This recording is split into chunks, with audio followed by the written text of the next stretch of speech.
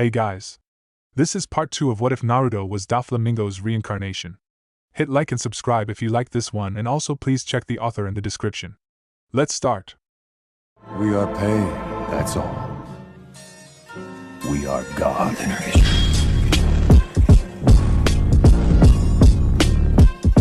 Chapter 6. Daffy watched from a nearby branch, staring at the powerful man's back as he left. That had been close, whoever that was. They were powerful. If he hadn't killed that giant snake and came back when he did, he didn't know what would have happened to Sakura and Sasuke. He looked down at the other giant snake. It was hissing as it searched the forest, probably looking for him. Just what were these things? They seemed almost intelligent, and they had appeared out of nowhere, completely hidden from his haki. That was dangerous. He hadn't yet met anything that could hide from his observation haki, yet these snakes had done just that. If that man was able to do something similar. Daffy spread his arms, releasing several strings from his fingertips, wrapping them around the snake. It began to thrash, realizing it had been captured and feeling the razor-sharp strings dig into its hide. Daffy pulled, slowly driving his strings further into the beast. He kept pulling until it was done, his strings having completely cut the creature into multiple pieces. He jumped down, landing near its corpse to examine it. It seemed to be an ordinary, if very large, snake, nothing really standing out to him. Well, until it burst into smoke. Daffy jumped up and out of the smoke, straining his haki to sense any incoming attacks. He waited for a minute, sensing none, then relaxed his guard. He looked down, wondering where the smoke had come from. He was puzzled by what he saw. The snake's corpse had disappeared, as if it were never there in the first place. Daffy shook the curiosity from his head. He had more important things to worry about. He moved to go catch up with the rest of his team, thinking about the man he had fought. He was easily one of the most powerful men he had ever met since his rebirth. The man was skilled, intelligent too, quickly spotting and destroying his strings, the first to do so besides Virgo, who already knew about them. That wasn't the only thing that made him dangerous. That man was just like the snakes he had sent at him. The man was hard to hit, his body seemed to be malleable and his powers of regeneration staggering. He watched through his clone's eyes as his skin was rapidly healing from burn marks, most likely from one of Sasuke's techniques. The thing that worried him most was his eyes, looking at his clone with an almost possessive look. He didn't know what the man wanted, but he would do everything he could to kill the man the next time he saw him. Jumping from branch to branch, he stopped, his haki sensing something interesting. He turned toward his right, feeling a strange presence far, far away, deeper into the forest. Well, more accurately, it was two presences, both living in the same body. Whoever they were strong too. Not on the level as the one he just fought, but dangerous in its own way. The situation reminded him of something, placing a hand on his stomach. Thinking back, it had been quite a while since he last visited the grumpy old fox. To be honest, his visits were more out of curiosity than anything else, having never seen a creature quite like the nine-tailed fox. He would visit him, at least he assumed it was a male, the deep and thunderous voice suggesting such, simply making idle conversation, watching with interest as the beast watched him too. He wondered what was going through its mind, what it thought when it looked at him like that, as if he couldn't believe what he was seeing. Daffy knew he was quite the unique character, but even that didn't explain the fox's gaze. Daffy sighed. He really need to come up with a name for that grumpy rug, if he didn't have one already, that is. He was getting tired of just calling him Fox or Nine Tails. He thought about visiting him now, asking him what he knew about what his haki was telling him. Could there be more of them out there? More of these tailed beasts? He didn't know, but he didn't have time to find out either. He still had to get back Sasuke and Sakura. He turned back toward the center of the forest, and continued to make his way to his team. Hinata was sprinting as fast as she could, desperately trying to get away. Kiba and Shino were just behind her, in as much of a panic as she was. She didn't know what the hell she just saw. She and her team had run into two groups of ninja fighting. They decided to hide in a nearby bush, hoping to ambush the winner and take both scrolls for themselves. They had quickly changed their minds. That boy, the one his teammates called Gaara, was a monster. She and her team were forced to watch as he tortured the enemy ninja, slowly grinding them in his sand. The way he did it so casually terrified her. Never had she met someone who could kill a man with just a small gesture. His face was the worst part. He never blinked, just staring with unblinking, bagged eyes as his victims began to beg for their lives. His expression of pure apathy never changed when they began begging for death. It was as if it was just a routine for him, as if he weren't grinding someone into paste and simply taking a stroll through the forest. Hinata thought back to her training, to all the progress she had made. Before a monster like Gaara, it was useless. How would you even begin to fight someone like that? Hinata didn't want to know, she didn't want to see his face ever again. They had been sprinting for a long time now. She stopped, causing the others to stop as well as they began to lean on their knees, panting and trying to catch their breath. Kiba was the first to speak. Akamaru was shivering atop his head, and she could see something she had never seen from the confident boy. Fear. What the hell was that, you guys? Hinata and Shino didn't reply at first, still trying to catch their breath.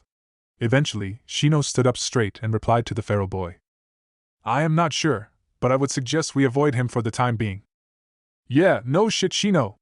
That guy just turned that entire team into a fucking rain cloud. Hinata caught her breath soon after, deciding to mitigate the fight between the two. Gee guys, come on. We still need to get a scroll, let's just forget about it and look for a different team. Kiba and Shino looked at each other for a moment before nodding. Kiba collapsed into the ground in a heap, sitting down cross-legged.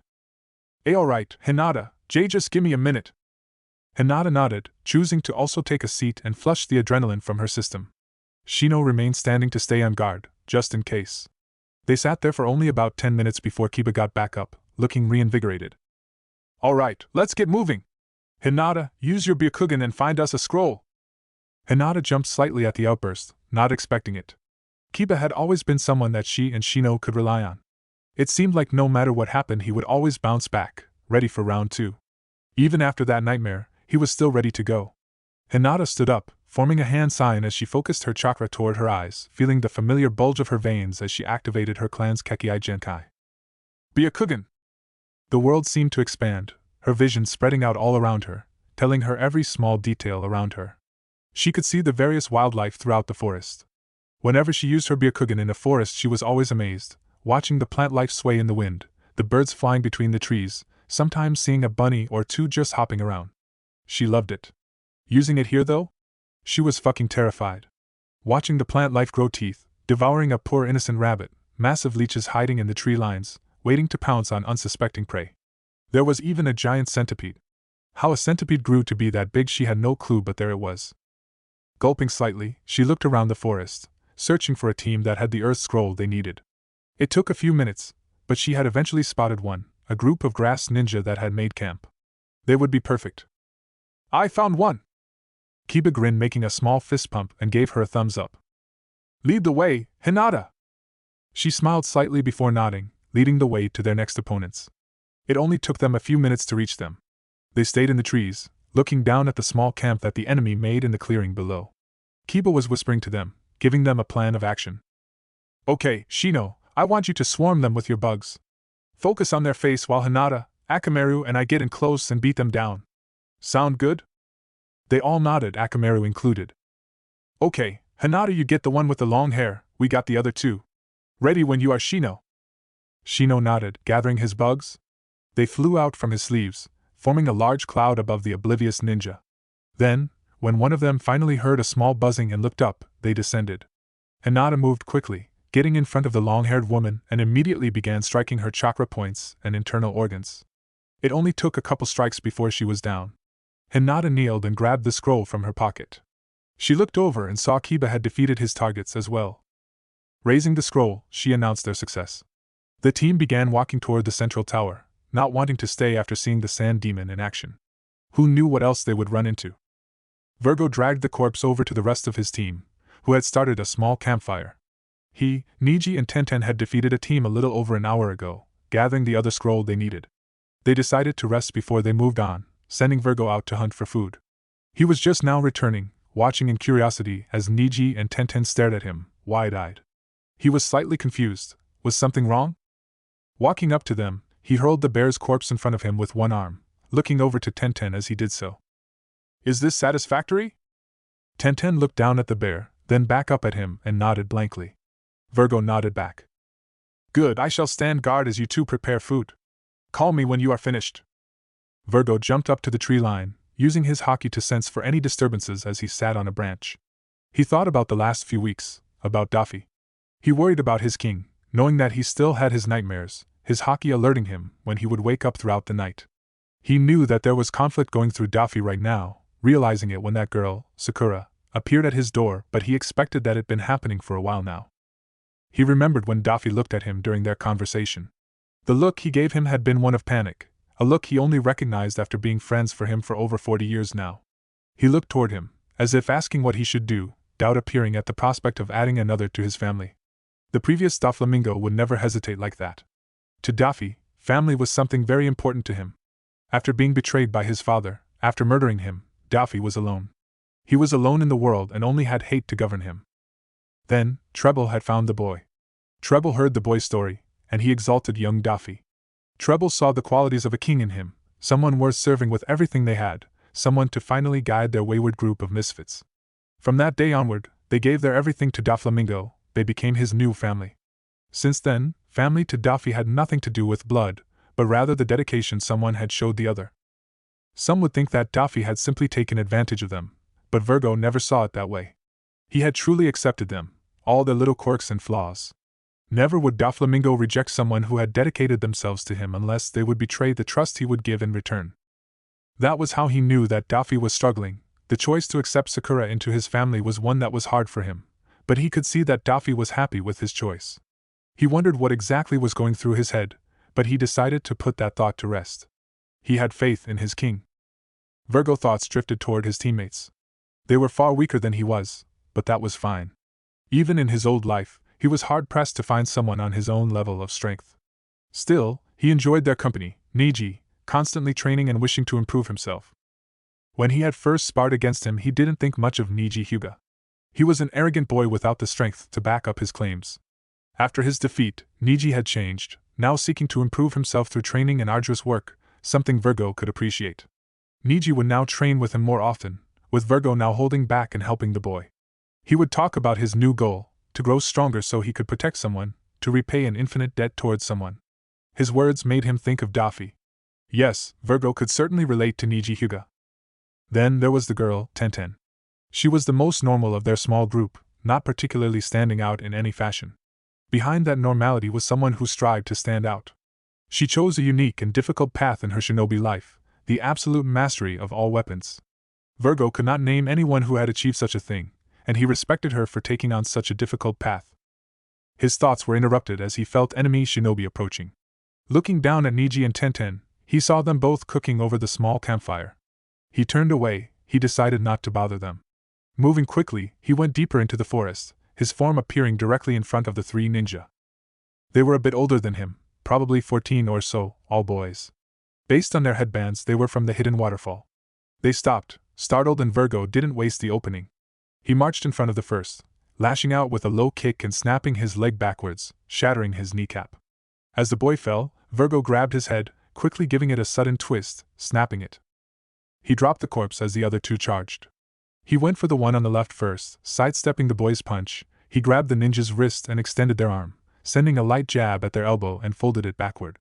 He let go, wrapping his other arm around the boy's neck while glaring at his teammate. The third ninja was staring at him, his legs shaking as Virgo choked the life out of his teammate. When Virgo's haki no longer felt anything from his hostage, he dropped him, walking slowly toward the survivor. He screamed, turning around to run away, a futile effort. Virgo pulled out a kunai from within his trench coat, throwing it at the hysterical ninja. It was low, aimed at the boy's left kneecap. It made contact, the strength behind the bladed weapon shearing the boy's leg off below the knee. The boy fell, screaming and attempting to drag his body away. Virgo wouldn't let him get away. Reaching the grounded ninja, Virgo flipped him onto his back, ignoring his begging and pleading. His leg thundered down as he pulverized the other leg, ensuring there would be no escape. It would be some time until the food was done. Virgo had some time to kill.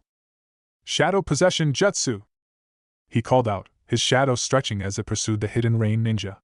His enemy ran, jumping back and forth to avoid his technique. Dropped the jutsu, his shadow retreated back to him. The ninja had ambushed him and his team on their way to the tower. Choji and Ino stood at his side, waiting for him to announce their next plan. The enemy was fast, worse, he was clever.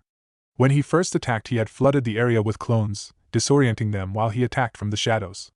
Choji's human boulder technique took care of that, dragging the rat out of hiding. Now they just had to catch the damn pest. Luckily he was alone. UHG, what a drag, he thought, analyzing the situation. The ninja was coming to a stop soon, now realizing that his shadow had retreated. He performed a backflip, and Shikamaru saw his opportunity. He quickly jumped back into the bushes behind him, creating a clone in his place. Choji and Ino saw what he was doing and said nothing. Using his clan's technique, he gave the illusion a shadow, and snuck his way around the clearing they were fighting in, trying to get behind the enemy. While doing so, their enemy taunted him. "Ha! If that's all you guys can do, you might as well give up your scroll now." Shikamaru was in place, now hiding in the bushes to his clone's far right. His shadow still connected to his clone, he made it speak while throwing his voice. "Shadow Possession Jutsu!" The shadow at his clone's feet stretched, curving from the left to drive the rain ninja closer to his real self. "That trick again, huh? Useless!" It worked. He was hopping closer to him, his eyes toward the ground at the shadow curving toward him. He never saw the second tendril appearing from Shikamaru's real body just behind him. Shadow Possession success. He dropped the clone jutsu, watching as Choji used his human boulder technique and rushed at the ninja. Shikamaru released the shadow possession just before Choji struck, sighing. Getting up from the bushes, he walked into the clearing and joined his teammates. They approached the downed genin, who was unconscious. "Man, what a drag! I knew there would be people setting up ambushes around the tower, but still, this is ridiculous." The ranged shinobi had been the third person to assault them on their way to the tower. He thought that it wouldn't get so bad until the 5th day, not the 1st. "Hey, Light and Shikamaru. At least we have our scrolls, right?" Choji said, trying to cheer him up. "Yeah, suck it up, Shikamaru. We got our scrolls, so I want to get to that tower and take a nice, hot bath. I'm covered in dirt and grime and who knows what else." Shikamaru sighed. "Fine, let's get moving then." The three of them continued to march toward the tower, Shikamaru deep in thought. The exams were something that was beginning to puzzle him. He wondered about its purpose, not really seeing why all this was necessary. As far as he could tell, there was much better ways to test Chunin hopefuls, much safer ones too. There wasn't much of a reason for all this combat and bloodshed. He was already sure that at least a fourth of the contestants were already dead or dying. Thinking about it a little more, he did find a reason. It was a talent show. As ridiculous as it sounded, that was basically what it was. A way for various villages to show who was top dog by pitting their rising stars against another village's ninja. Shikamaru thought it was too much work, but he could see the significance. By showing that you had the superior ninja, you not only secured more missions for your village, but also deterred possible warfare. Thinking about it like that, Shikamaru saw that it was important, but that didn't mean he had to like it. Looking over at his teammate, his brow furrowed, slightly frustrated. Something had been bothering Ino since the exam started. She had been constantly looking off into the distance, thinking no doubt. It worried him. For one, getting distracted in such a dangerous location was begging for something bad to happen to you. Secondly, she was his friend and he was worried about her. Despite how much he would call her troublesome or a total drag, the two had been friends since childhood, and he would be lying if he said he didn't care what happened to her. He looked to Choji, who was reaching into his pouch for another bag of chips. He hadn't seemed to notice the small change in Ino, though that was probably for the better. As much as he loved the big guy, Choji wasn't very subtle, and Ino didn't really take blunt assumptions very well. "Hey guys, look!" Choji said, pointing forward. They could see the tower through a small gap in the trees, having finally made it after all that trouble. Briefly looking at Ino, he made sure to remember to talk to her after this and approached the tower. Dosa Kinuta and his team continued to patrol around the tower, following Lord Orochimaru's new orders. Their original mission had been to kill as many teams as they could, all except Sasuke Uchiha's. They were very successful, burning every scroll they could find. New orders came in though, telling them to kill Sasuke Uchiha. Dosa Kinuta was suspicious, not quite understanding the sudden change. He ignored his suspicions for now, his team working to track Sasuke down. They had been searching for almost an hour before they found him. He was resting in a small clearing alone. He looked silently over to his team, then nodded, giving the signal to reveal themselves. They jumped down from the treetops, appearing before their target. They had decided to rest once they got close to the tower, waiting for Naruto to catch up with them. Sasuke sat down, taking the moment to steady his breathing as he thought back to the man they met in the forest. His skin had been pale, having a sickly look to it. The rest of his body looked rather thin as well. Despite those features, the man had been something out of a nightmare. Thinking back to that moment, as he tried to burn the man alive, he couldn't help but be reminded of his current strength, still not good enough. Then, he thought about the man's words. He knew Itachi Uchiha. The thought made him shiver, wondering just what his brother had to have been doing to make an acquaintance like that. He looked back toward the direction they came from, waiting to see Naruto's form. He was worried. He knew Naruto was strong, but that man had been a different kind of beast, he could feel it. Choosing to have faith in the ever-grinning blonde, his head turned to the other direction, watching as their eavesdroppers appeared in front of them. He stood up, talking to Sakura, who was around the tree, outside of view. "Sakura, hide," he whispered, eyeing the three ninja. Sakura nodded slightly, hiding behind the tree they were sitting up against. He watched the three genin, unsure of what village they were from. The ninja in the center was wrapped in bandages, having only one visible eye. He spoke first. "Sasuke Uchiha, I presume?" "Not good. They were looking for him specifically. Were they Kekkei Genkai hunters?" "Depends on who's asking." The bandaged shinobi chuckled lightly. "Of course, where are my manners? My name is Dosu Kinyuda, and these are my associates, Saku," he said, gesturing to the boy at his right. "And Kin. To be frank, we've been assigned to kill you." Sasuke narrowed his eyes, trying to work out a strategy in his mind to deal with the three ninja. He hoped Naruto was almost here. "On whose orders?" he said, stalling for time. Dosu began to chuckle, his voice growing harsher. "I have a feeling you've already met." Sasuke's eyes widened as the other boy, Saku, rushed toward him. Shoving the thought to the side, he tensed and activated his Sharingan, watching as Saku sent a straight punch. Sasuke used one arm to redirect the blow, using his other to thrust his elbow into Saku's face. He heard a sickening snap, feeling something give. Saku went down instantly, collapsing in a bloody heap. Sasuke looked down at him, shocked. It was like he had blown a hole into Saku's face, turning it into a ragged mess. He stared down at his hands, lost in thought. Through all his spars with Naruto, he had never gotten even close to winning. His punches would either never land, or the blonde would simply let him hit him, not fazed by his attacks. All this time he thought he was so far behind, but maybe that wasn't true, maybe Naruto was just too far ahead. His hands clenched into fists, looking back up at his opponents with a confident look on his face. Dosu seemed to scowl at him, his face hidden behind his bandages, and his partner Kin moved in front of him, multiple sanban between her fingers. "You're stronger than I thought, but that won't help you. No matter how strong you are, you're not faster than sound." Dosu raised his right arm, revealing a strange metal bracer attached to his forearm. Sound? That didn't sound good. Sasuke knew that he wasn't that fast. Whatever attack Dosu launched would most likely hit him before he could even react, if his claim was true. Thankfully, he wouldn't have to worry about it. He watched as the kunai sprayed blood, Sakura having snuck behind Dosu and slitting his throat. Hearing the body fall, Kin turned around and Sasuke didn't hesitate. He ran up behind her, a kunai in hand as he stabbed it directly into her spine. He felt the kunai scrape against bone, eventually feeling a small snap as the blade severed her spine completely. She fell to the ground dead. Sasuke and Sakura looked at each other for a moment, before hearing someone impact the ground next to them. They turned toward the intruder, kunai up and ready. "Hehehe. What did I miss?" Daffy, Sasuke and Sakura had finally made it to the tower, both scrolls in hand. They approached the front door, looking at a message carved into the nearby wall. Sakura read it aloud. "If you do not possess heaven, gain knowledge and be prepared. If you do not possess earth, run through the field and seek strength. If you open both heaven and earth scrolls, dangerous paths turn into safe ones. This is the secret of something. It shall lead you on your way. What do you think it means, guys?" Daffy looked at the quote, then to Sasuke, who was holding both scrolls. Sasuke quickly came up with the same conclusion. "It sounds like we're supposed to open the scrolls." Daffy laughed, slapping Sasuke on the back. "Great idea, Sasuke!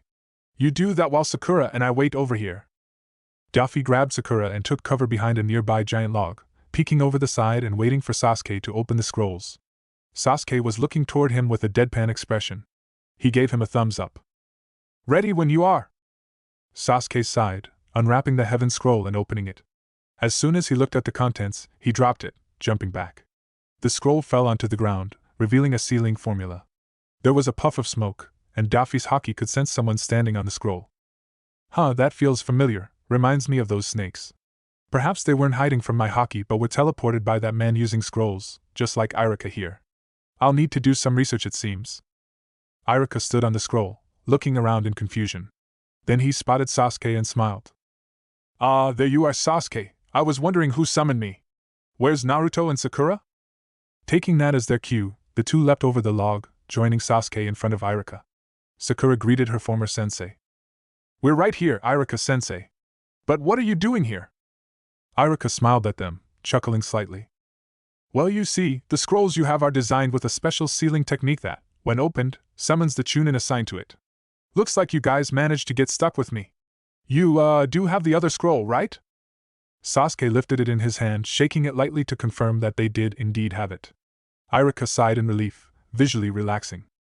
Oh good, well, it looks like Team 7 has officially passed the second part of the Chunin exams. Congratulations! Sasuke smirked, while Sakura was jumping in joy. Daffy merely grinned while he watched them, eager to see what was next. Heh, so what's next, Irika? Do we have to fight you for the next part of this test? Irika shook his head quickly while raising his hands. Oh no. Don't worry, the Hokage will be arriving on the 5th day to explain the third and final part of the exam. For now, you can rest inside the tower. There are several rooms available for everyone. Team 7 nodded in unison, walking through the front door of the tower as Irika poofed away. Entering the tower, they were met with a very large room. It looked to be some kind of arena with a large statue of the reverse ram hand sign. They weren't the only ones there. In fact, there was only one other team there, the two that Daffy and Sakura met just before the exams along with someone else. The kid had red hair, he was pale too, with a large gourd on his back. Daffy was intrigued. For one, this was the one that his haki had felt in the forest, meaning they had just arrived. They were the one with 2 auras in their body. There is also the fact that he was staring at him with a manic grin on his face. Daffy grinned back, his team heading toward a door on the right side of the room, most likely where the rooms Irika spoke of were located. They led to a flight of stairs that they quickly climbed, eventually meeting a hallway with several doors. Opening the first door they came across, they walked into the room to rest. There were 3 beds, most likely to accommodate each team of 3, and Sakura immediately took one, laying down with a loud groan. Thank God, we're finally out of that creepy forest. I can't believe they wanted us to spend 5 days there. Daffy chuckled at her words, taking the bed next to her. Heh, I was having fun. Sakura turned her head toward him with a deadpan expression, never bothering to sit up. Of course you would have fun.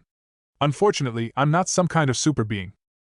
Daffy began to laugh, while Sasuke simply lay in the other bed next to him. Heh. You're right, that is unfortunate. Sakura pouted at him, reaching above her to grab a pillow and throw it at him. Daffy just grinned at her, using his strings to lift him into the air and avoid the projectile. The pillow kept going, slamming into Sasuke, who was sitting on the side of the bed, back facing them while he leaned down to take off his sandals. The force of the pillow seemed to be just enough to knock the unsuspecting boy over, making him fall on his face. Daffy grinned, cutting his strings, and landed on the bed, bouncing a bit from the height. Sakura looked horrified. Sasuke, I'm sorry, I didn't mean to. Sasuke had gotten up, glaring at them and stopping Sakura's apology. Slowly, he grabbed the pillow on his own bed, and the war had begun. They had to spend the next 5 days waiting for the second part of the exam to begin. Most of the other Leaf Genin had made it to the tower on the first day. There were a couple people during the others, but none that he could sense being of any real significance. Surprisingly, Kabuto and his team never showed up either. During those days, Team 7 had been very bored, usually just playing small games or talking with the other Leaf Genin. Right now, however, they were getting ready. The old man had arrived, and he was going to be announcing the next part of the exam. Daffy looked at Sakura for a moment, worried.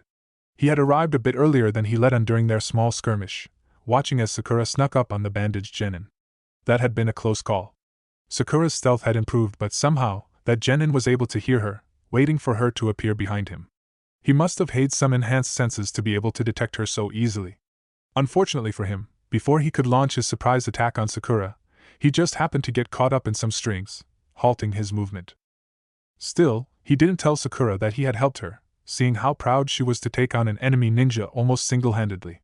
Daffy worried about the rest of these exams, knowing that he wouldn't be able to help her like that anymore. If he had to guess, they were going to be moving on to one-on-one combat, something that Daffy couldn't help her with, considering all the high-level ninja around. They would see something was up, especially the Hokage if no one else. The 3 finished getting ready, walking back down the stairs and joining everyone else in front of the Hokage in the arena. They all looked toward the old man, the god of shinobi, who began his speech a moment later. Daffy tuned most of it out, looking at the others. Most of the people who made it through the forest was Leaf Ninja, all of the rookies actually. There were a few stragglers, but the only ones Daffy was concerned about were the Sand Ninja. Then, Daffy heard his chance to thin the competition even further. Now, there are simply too many of you to move on to the final round. Therefore, we will be having a tournament-style preliminary round to thin you out. Kiba had spoken up next. Preliminary round? What for? Why does it matter that there are so many of us? The Hokage cleared his throat, going on to explain it to the dog-like boy. The final round of the Chunin exam is to be held in front of several nobles of high prestige. The exam acts as a way for villages to show off their strength and appeal to potential clients. Because of the difficult nature of arranging so many influential figures in one place, the exams must be a short event. Are there any who wish to drop out now? The preliminaries will begin immediately and will now be one-on-one confrontations. Because of this, you can leave without having to worry about failing the rest of your team. Daffy grinned at the opportunity. Looking at the various other ninja, he flexed his conqueror's haki, being careful to not target those of importance, primarily his fellow leaf ninja and that sand ninja. It worked. The small application was enough to send the other ninja over the edge, making them raise their hands to leave the exam. After it was all said and done, only the so-called Konoha 12 and the sand ninja remained. Looking at the remaining genin, the Hokage made a brief nod. Very well, everyone else can join the Jonin senseis up at the stands. We will be using the computer behind me to randomly select the matchups. Daffy and his team turned to the right, seeing Kakashi leaning against the rail while reading his book. They walked up the stairs, joining him and looking up at the screen, waiting for the first match to be called. Kakashi looked away from his book, giving them a small wave. Yo! Sakura and Sasuke just looked up toward him with bored faces, repeating the lazy gesture. Yo! Yo! Daffy grinned as Kakashi slumped forward, not amused. He was about to speak before a small ring sounded out, alerting them that the first match was about to be decided. Looking up, they all waited eagerly. Naruto Uzumaki vs. Kankuro. Doflamingo grinned. Kankuro made Crow look up at the screen, smirking as he got the chance for some payback. That Naruto kid had made a fool of him during the first day of the exams, and he was ready to put the idiot blonde in his place. He had Crow, his puppet, disguised as himself, jump down into the arena, joining his opponent. Kankuro was currently wrapped up in bandages, swapping places with the puppet. Heh, and Temari called him an idiot. This was genius. A Jonin walked up to them, most likely their referee. He began to introduce himself, his voice sounding ragged and sickly. He was even coughing as he talked. I'm Hate Gecko, a special Jonin who will be proctoring these matches. The match will end if one of the participants is either unable to battle or I announce the winner based on circumstance. Now, are there any questions? They both shook their head, eager to get started. Very well, then begin. Hate jumped back as Kankuro's puppet sped toward the blonde, aiming a strong right at Naruto. Naruto quickly dodged, his hands in his pocket as he swept his legs at Crow's feet. He made Crow jump, lashing out with a kick aimed at his stomach. Naruto jumped, his form seemed to almost be pulled through the air as he quickly landed behind Crow, fists reeled back to send a punch at his real body. What? Acting quickly, he unraveled himself from the bandages, putting his arms up to block the attack. The blonde's fist dug into his forearms, launching him into his own puppet and sending him flying back. Kankuro quickly stopped his momentum, set up his chakra strings and dropped Crow's disguise, revealing the ominous creation with a creepy chattering. Heh heh heh. What's wrong, Kankuro? Are you scared of little old me? Don't worry, I don't bite. Kankuro ignored his words, sending his puppet to fly toward the blonde. The puppet raised each of its forearms, revealing hidden blades in each of its wrists. They slashed at the blonde, who was dodging each of them. Seeing that he was going nowhere, Crow opened his mouth, firing several poisoned senbon at Naruto. Naruto fell backward, ducking under the senbon, and Kankuro took advantage. Crow's arm detached from its socket, firing the wrist blade at the falling leaf ninja. Then Naruto moved. Just before he hit the ground, his body seemed to be pulled to the side, dodging the attack and pulling him back to his feet. Damn, he a slippery one. I don't know how he did that, but let's see how well he does with poison smoke bombs.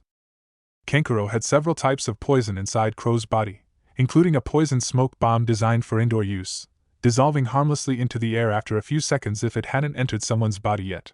Kankuro got ready, preparing to send Crow back toward the blonde, when Naruto spoke. Heh heh heh, that's a neat toy, mind if I give it a try? Huh. Kankuro shook his head, ignoring the blonde as he sent Crow rushing back into the fight, or at least, he tried to. Kankuro's fingers strained, trying to get Crow to move, but he wouldn't, like there was something holding him in place. Suddenly, Crow spun around, facing him. Kankuro didn't know what was going on, watching as his own puppet sped toward him, listening to Naruto's laughs. Heh heh, what does this one do? A small purple orb was launched from his mouth, the smoke bomb that Kankuro had prepared from before. It erupted at his feet, billowing purple smoke rising around him. He made to get out of the way, holding his breath until Crow had reached him, latching onto him and holding him in place. Sorry, Kankuro, but it seems he likes me more than you. Heh heh heh. Kankuro strained against the reinforced wood, desperately trying to escape, while he held his breath. He couldn't do it. The puppet was too tough and still wasn't responding to his commands. He looked around, trying to find a way out when he saw them. There were several white, near-invisible strings wrapped around Crow's body. That's how he was doing it. He somehow wrapped these strings around him, using them as chakra strings to control the puppet. But that didn't make sense. The leaf didn't have any puppet users, so how did the blonde get so good at controlling Crow's movements? The winner is Naruto Uzumaki! Suddenly, he watched as the wire went slack, someone having cut through them as he was carried out of the smoke. Looking up, he saw his sensei, Baki, carrying him back to the stands. They got there quickly, Baki setting him down on his feet. Thanks, Baki-sensei, he said, disappointed that he had been defeated so easily. Baki simply glanced down at him, his vision soon returning to the screen. Don't mention it. Kankuro nodded, then remembered that he had to grab the crow's arm that he detached in the fight. He looked over the railing, trying to find it. He found it quickly. It was waiting for him, simply floating there while connected to a thin white string. Kankuro looked up, watching as Naruto grinned at him. He clenched his teeth, ripping the appendage out of the air, and returned his focus to the screen, the next match already being announced. Sakura Haruno vs. Ino Yamanaka. Ino hopped down from the platform and into the arena below, a grin on her face. She felt a little bad that she had to beat up Sakura, but, at the end of the day, she was here to pass. Not even her former best friend would stop her. She had really lucked out. She couldn't imagine herself winning against anyone here besides Sakura, so maybe it was fate. Walking to the proctor, Hayate's right side, she waited as Sakura, too, jumped down and stood across her. Ino was a little surprised. She had a confident smile on her face, determination in her eyes. It was something that Ino hadn't seen in years. She thought back to the beginning of the first exam, the way she would just smile whenever she hugged Sasuke, trying to tease her. It was like she was just humoring her. Could it be? Could she and Sasuke have really? No, that wasn't it. There was something else going on here. Well, whatever it was, she was happy for the pink girl, but sad that she had to wipe that confident smile off her face. The two stood tense as they waited for Hayate to call for the beginning of the fight. Strategies flew through her mind, thinking of the various techniques she could use against Sakura. Ultimately, she leaned toward basic taijutsu, Sakura's main weakness. A short strategy in mind, she watched as Hayate threw a hand downward, signaling the beginning of the fight. Begin! Ino charged in first, a fist heading toward the girl's chest. When the strike landed, she was going to follow up with a sharp kick to her face, hopefully knocking her out. She didn't get the chance. Sakura spun around the punch, stepping closer to her with an elbow now heading toward Ino's face. Surprised, she brought up her arms to block the attack, planning to swat it away and put the girl in a chokehold, once again taking advantage of the girl's lower physical strength. She was surprised at the strength behind the blow. Not putting up enough resistance, Sakura's elbow made her smack her forearm into her own face, dazing her for a moment. She blinked rapidly, trying to get the spots out of her eyes when she felt two hands grab the sides of her head. Opening her eyes fully, she was met with Sakura's knee driving toward her face. She put her hands against her knee, pushing and trying to stop the attack, but it was too late. The knee drove her hands into her face, sending her reeling backward, struggling to stay standing. She saw Sakura run toward her, a punch reeled back. Ino stepped back and sent a high kick toward the girl's face, only for the girl to keep going, phasing right through her. A clone? The real Sakura was directly behind her clone. Grabbing her still extended leg, she raised her arm, driving her elbow into Ino's knee. Ino's vision went white, screaming at the pain. It didn't feel broken, but it hurt nonetheless. Her vision cleared, now seeing Sakura's fist just before it impacted her face. It struck, driving her toward the ground. She felt her head impact the concrete floor and everything went black. She had lost. Choji watched in shock as Sakura's punch sent Ino into the ground. Never did he think the day would come when Sakura would fight like that. It was completely different than what she had shown in the academy. Usually, she always threw straight punches, no strategy in mind other than to hit her opponent. This Sakura was clearly different, a bit brutal as she picked Ino apart. He felt the Soma rush down and grab Ino, bringing her back up to the stands and leaning her against the wall, almost as fast as he could blink. Choji was worried about Ino, but now he was more concerned about himself. Would he have to fight too? Looking around, the number of people was uneven, meaning someone would get a free pass. His ear pounding, he looked up at the screen, watching the names pass by as the computer decided the next match, hopes swelling in his heart. Sasuke Uchiha vs. Choji Akimichi. That hope shriveled up and died, a wave of depression hitting him. Sasuke? He had to fight Sasuke? Yeah, he was done for, he might as well give up now. Sasuke was one of the best students in the academy, just under Naruto, who Choji saw as almost untouchable. There was no way he stood a chance against him. He considered giving up, surely there would be no harm in it. After all, he had proven himself these last few days, he had made it this far. He looked up, ready to give in, until he saw Asuma-sensei smiling down at him. You are a fine ninja, Choji Akimichi. The words echoed in his head, replacing the doubt and depression with unyielding determination. A fire in his eyes, he jumped down, raising his arms when he landed on the ground. Let's go! He ran to the proctor's side, huffing in anticipation as Sasuke calmly walked down the stairs, slowly walking to meet him. The two stood across from each other, polar opposites. Choji was filled with visual enthusiasm and determination, a fierce look on his face. Sasuke was cool and composed, his face impassive as he looked at his opponent. Looking at the two of them, Hate nodded to himself, jumping back and beginning the fight. Begin! Sasuke rushed forward first, and Choji waited for him. Sasuke was fast, far faster than he was, so there was no point in making the first move. What he did know was that he was physically more powerful than the Uchiha, or if he wasn't, his clan's techniques would make him so. Sasuke jumped into the air into a flying high kick. Choji grabbed the leg and pulled Sasuke closer to him. A punch reared back to slam into the smaller ninja. As soon as he was close enough, he fired the punch, aiming at Sasuke's face. The smaller boy grabbed his wrist, peeling himself upward and dodging Choji's attack. Now standing upward in the air, Sasuke reared back his leg, sending it forward to punch Choji's head. Expansion Jutsu! Choji's body suddenly expanded, launching Sasuke away from him as Choji grew. Choji looked down at Sasuke before tucking in his limbs and head, begging to roll rapidly. Human boulder! Choji's large frame began to rush at Sasuke, threatening to flatten him. Sasuke jumped over him, dodging the attack while throwing several kunai. His kunai bounced off Choji's body, the rotation of his body flinging them away. Choji crashed into the wall, then began to roll in reverse, heading back towards Sasuke. This wasn't good. His body was moving too slow to hit Sasuke, who was much faster than him. Sasuke moved to the side, once again dodging to the side. Choji was about to stop the technique when he felt a searing pain in his side.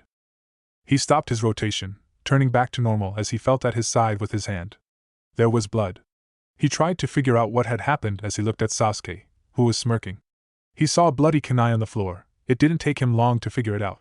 The human boulder technique protects its user using high-speed rotation, deflecting most attacks. The problem was that his body was spherical and spun on an axis.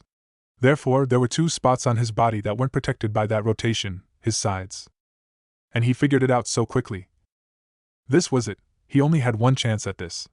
He ran at Sasuke, who waited for his approach. Choji sent a punch toward him, and seeing Sasuke go to block it, he smirked. He had him. Partial expansion jutsu! His arm expanded, multiplying the strength of the attack as it struck Sasuke, sending him flying. Choji smirked. There was no way Sasuke could still be conscious after that. He had broken boulders with this technique, and he never saw the attack coming. The smirk fell as he saw Sasuke. It was like time had slowed down, watching as Sasuke, still conscious and with not even a bruise, brought his hand up to his mouth, his thumb and pointer finger in the shape of an O. He watched the torrent of flames rush toward him. It was too close, he wouldn't be able to dodge it. He closed his eyes, waiting for the pain to come. Due to the interference of Asuma Sarutobi, Sasuke Uchiha is the winner. What? He opened his eyes. He was in the stands now. Looking up, he saw Asuma looking down at him, a large smile on his face. You did great, Choji. Choji stared at him, shocked at the turn of events, before he smiled back. Thanks, sensei. Choji stood back up, standing next to Shikamaru, who was leaning on the railing, smirking at him. Choji smiled back, giving him a small thumbs up. He looked at the screen, the next match having already been decided. Kiba Inuzuka vs. Rock Lee. Kiba smirked as he jumped into the ring, thinking about that last move that Sasuke had made. Just before Choji's fist had hit him, the boy had jumped backward, somehow predicting the attack and absorbing its impact. He felt a little bad for the big guy, but he wasn't surprised. Choji just wasn't ready for the big leagues. He couldn't stand up to people like himself. Kiba watched as Lee approached, his hands behind his back, an expression hidden by his sunglasses. He wasn't sure what to expect from this guy. He was guessing that he was a close combat fighter, which was just perfect. The Inuzuka clan specialized in tracking techniques and close combat, their natural claws and instincts giving them a distinct advantage over most ninja. He stood in front of Lee, Akamaru at his side, growling. The three of them waited for hate to begin the match, and Kiba couldn't help but grin, eager to end that confidence Lee seemed to exude. Begin! Stay back, Akamaru! He's mine! Twisting his body, Kiba jumped into the air, his rotation increasing to incredible levels as he announced one of the trademark attacks of the Inuzuka clan. Tunneling Fong! Kiba curved in midair, becoming an unstoppable drill of claws and fangs. He sensed Lee through his sense of smell and made to pulverize the kid. Just before his attack landed, he felt something smash into him. His rotation stopped, the force of the impact sent him flying. Using his claws to grip the ground, Kiba stopped himself, quickly looking up to see what had happened. Lee stood in the same place, a fist outstretched in a backhand motion. Did he just, no? There was no way that he stopped his technique like that. No one could simply punch through one of his fangs, even Kurenai simply avoided them. He refused to believe it. Rushing at the boy, he decided to try pure taijutsu and examine Lee's fighting style. He reached him, swiping one of his claws with ferocity, intending to flay his skin. His claws lost the strength behind them, merely dragging lightly across Lee's cheek when a fist had planted itself into his stomach. He couldn't breathe, his vision beginning to blur as his lungs cried out for air. His will was the only thing keeping him conscious. He saw through blurred vision as Akamaru rescinded his orders, moving to attack Lee. Lee had lashed out with a kick, sending Akamaru flying toward the Hokage's feet. He didn't get up. Kiba saw red. He drew his hand back, drawing on the last of his strength to drive his claws into Lee's eyes. Lee stopped the attack instantly, his hand grasping Kiba's wrist and halting his attack. He felt a pull, then, Kiba was in the air, Lee using his arm to lift him off the ground and over him. Kiba felt himself speeding up, now quickly heading back toward the ground. He tried to brace himself for the impact, but the action was too quick, he hadn't even caught his breath yet. As soon as his back thundered down onto the ground, he knew he had lost. The proctor apparently knew it too. The winner is Rock Lee. Kiba lay there for a moment, catching his breath as multiple medic nin had appeared, healing his wounds. He looked up, and noticed that the Hokage was there, carrying Akamaru. Is he okay? He asked, scared for his best friend.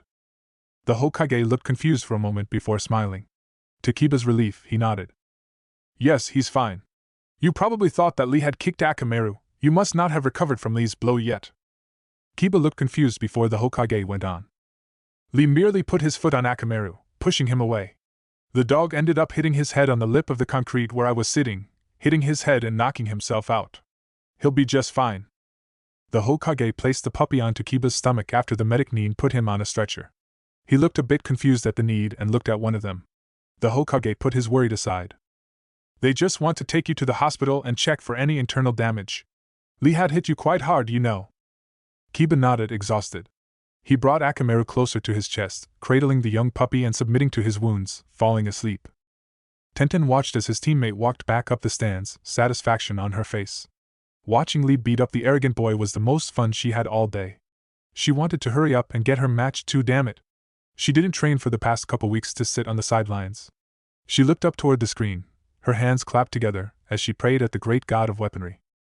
Tenten versus Temari. Hell yeah! She jumped down, a smile on her face as she walked up to her opponent. This bitch was going down. She waited in front of Temari. The girl was smirking at her as well, her arms crossed as she tilted her hips. Begin! Tenten immediately jumped backward and into the air. She pulled a scroll out of her pouch, unraveling it as multiple weapons began to poof out from the markings on the scroll. She grabbed them as they appeared, hurling them toward the sand ninja at a frightening pace. Soon enough, a wave of steel had formed, threatening to blanket and skewer the other girl. Tenten watched on, curious to see what happened. Temari smirked. Reaching behind her, she pulled a contraption from her back, swinging it in front of her. It unfolded, revealing an enormous fan. A heavy wind came from nowhere, throwing her weapons aside and blocking Tenten's attack. She pulled out a kunai, deflecting the various weapons that had blown back toward her as she fell back toward the ground. She landed, thinking about her next move. She could use her trump card, her twin rising dragons. It was her best technique, and she didn't know what else to do. She reached for the proper scrolls, before she remembered something. You're too quick to resort back to long-range combat. You should focus more on being able to use your weapons in close range. The moment a competent enemy gets too close or you meet someone with superior long-range capabilities, you're finished. She stopped, grabbing a katana that was lying on the ground. Her grip tightening on the handle, she rushed Temari. The sand ninja looked slightly shocked at the change in tactics but was smirking nonetheless. She pulled her fan back, swinging it again and sending another gust of wind. Tenten unspooled some of her ninja wire, quickly tying it to one of the weapons embedded in the ground, using it to pull herself through the powerful gust and closer to her target. Temari's smirk fell, seeing that she hadn't been blown away like she expected. Tenten pulled the weapon she had tied herself to out of the ground, a small scythe, and launched it at Temari before she could ready another attack. She jumped to the side, avoiding the scythe and giving Tenten the time she needed to reach the dark blonde girl.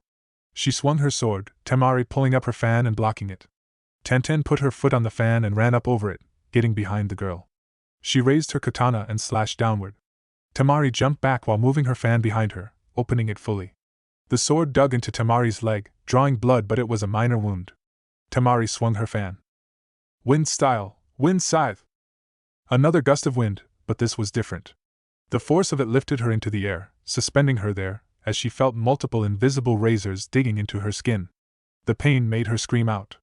She felt herself blacking out when the wind stopped. She began to fall. She looked down, having to look behind her as her back was to the ground. Temari was there, her fan up straight and braced to the ground as she fell, intended to impale her on it. She threw a kunai at the girl, watching as Temari dodged and moved her fan. Tenten hit the ground, unable to get up. She had lost a lot of blood to that previous technique, weakening her. She tried to stand up but was unable. She lost. The winner is Temari! She saw the medics come in to get her. She couldn't help but look at her team, watching them as they watched her being carried away. She felt shame at the defeat. Shame at wasting Lee's time. Niji watched as Tenten was carried it, glaring at the sand ninja that tried to cripple the girl. He was anxious for his match, now needing to vent his anger at the blonde girl. Lucky for him, he didn't have to wait for very long. As Tenten was carried out of the arena, the screen had begun to cycle through names, eventually stopping and revealing the next match. Niji Hyuga vs Shino Aburame. Niji and Shino jumped down into the arena, standing in front of the proctor. Niji analyzed his opponent. To beat Shino, he would have to get in close and finish it quickly. Shino's bugs were dangerous, able to quickly siphon someone's chakra, their life force, at an astonishing rate. The moment they swarmed him, Niji was finished. Begin! Niji activated his Byakugan, watching as a swarm of bugs came from Shino's sleeves. The swarm raced toward him, making Niji run to the side, avoiding the bugs. He slowly ran in a circle, cycling back toward Shino, palms raised. Niji's hand struck aiming for Shino's chakra points. Shino ducked to the ground with a small spin, his leg lashing out and dragging across the ground trying to trip him. Niji flipped over Shino, striking at various chakra points along his back before he landed, continuing to run from the bugs that were still chasing him. Shino got up, pulling several kunai and throwing them in front of Niji as he ran. Niji's hand batted the kunai away, grabbing the last one out the air as he circled around again. Niji sprinted toward him, then got down, sliding across the ground and toward Shino's feet. Shino jumped over him, Niji taking advantage of the opening to slice at his Achilles tendons, inhibited his movements. Niji continued to slide, eventually standing up as he continued to run from the bugs. He watched as the swarm split into two, one continuing to chase him as the other formed a shell around Shino, protecting him. Niji knew what he had to do. He could no longer get in close with those bugs surrounding Shino. He would have to attack from afar. Niji circled around again, running toward Shino for the final time. When he was a couple meters away, he executed his technique. First gate, gate of opening, open. 8 trigrams, air palm. His palm rushed forward, a compressed ball of air emerging from his hand. It smashed through Shino's bugs, hitting him directly. His feet injured, he wasn't able to keep his balance and fell backward. His bugs stopped, before returning to their wielder. Shino didn't get back up. The winner is Niji Hyuga! Niji sighed, taking a breath as he walked back up toward Guy and Lee, passing by the medics that went to grab Shino. As he approached, Guy-sensei was bawling, tears dripping down his face. Oh, Niji, I'm so proud of you! Guy leaned down, forcibly grabbing Niji and soaking him in tears and snot. Gah! Get off of me, Guy! I'm serious, this isn't funny! Niji was pushing against him, trying to free himself when he saw the rare serious expression on his face. He was looking toward the screen, a small frown on his face. Following his gaze, Niji looked toward the screen. Hinata Hyuga vs. Gaara. Hinata stared up at the screen, shaken. She had to fight that monster? No, absolutely not, There was no way she was fighting against them. She didn't care how much Kurenai was depending on her, now the last of her team, to potentially make it to the exams. She didn't care how hard she had worked to get here, to stand here next to her peers and prove herself.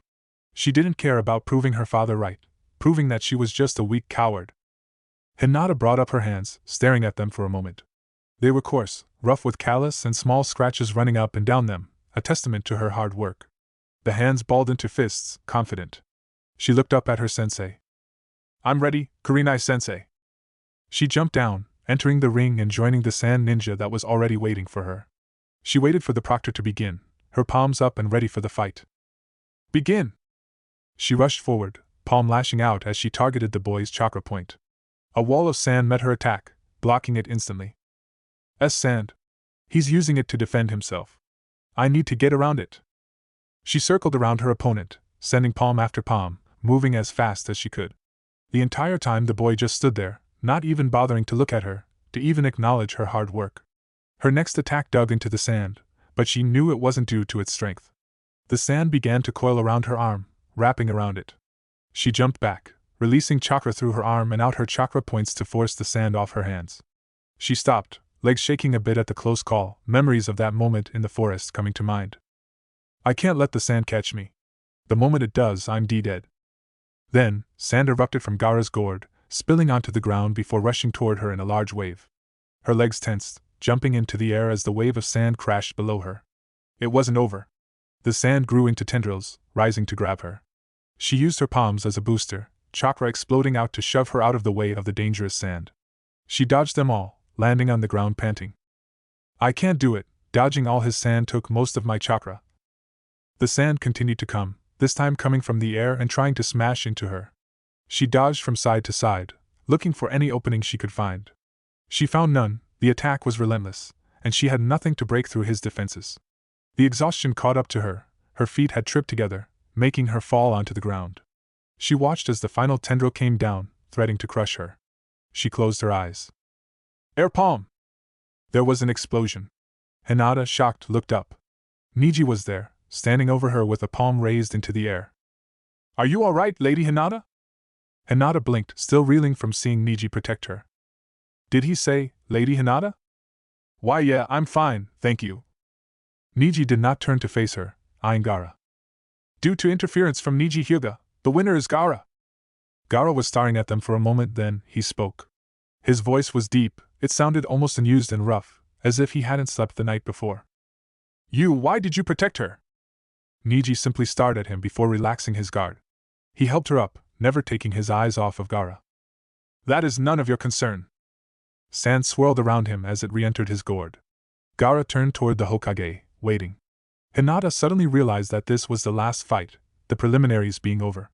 She limped her way over to Kurenai, who met her halfway. Sorry, Kurenai-sensei. Kurenai merely smiled, shaking her head at Hinata's apology. There's nothing to be sorry for, Hinata. You did great.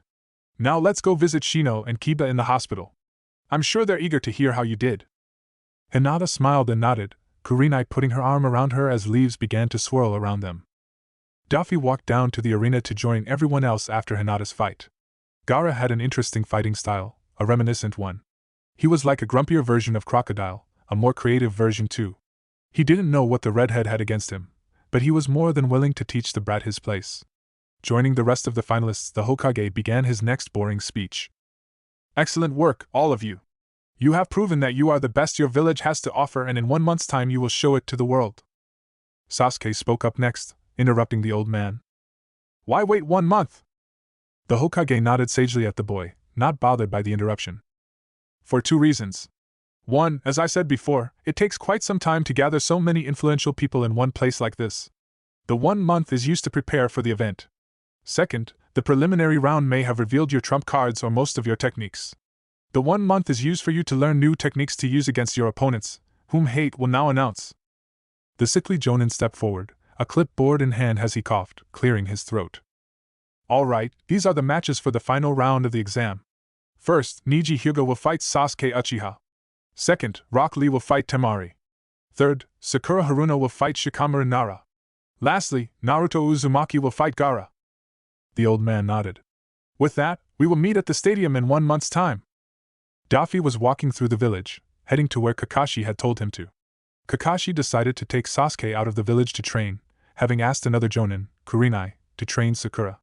As for his own training, Kakashi simply told him to head to a certain location and then left.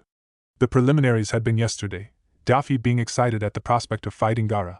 He kept thinking about ways to get past his sand, and the thought of the fight only made him more anxious. He hadn't visited the fox yet either, wanting to meet his new teacher. He walked over the small bridge and closer to the hot springs. He was a bit late, probably a bad habit transferring from Kakashi. Stepping on the other side of the bridge, he turned toward the man his haki had alerted him to. He was leaning against the walls of the hot springs, his arms crossed, and his eyes closed. He opened them, no doubt sensing his presence. The man grinned, walking up to him and beginning his introduction. "Well, took you long enough, you shouldn't keep your teachers waiting, you know. Now, allow me to introduce myself." The man began a strange dance, hopping around from one leg to the other, giving a dramatic speech. "I am the man who has no enemies in the north, south, east, or west, not even the heavens. I am one of the legendary Sannin, the great toad sage of Mount Myaboku. I am the great, the powerful, the gallant." Jiraiya. Doflamingo grinned. Chapter 7. He had finally arrived. Jiraiya of the legendary Sannin had returned to the Hidden Leaf Village. It's been almost 12 years since the last time he walked through that enormous gate, and he couldn't help but feel it was still too soon. Jiraiya loved his village, his home, but the village's walls just held too many bad memories. The betrayal of his closest friend, the rejection of the love of his life, the reminders of all his failures haunted him whenever he walked through those gates. But here he was again, his village in need and the legendary shinobi answering its call. Sometimes he feared that need would go on forever, that his village would never be free from the threat of war, that the world would always be filled with far too much hatred. In those times, he would remember his student, Minato, his child of prophecy.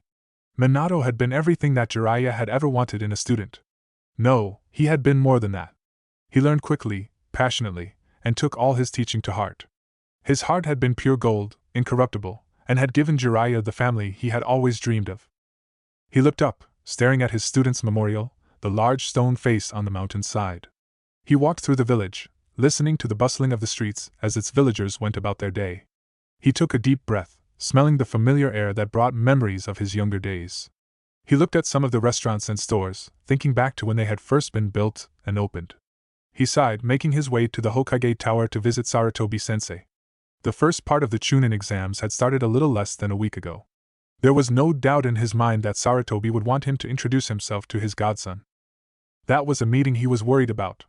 He didn't know what to do or say to the boy, hoping that his usual antics and charm would win the boy over and make this easy for him. He didn't even know what to teach him. Jiraiya had a lot of knowledge about the ninja arts, but for all the things he knew, he was terrible at teaching them. He had always relied on his own guts and stubbornness to learn and master techniques, making it difficult for him to teach them to others. Minato had been special, a genius ninja that could learn all he needed with just a few simple demonstrations. Show him something a few times and he could tell you more about how it worked than Jiraiya could. So, he had two options. 1, he could bluff his way through it all, telling his sensei that he would go and meet the boy only to later tell him that he forgot or was busy. Or 2, he could go and introduce himself to the boy, praying to God that the meeting would go well and not question why someone like Jiraiya, one of the legendary Sannin, would take him on as an apprentice. Yeah, fat chance. Naruto would have to be a complete idiot not to question that. Jiraiya sighed when he had made it to the base of the tower. Looking up, he spotted the old man's window and jumped. Quickly opening it, he walked through the window and said hello to his sensei for the first time in 12 years. "Hey there, sensei." He looked up from his paperwork, his pipe in his mouth. It was a bit startling, seeing how old he had gotten. His skin seemed to sag a bit more than before, paler than usual too. His hands seemed thinner as well, losing the fat and muscle that they used to have after decades of forming hand seals. Looking at them, they seemed to shake slightly too. His eyes seemed tired, something that did not surprise the Toad Sage. Yes, the god of shinobi had gotten old, something that a younger Jiraiya couldn't even imagine. His current self easily accepted the grim reality. "Jiraiya, you're late." His voice was harsh, ragged almost, no doubt a result of old age and years of smoking his pipe. There was only so much wind chakra could accomplish. Putting his worries aside, Jiraiya let out a boisterous laugh, replying to the now grumpy old man. "Gahaha! You should know better than anyone that the hero is always late to arrive." The Hokage was not amused. Sarutobi frowned slightly, returning to his paperwork for a moment, probably so he didn't lose his train of thought. Jiraiya waited patiently, preparing his words. He would tell his sensei that he would meet Naruto in a few days on his own schedule. This would give him time to study Naruto's files and observe the boy from afar, letting him come up with something to teach him. He would probably start with the summoning jutsu and make him sign a contract with the toads.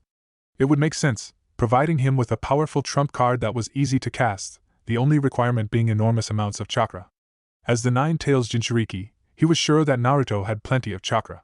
It would also let him do a bit of research while he was here. The Hokage signed a section of the document, putting it aside and on top of a small pile of paper. Jiraiya opened his mouth, preparing to tell the old man his plan, but was beat to the punch. Sarutobi spoke first. "You had better hurry along then. Naruto is set to meet you at the hot springs in about an hour." Jiraiya blinked, digesting the old man's words for a moment before blinking again. "Wait," he replied elegantly. The Hokage took a large puff from his pipe, ignoring the Sannin who was having a small breakdown in front of him. He blew smoke into the air, watching it for a moment before speaking again. "I'm not a fool, Jiraiya. You ran away from your responsibilities 12 years ago and Naruto was the one who had to suffer for them. I won't let you do that again. Naruto deserves better. He's a very talented shinobi, just like his parents." Jiraiya's face calmed then. He thought about his words, thinking of something to say. Does he know? Does he know what, Jiraiya?" He flinched as Sarutobi snapped at him. The old man was clearly irritated, and he couldn't blame him. Any of it. His parents' identity, the fact that I'm his godfather, the Nine Tails. What all does he know? Sarutobi glared at him, face set in a fierce frown. "I feel like I should let you discover that for yourself, but I am not that cruel. I never told the boy about his parents, no. Naruto is a very practical boy, he wouldn't see the value of having that knowledge, so I saw no reason to give it to him, and he never asked. Knowing him, he probably figured it out on his own, God knows how no one else has. I suspect he already knows about the Nine Tails and possibly communicates with him. As for knowledge of you, I chose to give you that job." Jiraiya nodded at him, taking in the information. Naruto would need to learn how to control the nine-tailed fox, its power was too great to simply ignore. Against the group known as the Akatsuki, he would need every advantage he could get. He walked toward the window, sensing that their conversation was over. He opened it, preparing to jump out when something stopped him. "Jiraiya." He turned around, looking at the old man. He was smiling slightly, a nervous look on his face. "Good luck." Jiraiya smirked. Nodding, he jumped out the window and headed to the hot springs. That old coot really was too soft, putting on that angry front just to drop it at the last minute. He jumped from rooftop to rooftop, his long white hair swaying in the wind. He began to think of scenarios, the different ways he could greet his godson. He was nervous, but he decided that going for his usual dramatic and gallant introduction would be best. That would surely amaze the boy and be the perfect way to start their meeting. It didn't take long for him to arrive, having several minutes to spare. He looked around but didn't see Naruto, not finding that signature golden hair. He considered taking the time to do some research but decided against it. Naruto would be here soon, and he didn't want to miss him. Instead, he leaned against the wall that housed the women's bath, trying to use the sound and vibrations of the water to visualize their bodies. It didn't work very well. The minutes went by, eventually passing the meeting time that Sarutobi had told him. Naruto was late, but that didn't bother the sage that much. If anything, it amused him, thinking back to the words he said to the Hokage. Then, he saw him. Short, spiky golden hair emerging from behind the bridge. Well, the hero is always late to arrive. He took a good long look at his godson. His first thoughts were that he was a weird kid. Everything from his clothes to his sunglasses to that goofy smile of his. That was okay though, every strong ninja was weird in some way, except himself of course. He was just amazing after all. He quickly closed his eyes, trying to look cool as he leaned up against the wall. He sensed the boy walk closer to him, crossing the small bridge and stopping in front of him. Jiraiya opened his eyes, grinning as he walked up to the boy and began his introduction. "Well, took you long enough, you shouldn't keep your teachers waiting, you know. Now, allow me to introduce myself." Naruto hadn't responded, simply looking at him. Jiraiya took that as his cue. He began to hop back and forth on one of his legs, beginning the introduction that had swayed the hearts of so many, and showed them that they were in the presence of a truly awesome man. "I am the man who has no enemies in the north, south, east, or west, not even the heavens. I am one of the legendary Sannin, the great toad sage of Mount Myaboku. I am the great, the powerful, the gallant." "Jiraiya." Naruto interrupted him, saying his name before he could. He stood there for a moment, shocked as his thoughts raced. He looked down at Naruto. That smile on his face had widened, but it looked different to Jiraiya, menacing almost. He gulped slightly and let out a nervous smile. Realizing that he was still on one leg, he quickly stood up normally, cringing slightly as his sandals clacked loudly against the ground. I see you have already heard of me. Then you should know that you are quite lucky to be taught by one as powerful as I, he said dramatically, trying to still his rapid heart. The boy began to laugh, his smile relaxing a bit as he did. Hehehe. Yes, I've heard many things about you. So, Master Jiraiya, what will you be teaching me first? Jiraiya could help but feel a tingle go down his spine when Naruto said his name. Something about the way he said it didn't bode well. Did Sensei lie to me? Or did he somehow figure out that we were related? Oh well, it doesn't matter right now. First, I got to impress the boy and take that first step into the boy's life. Jiraiya laughed loudly, confidence filling his voice. Very well! Behold, the power of Jiraiya the Toad Sage! He raised his outstretched hand, leaned down, and slammed his palm to the ground. A sealing matrix unraveled from his palm and unfolded onto the cobbled road. A large plume of smoke appeared and Jiraiya felt the ground shift slightly, his feet now resting on the head of the large toad simply known as Gamma. He grinned as the smoke dispersed, looking down at his future student. Naruto looked at the toad for a moment, his grin began to grow smaller and smaller, becoming a small frown. He looked up, staring at Jiraiya. He did not seem amused. He's not impressed. Oh God, he isn't impressed in the slightest. A cold sweat appeared on his forehead, desperately thinking of a technique or something to show the boy. The entire time Naruto just stared at him, unnerving him as he waited for something more. A jutsu appeared in his mind, one that would be easy to demonstrate and not cause any destruction. Ninja art, Needle Jizo! Jiraiya's hair lengthened, his usual spiky hair became more pronounced as they hardened to the same durability as steel. His hair wrapped around him, forming a protective barrier of needle-like hair. It was a powerful technique that could be used in multiple situations and had many variations. He could whip his hair at his enemies to impale them, or launch his hair as Saban for more long-range combat. It was a very resourceful technique, but Naruto didn't seem to think much of it. Naruto's face never changed, looking at the technique with that same frown on his face. The two stood there for a moment, silent as Jiraiya prayed that it would be enough to interest the boy. He could show him the Rasengan, but he wasn't sure that he was ready for it yet, having no indication of his current skill level. To Jiraiya's panic, Naruto turned around, his hands in his pockets as he began to walk away. Screw it. He formed the Rasengan in his palm, holding it up for the world to see. Hey, what about this, huh? I could teach you this too. Naruto didn't turn around, didn't even acknowledge him. Jiraiya was panicking. He didn't want this. He didn't want to just be forgotten by his student's son like this. He didn't want to be cast aside by someone he knew was important in his life. He felt shame at that admission, knowing that he had done to Naruto what Naruto was doing right now. Abandoning him.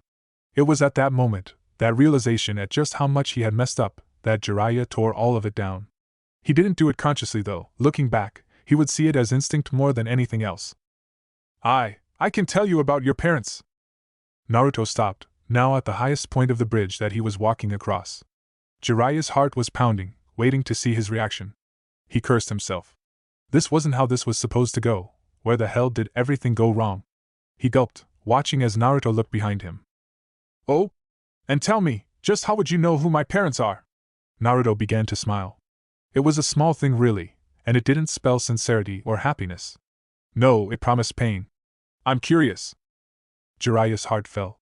He braced himself, preparing to hear Naruto's painful words about his past, how alone he was. He didn't expect this. When he walked into the hidden leaf today, never did he imagine himself standing here in front of Naruto, revealing everything that the boy deserved to know. He took a breath, a sad look took over, showing a tired man of many regrets. He spoke. Because I'm your godfath. He barely got his hands up in time. He watched as Naruto's legs repeatedly kicked at the surface of the bridge, practically snapping it in half as the boy's form rushed toward him, a kick aimed at his face. The kick was heavy and Jiraiya hadn't expected the attack, especially one so strong. He didn't get the chance to reinforce his body with chakra nor grip the ground with it. He felt his feet rising to the air as he was thrown back, crashing through the wall of the bathhouse. He heard women screaming and running at the interruption. He impacted the edge of the hot spring, stopping in the water. Opening his eyes, he watched as Naruto repeated that strange technique. Expecting it now, he tracked his actions as Naruto stopped in front of him, kneeling slightly as he leaned over him, his feet standing upon the water with a small frown on his face. "All right, old man, you have my attention. So, here's what's going to happen. You're going to teach me what I want to know, as much as I want to know. After that, I'm going to decide what happens between us, got it?" Jiraiya thought about retaliating, about showing Naruto that he wasn't the strongest. That attack had surprised him, but he had dealt with worse. But looking at the boy, realizing how much he owed the boy, he didn't have the heart to deny him, he simply nodded. Naruto grinned afterward. "Good. Shadow Strangle Jutsu!" A hand of shadow had begun to climb up his father's foot, slowly rising and coiling around his leg.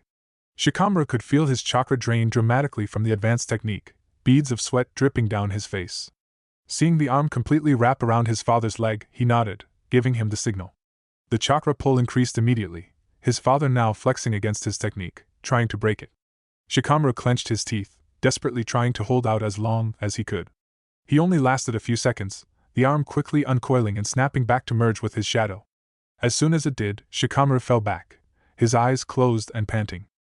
"You did better that time, lasted a whole 2 seconds even." His eyes opened, looking up at his father's stern face as he stood over him. Taking a minute to catch his breath, he sat up, his hand rubbing the back of his head.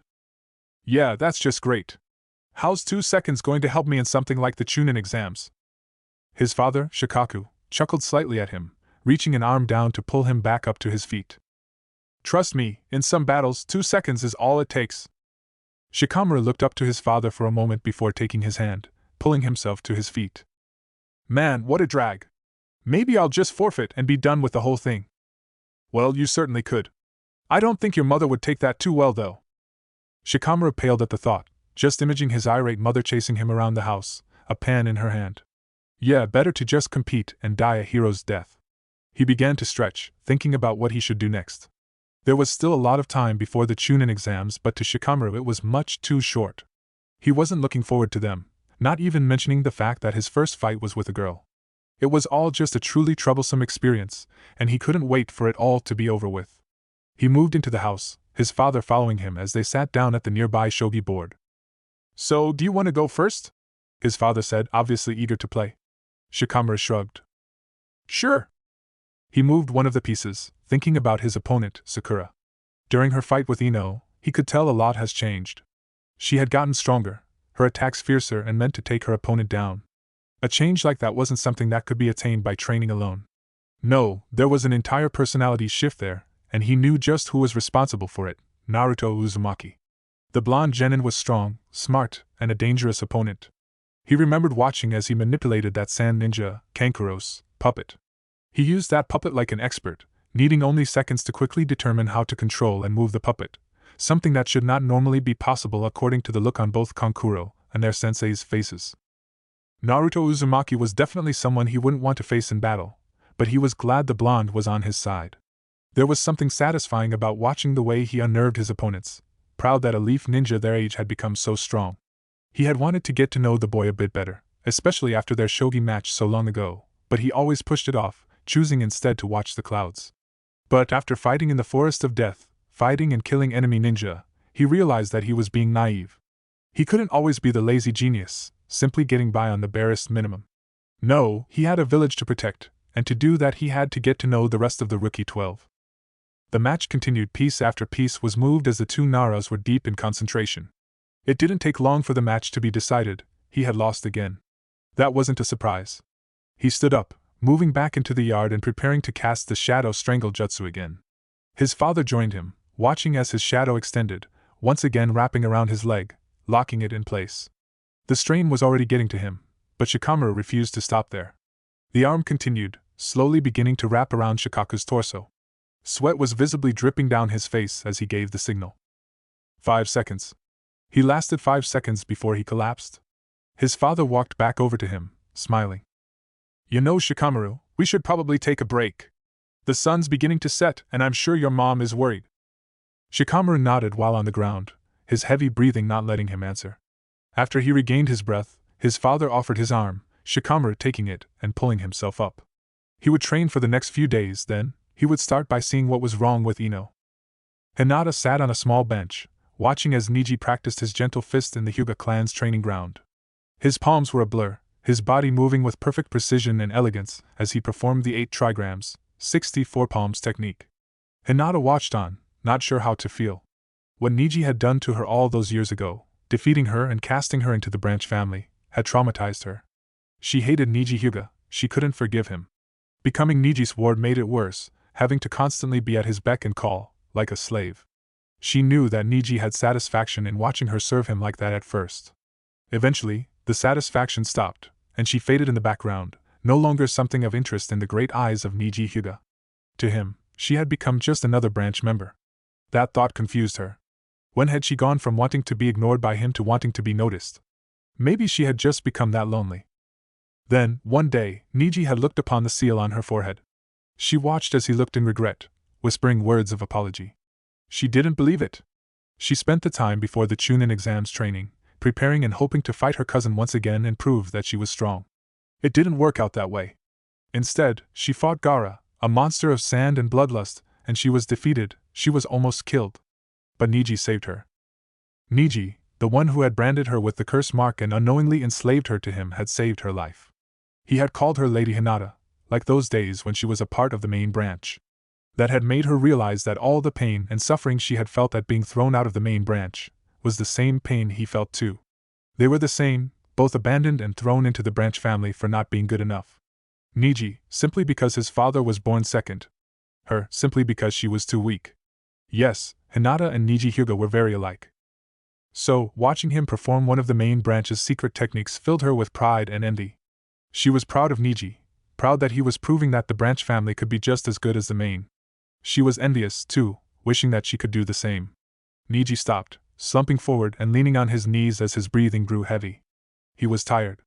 Hinata quickly went over to him, carrying a small glass of water to him. "Here you go, Niji." Niji looked up, smiling at her. He took the glass with shaking hands. "Thank you, Lady Hinata." There it was again. He would always call her that, and Hinata couldn't help but feel embarrassed, unworthy almost. Niji was the one struggling here. All the grief that she had gone through, Niji had already experienced. Even then, he still kept going, pushing forward to prove the main branch wrong. Hinata Hyuga used to hate Niji Hyuga. Now, she couldn't help but admire him. Niji brought the glass to his lips, trying to drink, but his shaking hands were causing the water to spill onto his face. Quickly, she took the glass with her hands. "Here, let me do it." Taking the glass, she slowly raised it, carefully allowing him to drink. After the water was gone, she pulled back, watching as he caught his breath. He looked toward her again. "Thank you? Are you sure there isn't anything else you wanted to do? There's no need for you to help me, Lady Hinata." Hinata shook her head, a smile on her face. "And no, this is just fine. I know I might not be much help, but I want to help you pass the Chunin exams. So I'll do whatever I can." Niji shook his head, smiling and chuckling all the while. "Very well, but I need to take a break for now. Would you care to go get some lunch?" Hinata nodded eagerly.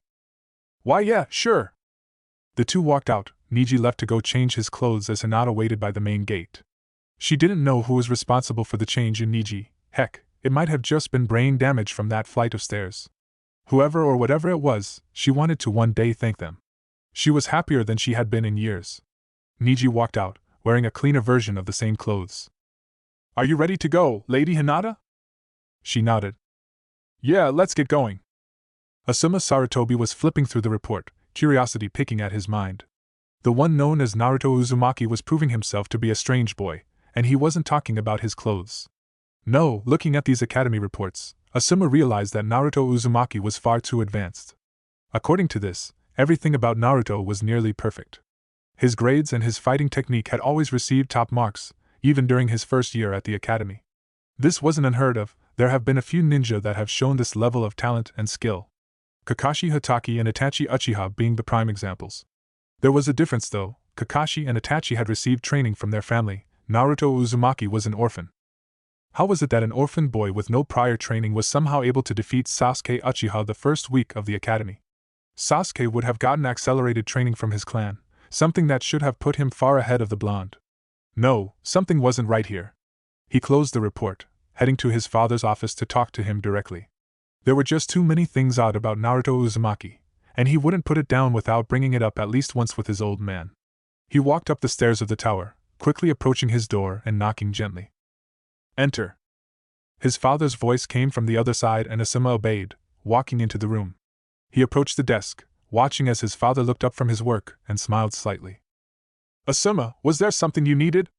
It's been a long time since you've come for a social call." Asuma reeled a bit at his words, looking around the room for a moment. When was the last time he came here just to visit? Most of the time, he came just to deliver mission reports or to pick up Konohamaru if he needed to. He looked at his dad, watching as the wrinkles on his face seemed to stand out suddenly. He remembered, as a kid, thinking his father was unbeatable. To a point, he really was, having been named God of Shinobi for his skill and ability in all 5 of the main elements, and the intelligence to master over 1,000 techniques. Looking at him now, he realized that his father had gotten old, frail almost. Don't get him wrong, he still wouldn't wish to get in a serious fight with the aging Hokage. He fully believed that Hiruzen Sarutobi was more than capable of still kicking his ass. Still, just how much time did Asuma Sarutobi have to spend with his father? He shook the thoughts from his head, remembering the reason he came here. He placed the files on his desk. "HM? What's this?" He opened up the files, quickly reading through them. "That is the reports taken at the Academy on Naruto's progress through the years." His father looked up, his eyes narrowed slightly. "And how did you come about these documents? I don't remember signing these off to you." He grinned at his father. "I got them from Kakashi, he only glanced through them anyways." The third sighed as he set the report on his desk, looking up at him. "So? What is the problem then? I assume it has something to do with Naruto?" He nodded, lighting a cigarette and placing it in his mouth. "Yeah, I have some concerns about his progress and rate of development." Hiruzen raised an eyebrow, curious at his reasoning. "Oh?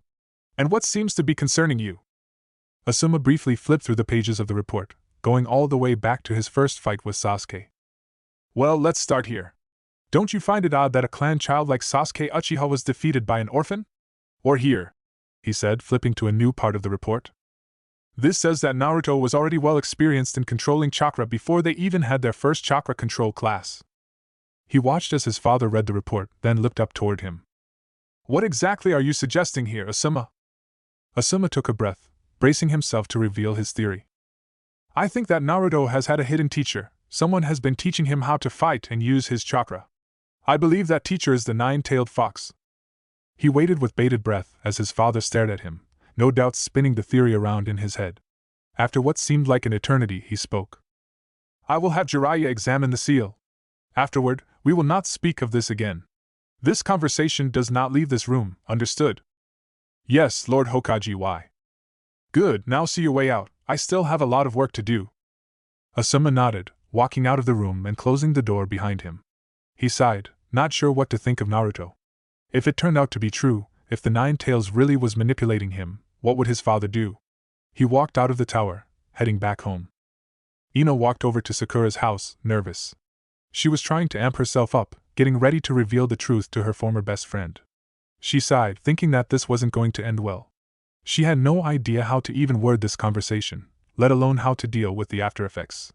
Continuing to walk to her house, she was met with surprise at seeing Sakura already walking in her direction. Putting a smile on her face, she waved at the pink-haired girl, running to meet her. "Hey, Sakura!" She reached her, taking a look at her former best friend. She had multiple bruises on her, no doubt due to the training over the last few days, preparing for the exam. She still couldn't believe that she had made it to the finals and hoped she would be okay after seeing all the people she would be up against. "Huh! Ino, what did you want?" Luckily, there was curiosity in her voice and not contempt or anger. Feeling more encouraged, she continued the conversation. "Oh, I just wanted to know if I could talk to you for a bit." Sakura tilted her head cutely, making Ino giggle at her. "Well, I suppose you could. I'm just heading to one of the training grounds to meet with Kurenai-sensei." Ino walked beside her, following as they headed toward their destination. "That's fine, it won't take too long hopefully." They were silent for a bit, Ino trying to think of something normal to talk about first, like Kurenai's training or how she liked her team. Sakura decided the topic for her. "So is this about Sasuke?" Damn it! She wanted to wait a little bit to talk about that, but too late now. Sighing, she nodded to her. "Why yeah, listen, I know the two of us have been fighting for years over Sasuke. I know how important Sasuke is to you too, but there's something I have to tell you." Sakura looked over to her, curiosity in her eyes. The truth is, I've never really liked Sasuke like you do. I just wanted to start a little competition between us, get some confidence and fight in you, and it went way too far. I'm sorry. At least, that's what she wanted to say. Instead, her words had jumbled together, and what came out was, the truth is, I've never really liked Sasuke like I like you. I just wanted to start something between us and get some confidence and fight for you, and it went way too far. I'm sorry. Sakura stopped, her eyes widening as her face turned red. Ino was confused until she replayed her words in her head. Wait. I didn't mean. Sakura began to sprint away. Sakura, no! Come back, that's not what I meant. She ran after the pink-haired girl, desperately trying to catch up to her. Damn! When did she get so fast? Soon enough, Sakura was out of sight. Ino's face was red in anger and exertion. She was huffing as she heard a voice to her right. Hey! Ino! I was just looking for you. Turning around, she saw Shikamaru there, waving at her. Hey, I just wanted to talk to you. Wait, what are you doing? Ino approached the talking punching bag, rolling up her white arm warmers as she prepared to vent some frustration. Hey, Noel, damn it, you troublesome woman ga! That hurts, damn it! Stop! Chidori! Sasuke slammed his lightning-encased fist into the boulder, creating a large hole. He had finally done it, successfully used the technique Kakashi had been trying to teach him for the last few days. It was a powerful but draining technique, encasing the user's hand in condensed lightning chakra, allowing them to pierce virtually anything. It was powerful, yes, but that power took up almost half his chakra. It was something he would have to use sparingly, but it was a great technique to add to his arsenal. He looked toward Kakashi, who was standing behind him. Good job. I would guess that you can use that technique about twice a day. Pretty impressive, actually. We're going to be working on your physical speed and strength now, something you'll need to get past Niji. Sasuke glared slightly at the older ninja. Why don't you just show me more ninjutsu? I can just copy it with my Sharingan and have a long-range weapon to use against Niji. His gentle fist is too dangerous to fight one-on-one. Kakashi tapped a finger on his chin, as if in thought. That is true, but if you use all your chakra trying to beat Niji, you won't be able to do much against the other contestants. You'll need more than powerful ninjutsu to get past Niji Hyuga. If you don't believe me, Guy told me that his student Lee was able to beat him in taijutsu. Sasuke froze with the mention of Lee, remembering their fight. That fight had brought back bad memories. That moment was so similar, Lee showing just how much stronger he was, then sparing him while showing he could end him if he truly wished. Rock Lee was a dangerous person, and he could already see how useful his new technique would be against him. He wouldn't lose to Lee again. Sasuke nodded to his sensei. Fine, let's get started. The training was grueling, with them having to climb up and down the cliffs of a far-off canyon. Sometimes there would be other challenges to go with it, only one hand or no legs. He would only get to rest while he slept, never stopping to take a break for as long as he could take it. He could feel himself getting stronger, but he couldn't help but compare himself to Naruto and Lee. Somehow, their physical abilities were ridiculous, their skin like steel and their strength unyielding. He had never tried to follow Naruto around and see how he trained, but now he was considering it. No matter how hard he trained, he couldn't imagine having abilities like that. The training continued, and he could feel himself getting stronger. They had moved on from strength exercises to speed, Kakashi attaching weights to his legs and having him run as he dodged Saban. Sasuke now knew that he was strong. The veil of weakness that Naruto had created had been lifted in the forest.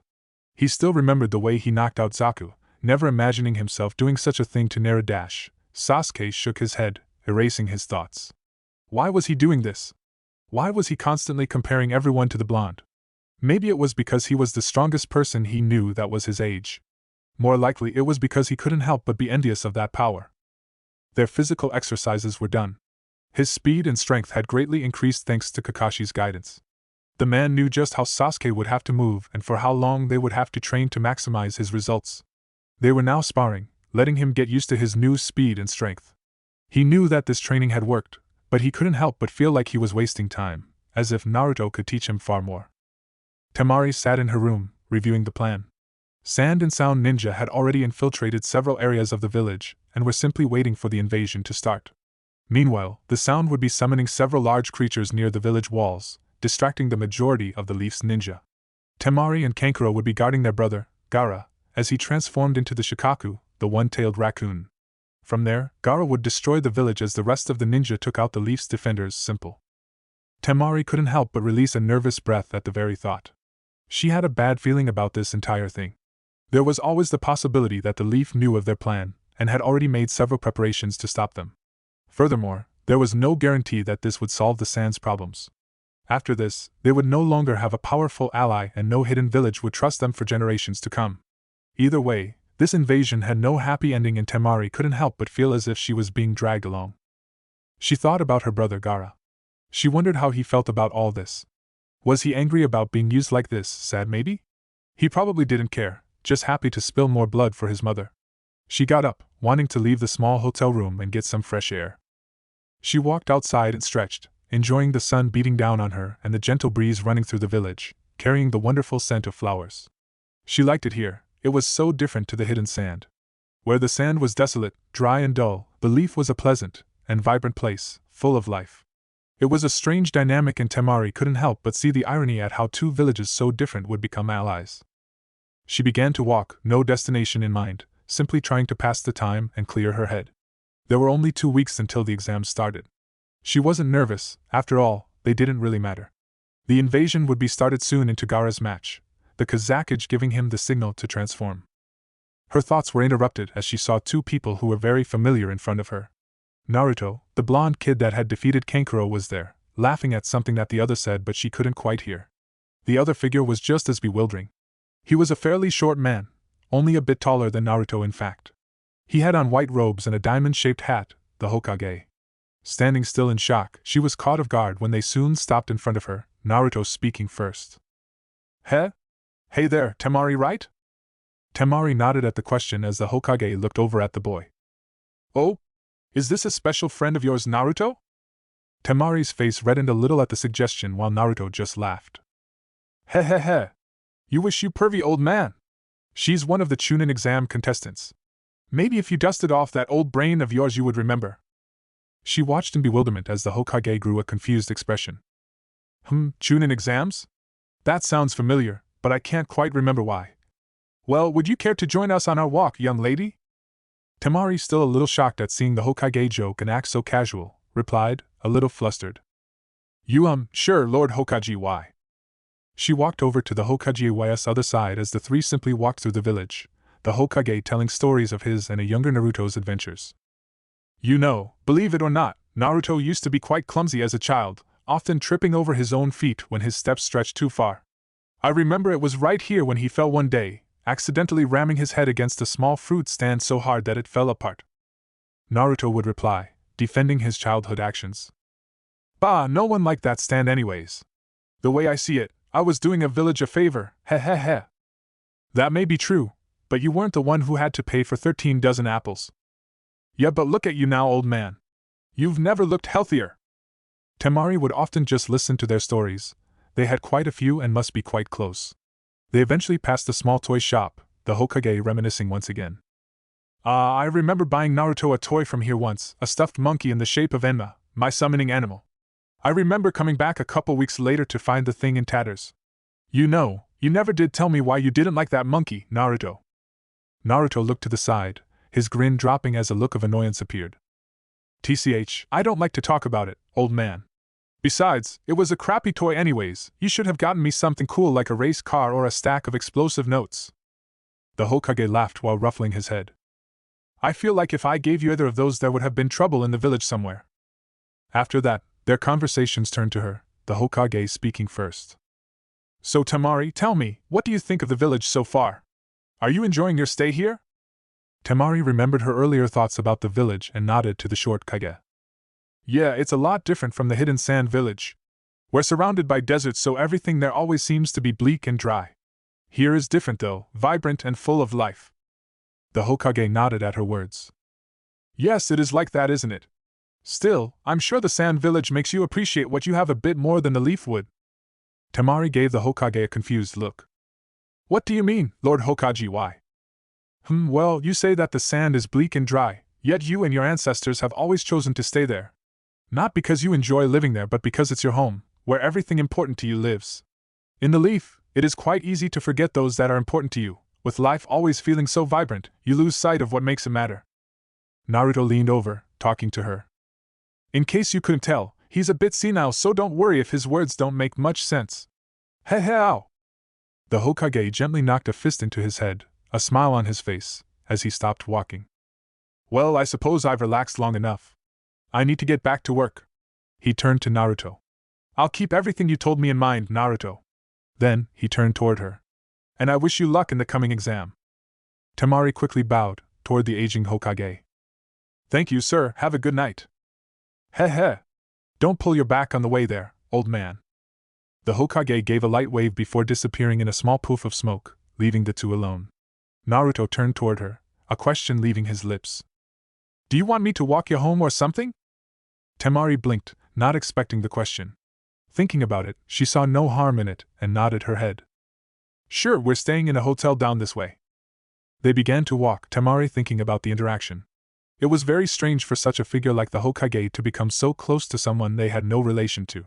The more she thought about it, the more she didn't like it. She looked at him, deep in thought. Naruto was very strong. His fight with Kankuro had been proof of that. The way Gaara seemed obsessed about him confirmed it. There was a mystery here, one that she had already solved halfway through their trip back to her hotel. The main people that were always close to a village's Kage were family, apprentices, and finally Jinchuriki. It didn't take long after that, Gaara's words about killing the fox coming to mind. Naruto Uzumaki was the nine-tailed fox Jinchuriki. She almost couldn't believe it, someone as strong as Naruto having access to the power of a tailed beast. The powers and abilities of the nine-tailed fox were a complete mystery. Who knew how strong Naruto really was? She worried about her brother, beginning to doubt even further that he would be okay after all this, that he could beat Naruto Uzumaki.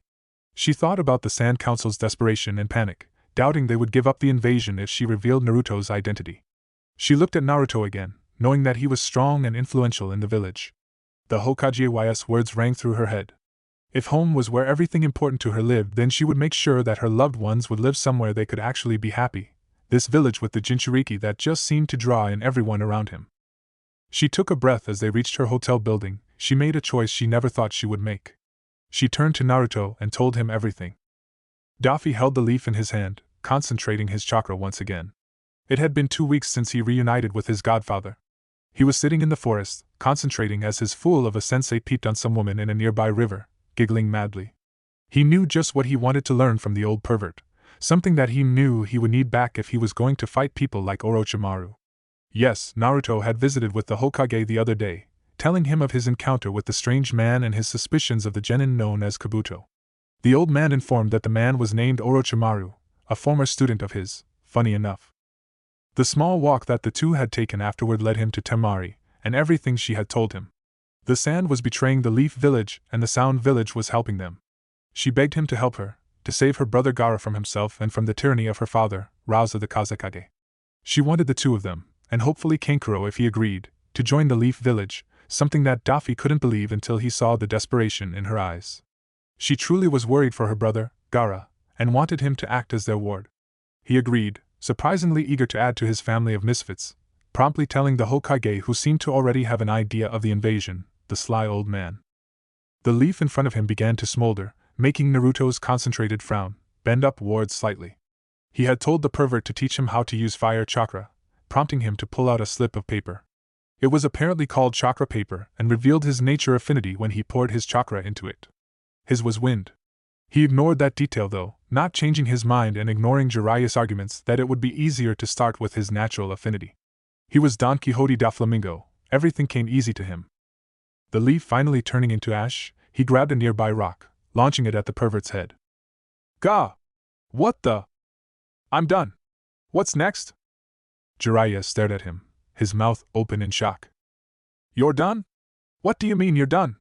It can take years to do this kind of training. I don't care how long it took you, I'm telling you I'm done, so I'm ready for the next step. Jiraiya shook his head, grumbling about blonde geniuses.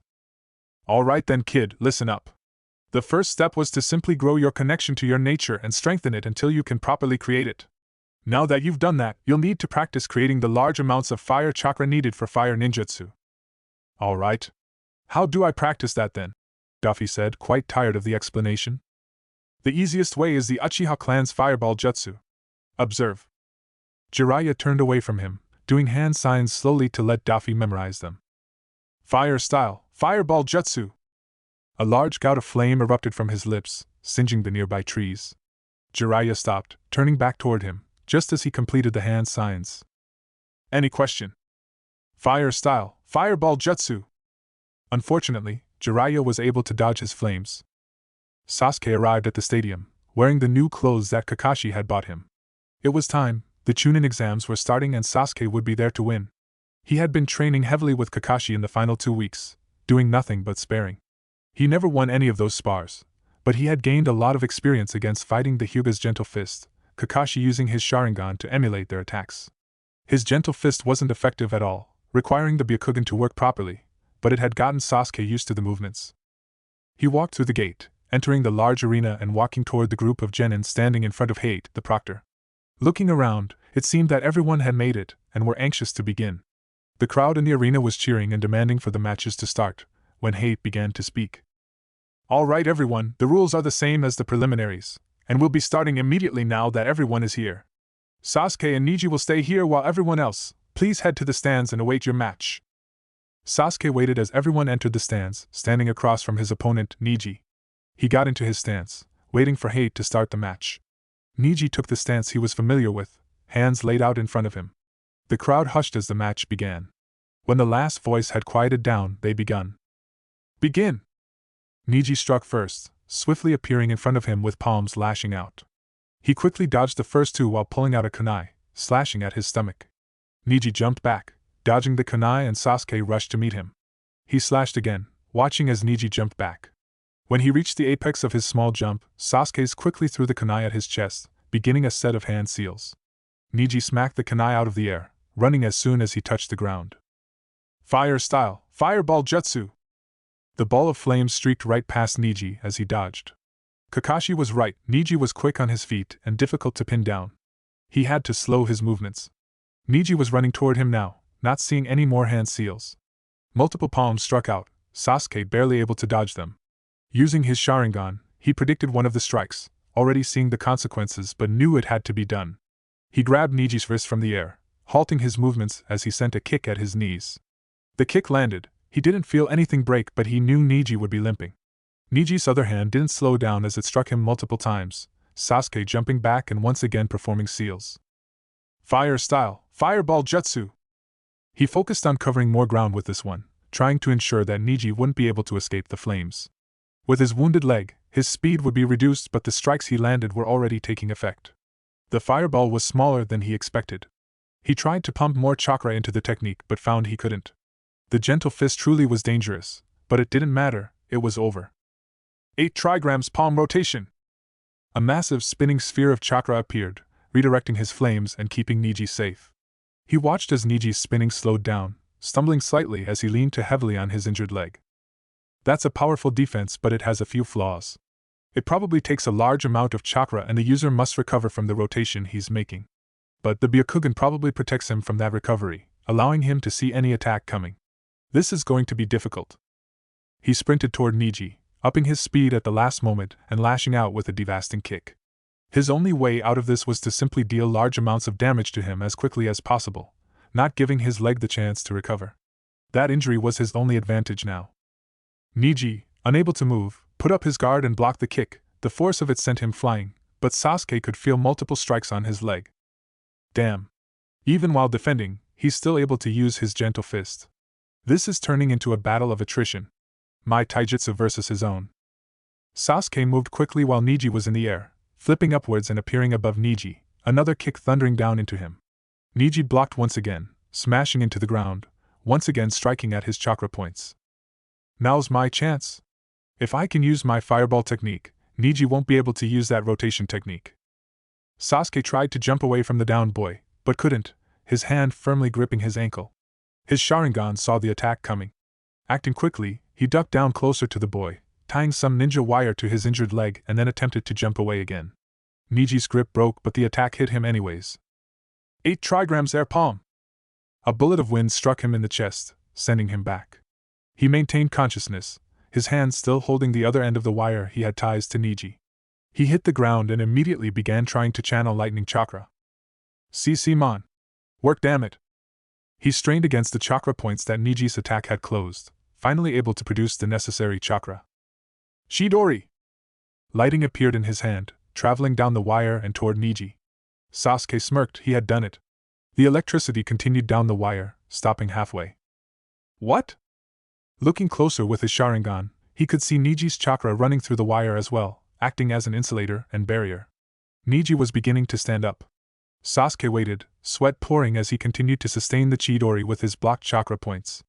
As soon as Niji was halfway standing, Sasuke pulled the wire, ripping his leg out from under him and making him fall. He leapt toward him, pulling back his Chidori-covered fist and landed on top of the boy. His Chidori stopped just before striking Niji's heart. He felt a hand hovering over his own. The two stopped, staring at each other for a moment before Hate spoke up. That's enough. The match is over. His Chidori fluttered out as he stood up straight. Offering a hand downward, he lifted Niji to his feet. Niji, your attack would have caused critical damage to Sasuke's heart if it struck, however it was more than possible that he could have survived. His Chidori however would have made yours disappear. Therefore, the winner of this match is Sasuke Uchiha. The crowd began to roar at the announcement, making Sasuke smile a bit. He untied the wire on Niji's leg and helped him back to the stands. Niji spoke to him on their way there. That was very impressive, Sasuke. You're a talented fighter. Sasuke smirked at him. Yeah, I am pretty impressive. Niji snorted slightly, while Sasuke reeled, not expecting it from the regal boy. Yeah, now if only you could get a decent haircut. Don't make me drop you. Temari watched as the two boys returned, thoughts of the upcoming event weighing on her mind. After telling Naruto about the sand invasion, he had told her that Lee would protect her during it and to convince her brother, Kankuro, while she could. She had to wait until the invasion started though. She couldn't afford the chance of Baki overhearing or Kankuro not agreeing with her. Gaara couldn't afford it. She looked toward Lee, who nodded, and she nodded back. When Hate called her name to appear in the ring, she spoke up.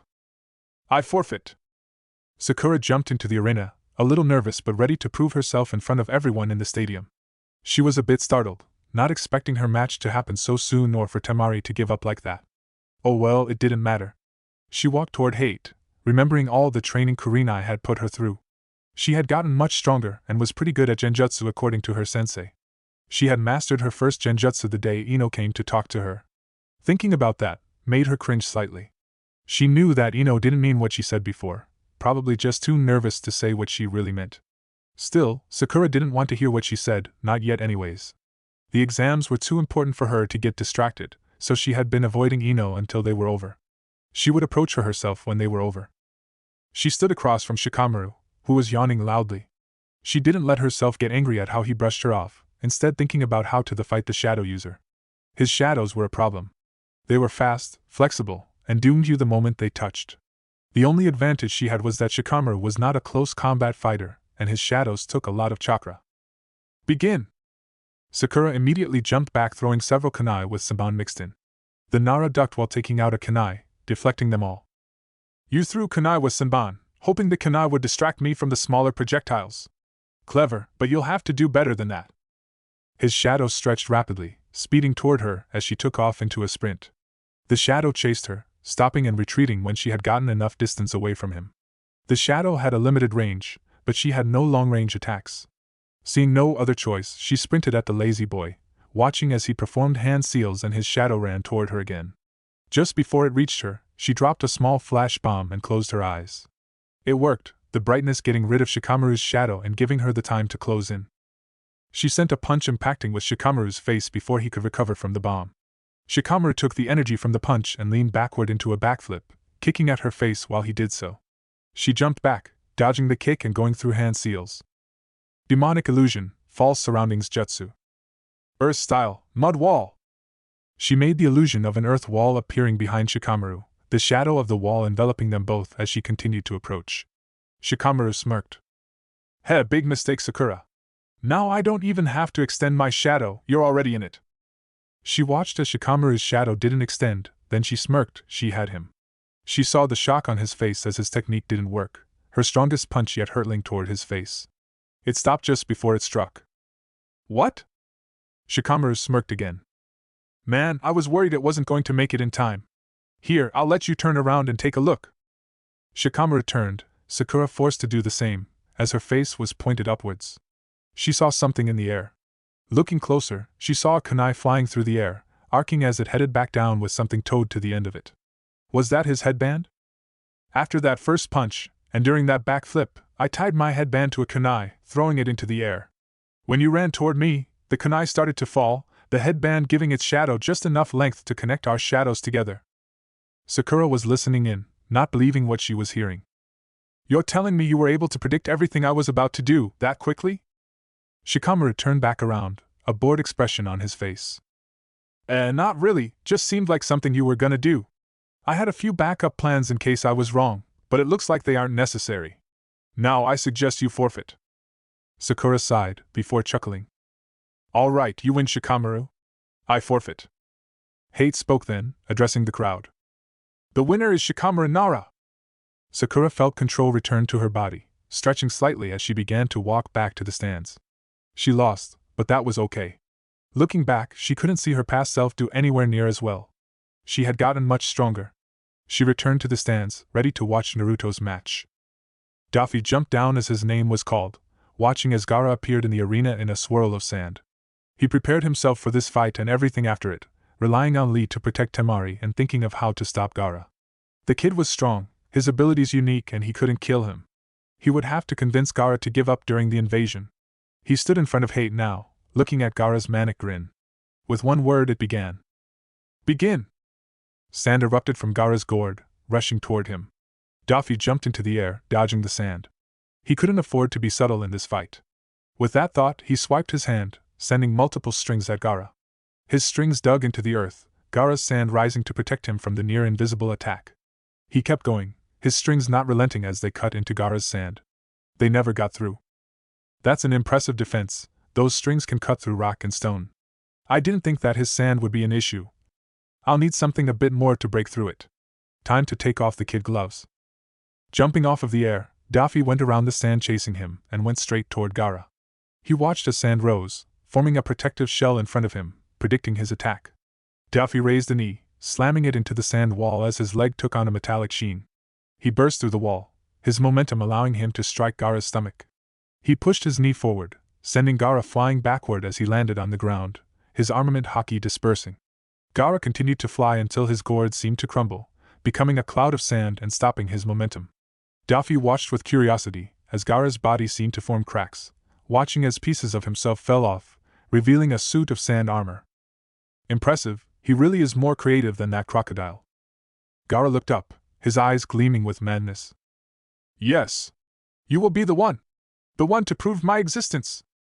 Daffy raised an eyebrow at the words, watching as a wave of sand began to rise behind Gaara. Now make me feel alive! The sand flew through the air in multiple directions, coming toward him. He grinned, taking to the air and jumping between the sand tendrils. He weaved through them, once again reappearing before Gaara. Gaara was ready this time, his sand gathered around his arm to create a large fist. He threw the fist while Daffy's haki-clad leg clashed with it, releasing a powerful shockwave. The sand fist quickly began to crumble, but Daffy saw the sand begin to creep onto his leg. Using his other leg, he kicked off the air once again, circling around to Gaara's back with a blackened knee aimed toward his back.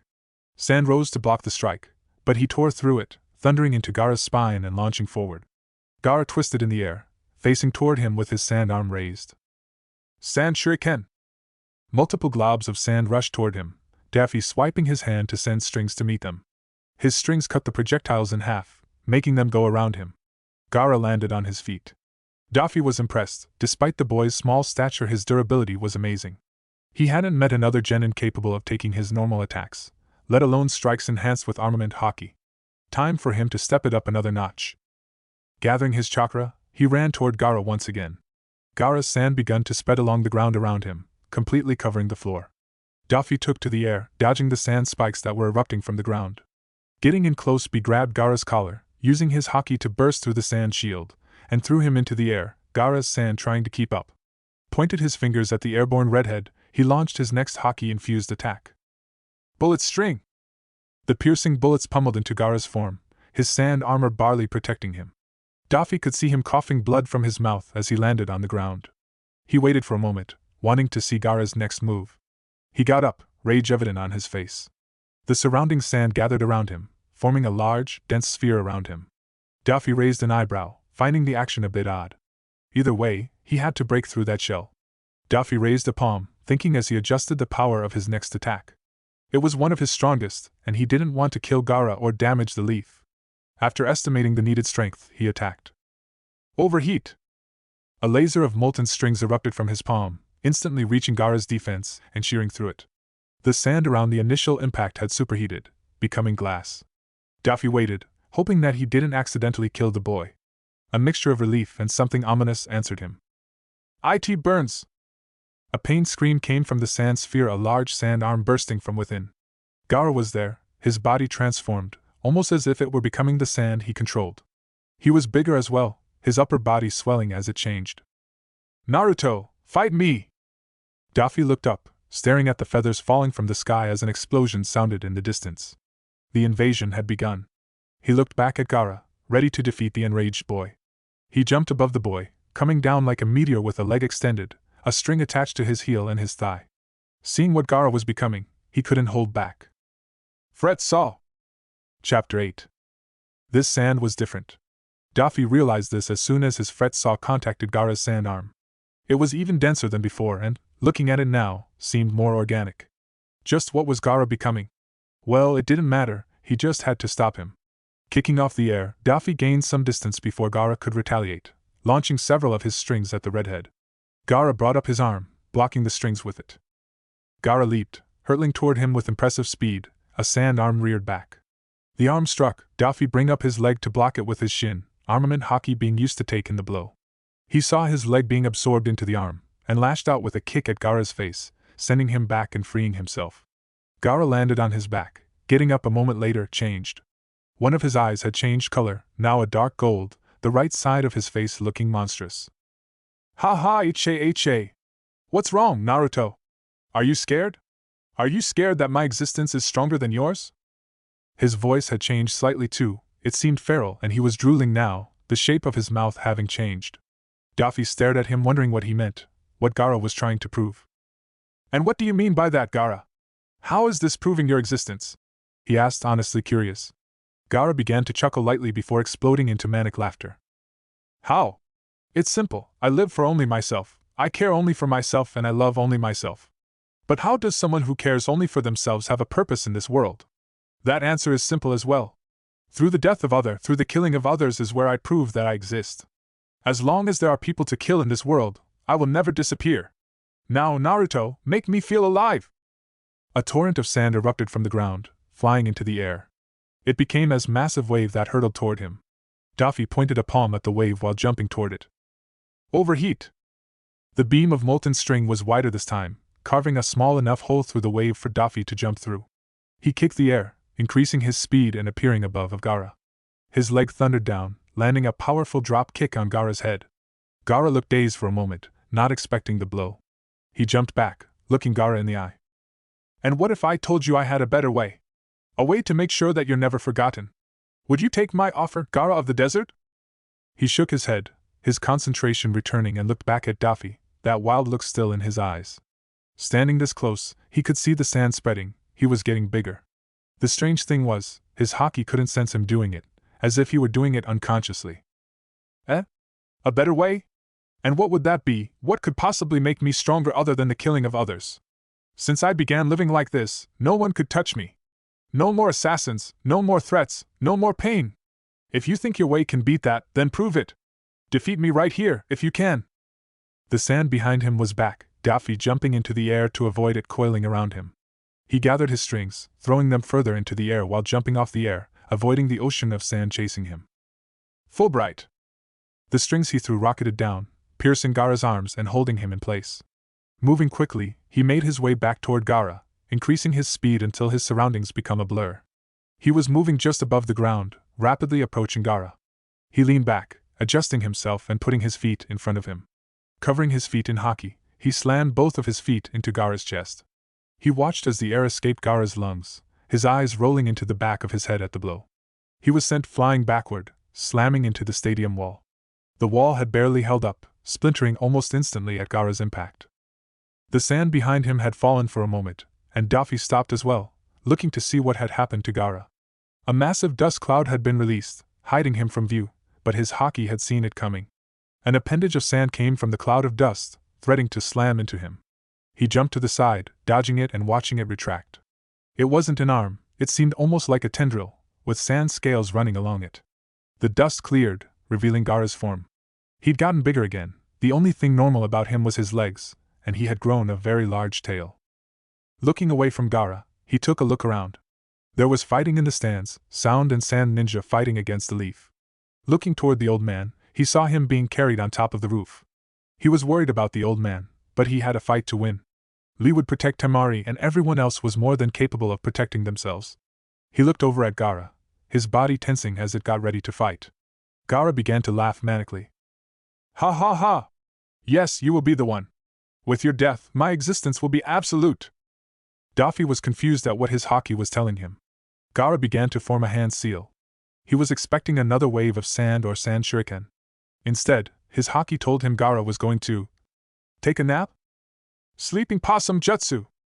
Hiruzen stood in front of Orochimaru, watching calmly as the purple barrier formed around them, separating them from any outside interference. He looked at his former student, rage and shame running through him.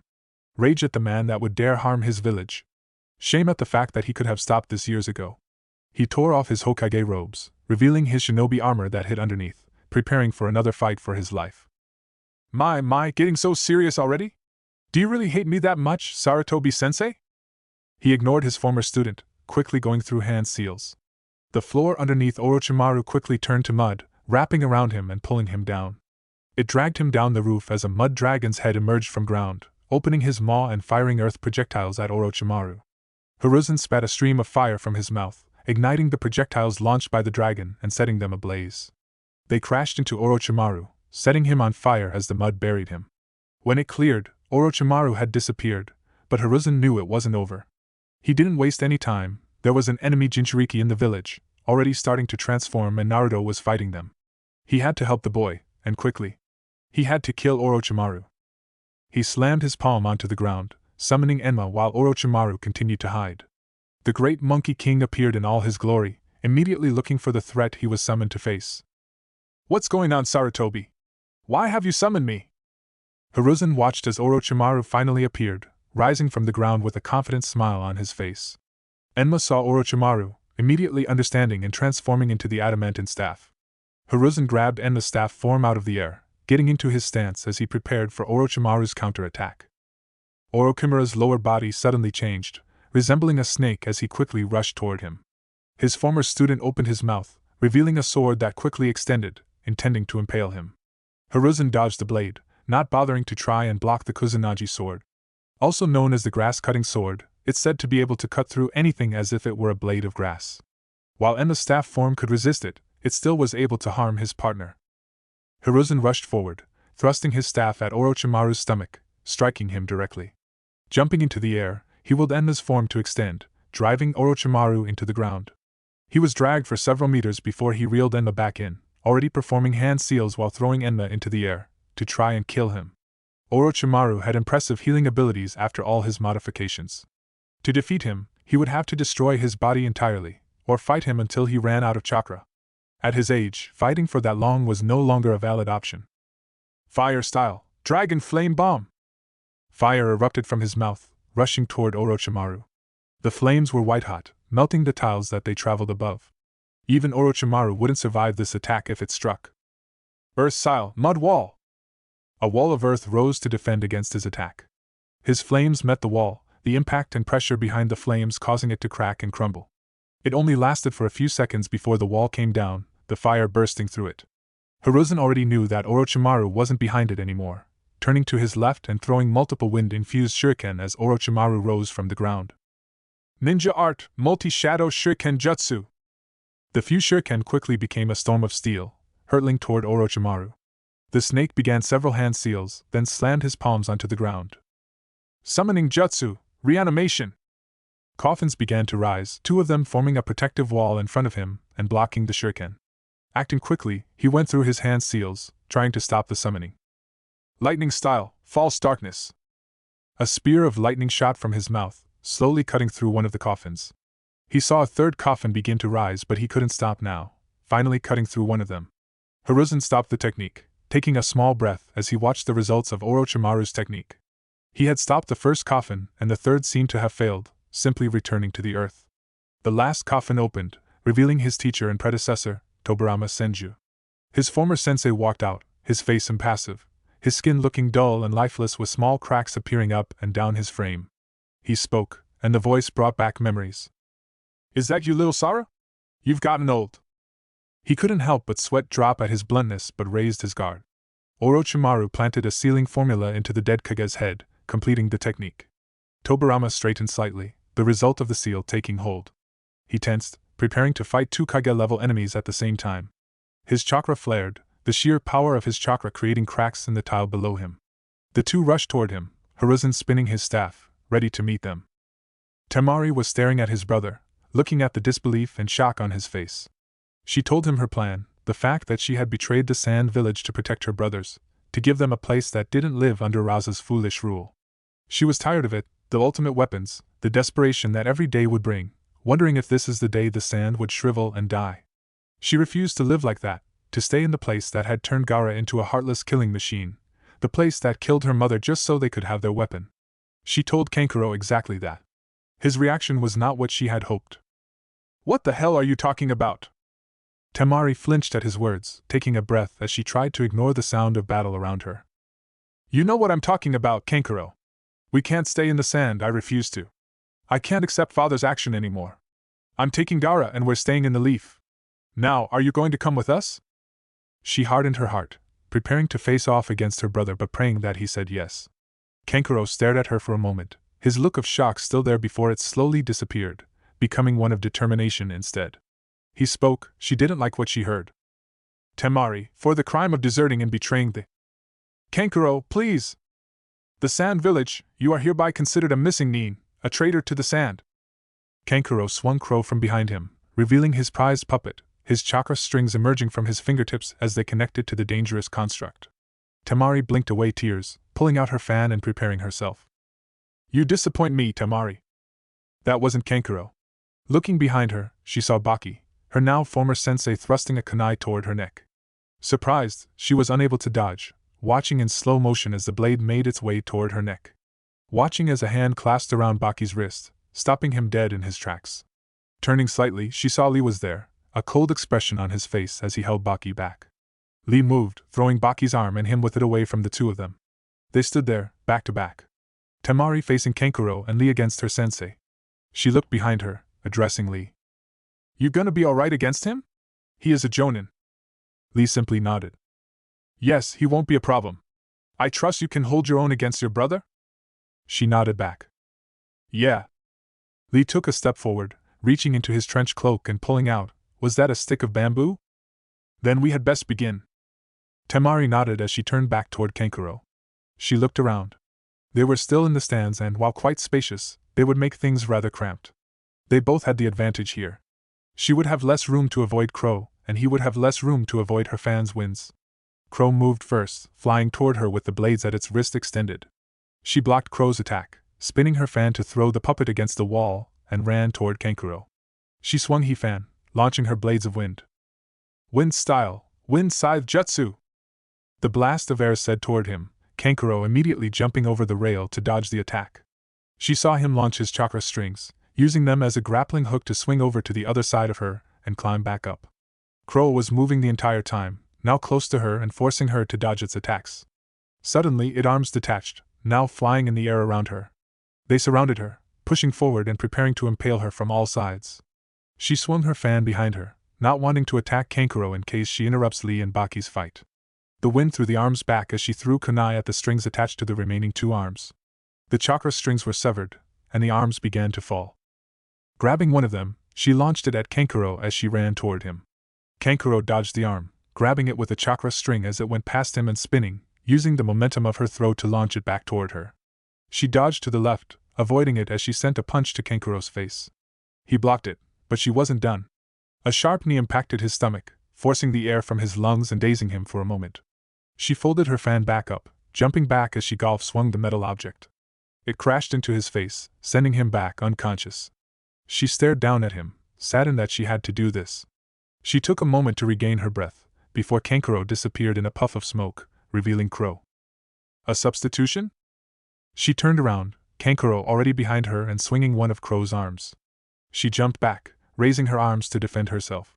She could feel the blade digging into her arms, sending the poison into her veins. She hissed at both the pain and the stupid mistake. She stretched out her fan, trying to settle the panic rising within her. Kankuro spoke, his breath ragged at their small exchange. It's over, Tamari. If you want the cure to that poison, then you had better give up. That's the only way you're getting through this. Tamari stood there, looking at the wound on her arm. Kankuro had access to some of the best poisons the sand had access to, being both a prodigal puppeteer and the son of the Kazekage. She knew this poison. It was slow-acting, and the symptoms could seemingly disappear for a length of time after taking an antidote. It could take months for the poison to take effect, but it was almost impossible to simply find a cure for it for anyone but the one who made it.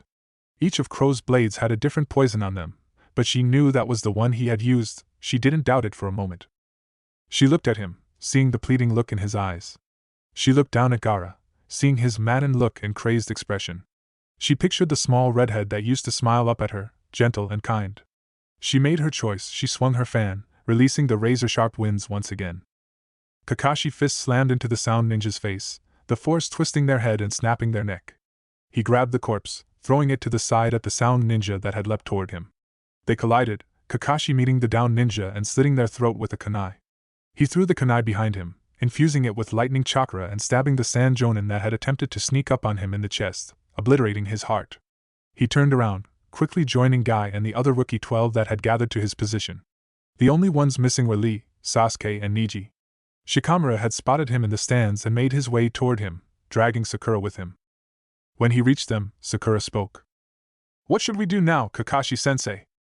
He looked at her, then at the rest of the rookies. They weren't ready for this. They were talented, yes, but there was an army of enemy Chunin and Jonin in the village. They could be killed at any moment. I want you guys to head to the Hokage Monument and to the shelters. You guys aren't ready for this level of combat yet. Guy will take you there while I search for Lee, Sasuke and Niji. Guy nodded at his suggestion, turning around and blowing a hole in the nearby wall. Now, get going! Kakashi leaped away, not waiting to hear their responses. He considered helping Naruto, but he seemed to be holding his own against Gaara for now. The others were his main concern. Niji was most likely still injured from his fight, and Sasuke had used the Chidori as well, taking almost half his chakra. He headed toward the stands, their last known position.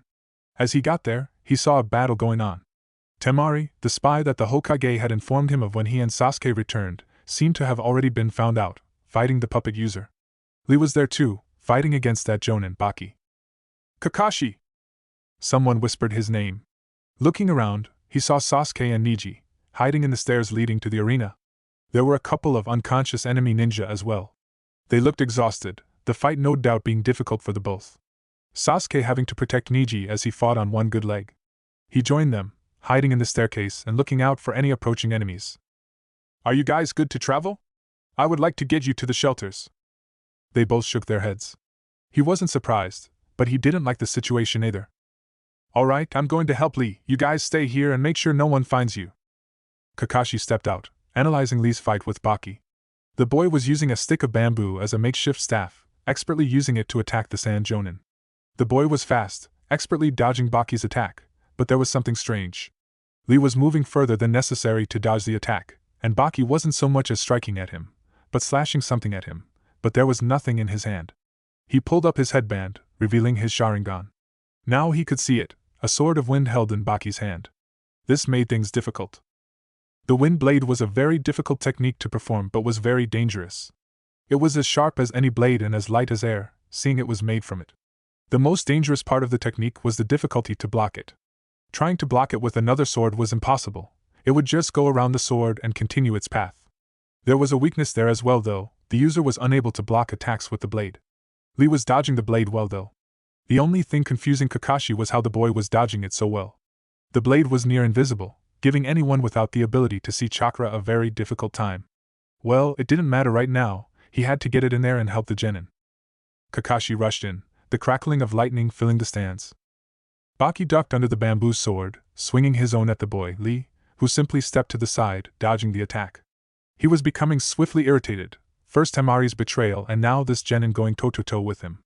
He was fast, moving with experience and intent, not showing the hesitation or nervousness most genin would display at the thought of facing a jonin. Baki lashed out with a kick, aimed toward the kid's stomach. To his surprise, he caught his foot, then threw him toward the wall to his side. He adjusted quickly, planting his feet on the wall and bending his knees to absorb the impact. He launched off the wall, feeling the concrete slightly give as he rushed back to meet Lee. He swung his sword, just barely missing his cheek. He sent a burst of wind from his palm, moving him to the side in midair to avoid Lee's high kick at his torso. He landed on the ground, eyeing his opponent. This wasn't normal. The kid was too strong and quick to be a normal genin. This level of strength would put him almost at jonin level, the only thing holding him back being the lack of demonstrated ninjutsu. His eye narrowed, trying to think of a solution. He couldn't use ninjutsu, risk hurting Kankuro behind him. Lee was dodging his wind blade with ease and he was dodging the boy's taijutsu. They were at a stalemate. He looked to the side, seeing a couple sand shinobi approach from the arena, reinforcements. He recognized them, Chunin level and recently promoted as well. They rushed at Lee, not being subtle in the slightest. He was about to reprimand them to go help Kankuro, but he was too late. They were already too close. The first shinobi landed near Lee, a fist already flying. Lee ducked under the attack, his bamboo swung low. Baki watched as the seemingly harmless stick struck at the shinobi's leg, bending it backwards as the sand ninja's face morphed into an expression of agony. Lee rose from his crouch, throwing his stick into the air and grabbed the ninja, pulling a kunai from the sand ninja's pouch with his other hand. He threw the ninja into the other behind him, making them collide in midair. He threw the kunai, watching as a small shockwave seemed to form from the force of his arm, catching the bamboo that fell from the air. The kunai tore through both ninja, piercing their hearts. Baki barely saw the kunai as it cut through the air. Yes, definitely not normal. His physical strength was unbelievable, the kind one would expect from that jonin, might guy or even the Raikage, people who had honed their physical strength all their life, not from a mere genin. Could it be? Was this child the Leaf's Jinchuriki? It was possible that the fox gave its host lots of physical strength, its own being legendary for being capable of crushing mountains and causing tsunamis with the flick of its tail. This wasn't good. He needed backup if he was dealing with a Jinchuriki, but he couldn't leave Kankuro alone. He had to hope that Kankuro could defeat Temari soon and help him deal with Lee. They clashed again, both of them too fast and too skilled to be taken down by the other. Bamboo and blades of wind were launched but none met their mark. Baki heard something behind him, the crackling of lighting, and it was closing in fast. He disengaged, jumping to the side and turning to see the new threat. It was Kakashi Hatake, his famous lightning blade in hand and heading straight for him. He was moving fast, his steps causing the concrete below him to crack and splinter due to the force of his steps. The lightning blade extended and Baki met it with his own wind blade. The two clashed, Baki feeling the lightning from Kakashi's hand running through his body, slightly winning out despite the elemental advantage. There was a small explosion after the jutsu clashed, sending Baki flying over the railing and out of the stands. He grabbed the railing, hanging over the edge, and hearing a voice cry out. Looking over, he saw Kankuro flying out of the stands as well, winds cutting into him. He jumped off of the wall, catching Kankuro in midair and landing in the arena. Can you stand? Baki asked, not wasting any time as he tried to get Kankuro back on his feet. Kankuro nodded, standing on slightly wobbly legs. His puppet was gone, probably destroyed by Temari. Why yeah, I'm fine sensei. Baki nodded quickly. Good. We need to get out of here and retreat, meet up with some of our shinobi. Kankuro spun toward him, bewildered. But Baki-sensei, what about Temari? Baki glared at his student. It doesn't matter right now, Kankuro. What matters most is our survival and ensuring the sand wins this fight. We can't do that if we're dead. He watched as Kankuro nodded hesitantly. The two quickly left the stadium, keeping an eye on the ones they fought. They all looked up toward him but made no movement to follow. After that fight, he wasn't very confident in them winning this battle. Sasuke looked out from the stairs, seeing the sand ninja that Kakashi and Lee fought run away. He went back and grabbed Niji, lifting him from the wall that he was sitting against. Thanks, Sasuke, but I should be okay to stand on my own. Sasuke nodded, letting him go and turning around, watching as Kakashi came from around the corner and appearing at the top of the stairs. You two okay? Sasuke and Niji nodded, with Sasuke asking just what was going on. What's happening out there? Kakashi looked at him for a moment before gesturing to his side, Temari and Lee appearing as well. They walked down the stairs and joined them. Kakashi explained the situation. It seems that the Sand Village has allied with the Hidden Sound. They're both trying to destroy the Hidden Leaf, using the Chunin exams as a way to infiltrate us. Sasuke gestured over to Temari, wondering about her part in all of this. Kakashi didn't need words to understand what she was asking. Temari here was our informant, letting us know about the attack ahead of time. The evacuation of the leaf had started as soon as the Chunin exams began. After they're done, the counter-attack will commence. You guys aren't ready for this kind of fight, therefore, I want you to head to the Hokage Monument and enter the shelters. Lee, you'll guide them there and meet Guy. He went ahead with the rest of your class. Any questions? Sasuke was a bit peeved at being put on the sidelines, but if Lee was being sent there too, then he was in no position to argue. Curious, he asked where Naruto was, Kakashi looking at him for a moment before answering. He's still fighting Gaara. Now get going, you guys. They all nodded, Sasuke once again wrapping Niji's arm around his shoulder to help him travel, Lee guiding the way. They exited the stands, Sasuke looking at Naruto for a moment. He stood in front of that monster, Gaara, who had transformed into some tailed sand demon.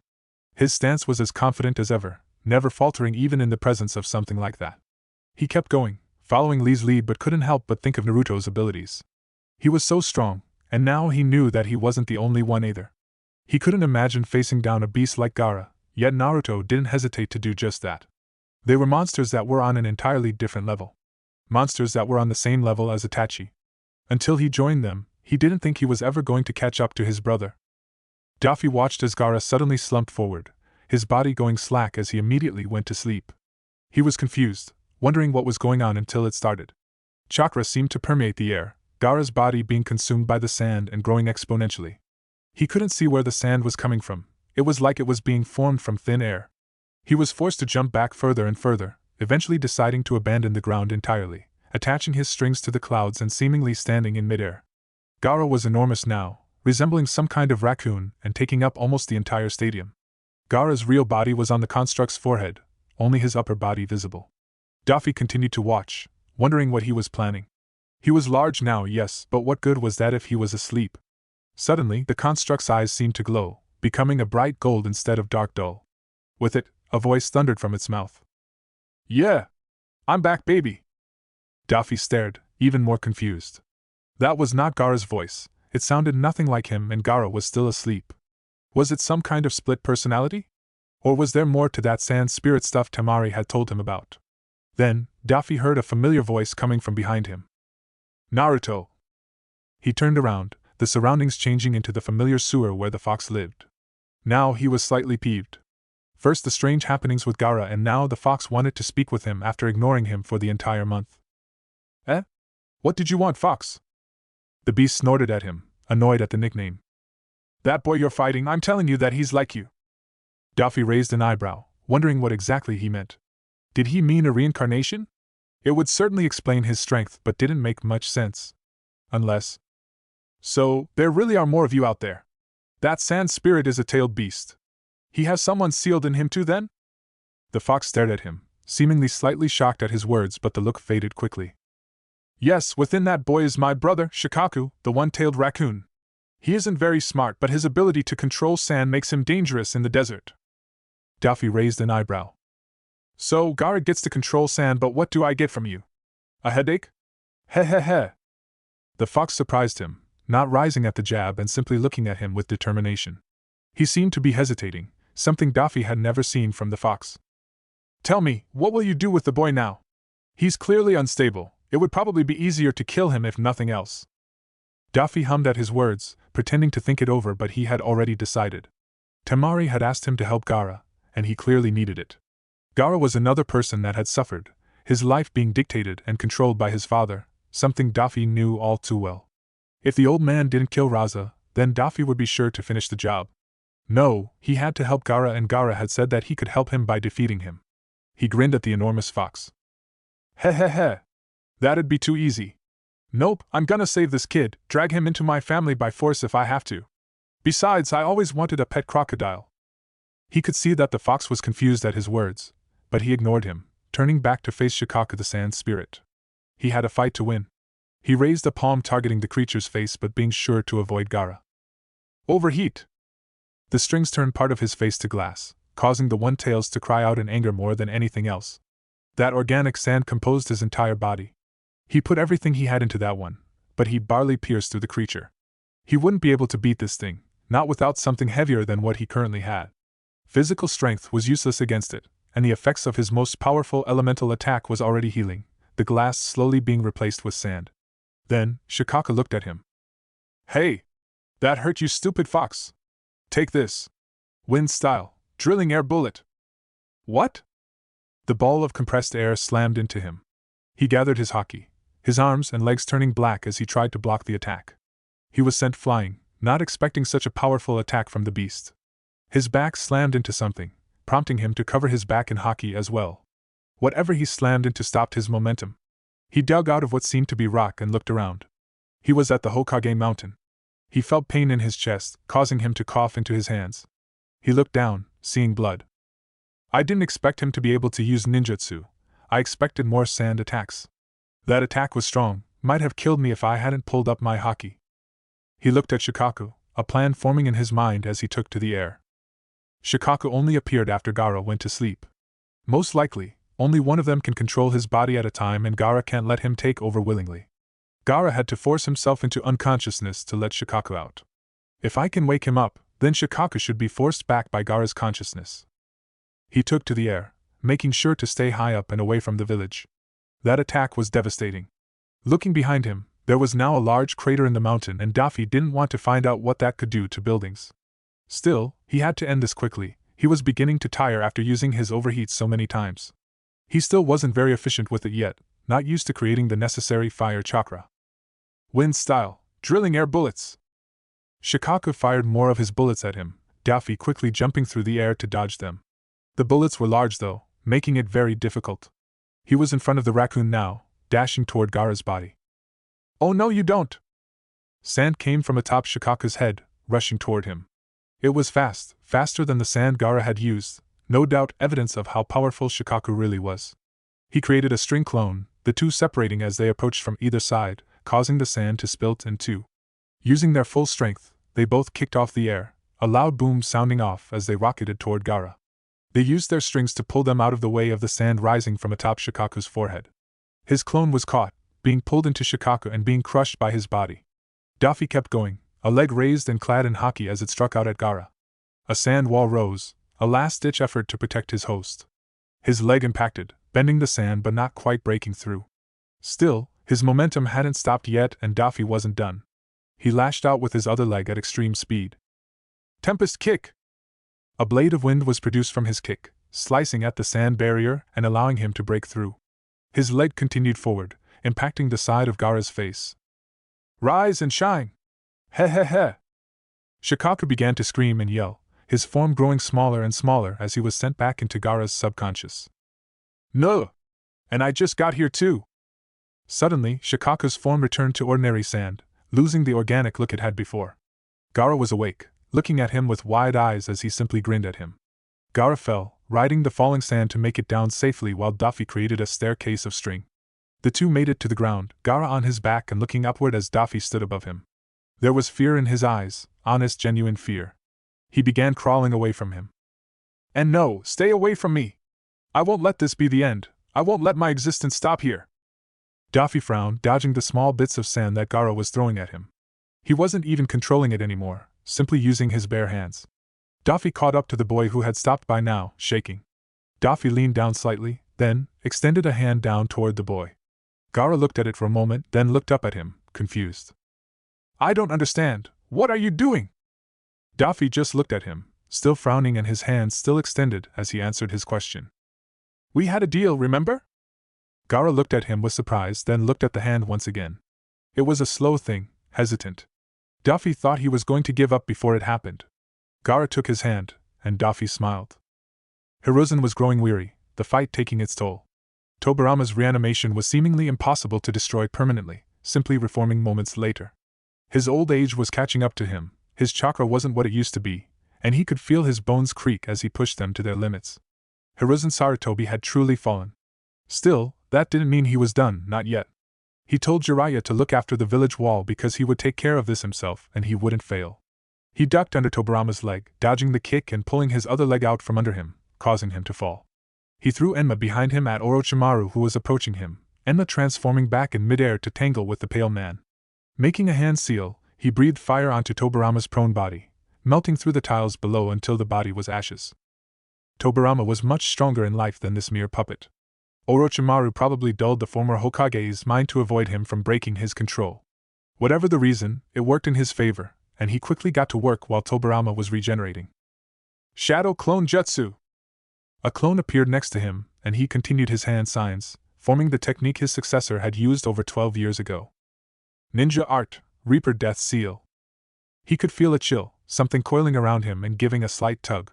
The technique had activated, and he was going to use it to end Orochimaru. His shadow clone stayed by Tobirama's body, waiting for it to regenerate while he ran toward Orochimaru and Enma. Now, Enma! Looking at him briefly, the Monkey King nodded before transforming into his staff form. Adamantine Prison! Enma cloned himself, creating dozens of staffs that connected together around Orochimaru's body, trapping him in place. Hiruzen reached his former student, placing his hands on his shoulders and began the technique. What is that, you damn fool? Orochimaru said, no doubt seeing the spirit of the Reaper behind him. Hiruzen chuckled. That is the price we're going to pay, Orochimaru. You, for all the cruel and unnecessary pain and suffering you have caused the world. And me, for not stopping you all those years ago. Together, we'll spend the rest of our days in the stomach of the Death God. Orochimaru was panicking, just as he expected. For all his confidence, Orochimaru had always been afraid of the concept of death. It was his weakness, a weakness that had driven him to insanity. He felt the Death God's arm reach through his stomach and enter Orochimaru's. It grasped at his very soul and began to pull. Hiruzen felt a small rush of memories, his clone succeeding in its task and sealing Tobirama. Orochimaru smiled maniacally, Hiruzen curious as Enma called out to him. Watch out, Sarutobi! He felt the sword he had sensed spear through his chest. He ignored the pain, urging the Death God to keep pulling. Looking down, he could see Orochimaru's soul, being dragged out by his arms. He looked him in the eye, seeing the shocked and livid face he had adopted. Why? Why didn't you dodge that? Hiruzen began to chuckle at the desperation. Because there would be no point. This technique kills the user afterward, meaning my fate has already been sealed. Orochimaru roared, thrashing against both Enma's and the Death God's hold, but it was no use. He felt Orochimaru's chakra begin to pour from him, desperately trying everything he could to escape. Hiruzen could feel the Death God's pull weakening as he ran out of chakra, that shadow clone taken half of his remaining chakra. Usually, when a clone dispelled, the remaining chakra returned to the user. In this case, it was simply eaten by the Death God, leaving his chakra reserves dangerously low. He looked down, seeing the soul's arms splayed out before him. He heard an impact against the barrier. Turning, he saw someone attacking the barrier with a fire jutsu, a redhead slung around his shoulder. The boy looked angry and desperate, trying everything he could to break the purple force field. Naruto was here, watching him. He looked back at the arms before him, before looking back at Naruto. The boy stood there for a moment, completely still as their eyes met. Hiruzen smiled at him, and Naruto's frown worsened. He started screaming something, but Hiruzen couldn't hear him, couldn't read his lips past the sparks and embers of the beams he fired at the barrier. He watched as Naruto began to collapse, no doubt using the last of his chakra. He turned back to Orochimaru. Orochimaru, I may not take you with me this day, but I will take the thing that you hold most dear to you. I will not be the one who takes your head, I will give my successor that honor. Orochimaru sneered at him, growling. What are you talking about, you senile old fool? Minato is dead. Hiruzen chuckled as the Death God's dagger came down. I wasn't talking about Minato. The dagger struck, slicing off the arms of Orochimaru's soul. He screamed, it was a wicked and ugly thing. His arm began to turn black and purple, they were starting to die. He had done it, he had taken Orochimaru's ninjutsu from him. And my arms! What have you done to my arms? He couldn't help but chuckle, even through the pain of the sealing process. He began to fall backward as his life was taken by the god of death. He could feel Orochimaru's sword rip through his chest, Orochimaru taking it within his mouth and stabbing down into his prone body. He ignored it, thinking of the blonde boy that had grieved for him moments ago. Naruto, good luck my boy. On this day, Hiruzen Sarutobi, the third Hokage and god of shinobi, had passed away. He couldn't believe it. He stabbed down with all his remaining strength over and over, and he still couldn't believe it. He had lost. His former sensei was dead, but he still lost. He looked down at the mangled body of the former Hokage, his rage increasing as he struggled to even lift his arms. All of this, the death of the Hokage, the destruction of the hidden leaf, none of it would ever be worth the loss of his ninjutsu. He swallowed the Kusanagi blade as the sound 4 dropped the barrier, appearing before him. His voice was weak, quiet, and he hated it. "Take me back," he ordered. They threw his dying arms over their shoulders, carrying him back to one of his hideouts as they fled from the village. Looking around as they traveled, the invasion had not gone well. The old man must have figured it out somehow, placing defenses in advance for the invasion. He could see Jiraiya at one of the far walls, his toads fighting the large serpents his ninja had summoned. The sound and sand were slowly being pushed back. The invasion had been an utter failure. He needed to get back now. He needed to find a cure to whatever Sarutobi had done to him. Even the contact of his arms against the ones carrying him were excruciating, and the pain was no doubt going to worsen. He tried again, just in case the first time had been a fluke, channeling chakra from his torso to his arms. The chakra stopped as soon as it reached his shoulders. Hand seals relied on the connection between the chakra in the hands to the rest of his body. Without that, any jutsu requiring hand seals was out of his reach. He snarled, cursing the leaf for everything it had done to him. He thought about the old man's words for only a moment before discarding them, not even wanting to picture Sarutobi at the moment. A part of him was still absorbing the fact that he was dead, the other part was telling him that he hadn't been the one to kill him. He lost his chance to show that he had surpassed the god of shinobi. Without his ninjutsu, he had only one hope to survive in the shinobi world. The Akatsuki were still after him, still trying to kill him and get back the ring that he had stolen. He would need a new vessel now. The Sound Four weren't strong enough to deal with Naruto efficiently. He doubted they would be able to defeat and grab him quietly. That left only one option. If he couldn't heal his arms, Sasuke Uchiha would become his next vessel. Chapter 9. He stood on top of the tiled roof, seething at the useless Umbu, just standing there as they watched their Kage die in front of them. Pulling an unconscious Gaara further onto his shoulder, he used his other hand to attach strings to the Umbu, pulling them off the roof and out of his way. He looked at the old man, his battle attire on as he had his hands clamped around Orochimaru's shoulders. The two just stood there, glaring at each other. His haki was confusing him, trying to tell him what the two were doing, but he couldn't understand.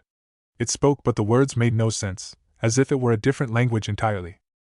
He eyed the sword, the blade that was sticking out of the old man's chest, disbelief on his face. He snarled, a palm jutting forward and facing the purple barrier separating them. "Come now, Naruto, you shouldn't be so upset. After all, I have many years on you in the art of warfare," the old man said, dodging a snowball. "TCH. Shut up, I don't lose to anything or anybody. Now take this." His arms began to blur as he threw snowball after snowball at the old man hiding behind his snow fort. He began to pant, getting tired at the exertion, when he felt something cold run down his back, underneath all his winter clothes. He turned around, glaring at the elder who had a large grin on his face and began to run away. "Damn it, old man! Get back here!" Hiruzen turned back around, berating the blonde boy, but his grin never dropping. "Language, Naruto! Overheat!" His fiery attack burst from his palm, impacting the barrier and sending sparks and embers flying. He watched carefully, looking for any opening. He glanced at the ones holding up the barrier, thoughts racing as he considered his options. He had two. The first, conserve his chakra and chip away at the barrier, no doubt only being held up by the four ninja in the corners. But there was a problem with that, it was too slow. The old man would surely be dead by the time he got there. If he could reach him quickly, he could use his repair operation and use his strings to hold the old man together until medics arrived. So, that left option 2, try and break through it with everything he had. He eyed the charred corpse behind, gaining everything he needed to know. He couldn't risk touching this barrier. Even with his haki, there were no guarantees he wouldn't die immediately. He couldn't take such a risk right now, he needed to save the old man. Frustrated, he poured more chakra into his palm. "Where the hell are we, old man?" Hiruzen sighed at his vulgar language, before adopting a smile and placing a hand on the top of his hand. "This, Naruto, is the top of the Hokage Monument. You remember what the Hokage Monument is, right?" He adopted a thoughtful expression, a finger lightly tapping his chin before his face lit up in recognition. "Yeah. It's that cliff with the ugly faces on it, heh heh heh." Hiruzen merely chucked at his actions as they finally reached the edge of the cliff, just above the fourth Hokage's head. They looked over the village, the two silent for a moment, while they enjoyed the view. "Beautiful, isn't it, Naruto?" He forward, looking at the village before looking up at the Hokage, shrugging his shoulders. "Just looks like a bunch of buildings to me." The Hokage laughed, nodding his head slightly. "You're right, it is just a bunch of buildings. But it's what those buildings house that is important. The people that are close to you and that you would do anything to protect." He looked over the village again, before crossing his arms and looking up and away from the old man. Still looks the same to me. The Hokage smiled gently, before ruffling the blonde's hair. Perhaps for now, but I believe you'll find beauty in this village too, Naruto.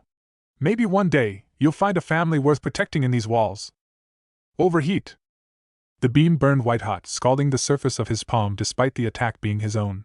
It impacted the barrier, making it shimmer and ripple, but it would not fall. He eyed the four ninja, a frown on his face as he looked at them. Markings had appeared on their skin, their struggles seeming to lessen as they did so. He didn't know what those markings were, but he didn't care either. He looked at the Hokage, surprised to see their eyes meet. They stood there, looking at each other for a moment. The old man smiled. You know, Naruto, keep this up and I might have to let you take over the village. He looked up from the desk, eyeing the old man with a pout on his childish face. The hell are you going on about? This is easy, you just read the paper, stamp it if you agree and shred it if you don't. Anyone could do that, I think you're just lazy. The Hokage laughed. He watched the young boy in his lap stamp papers on his desk. They both knew that the old man had already read through them all, but they didn't say one word about it.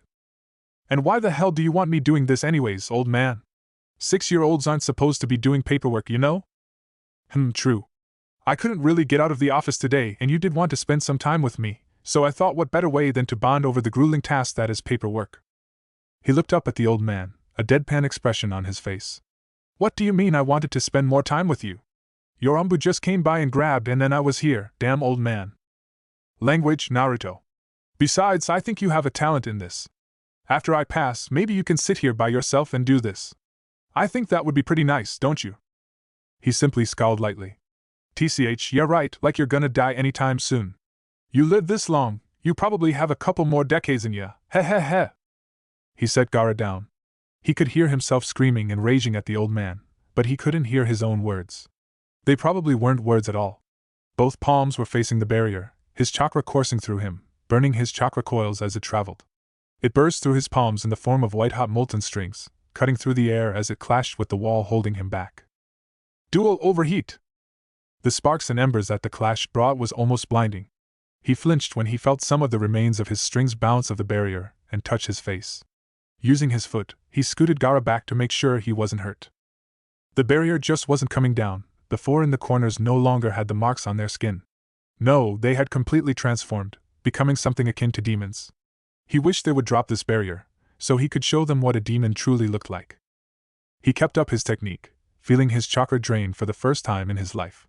He began to grow tired, his overheat beginning to wane as he ran out of chakra, but he kept going.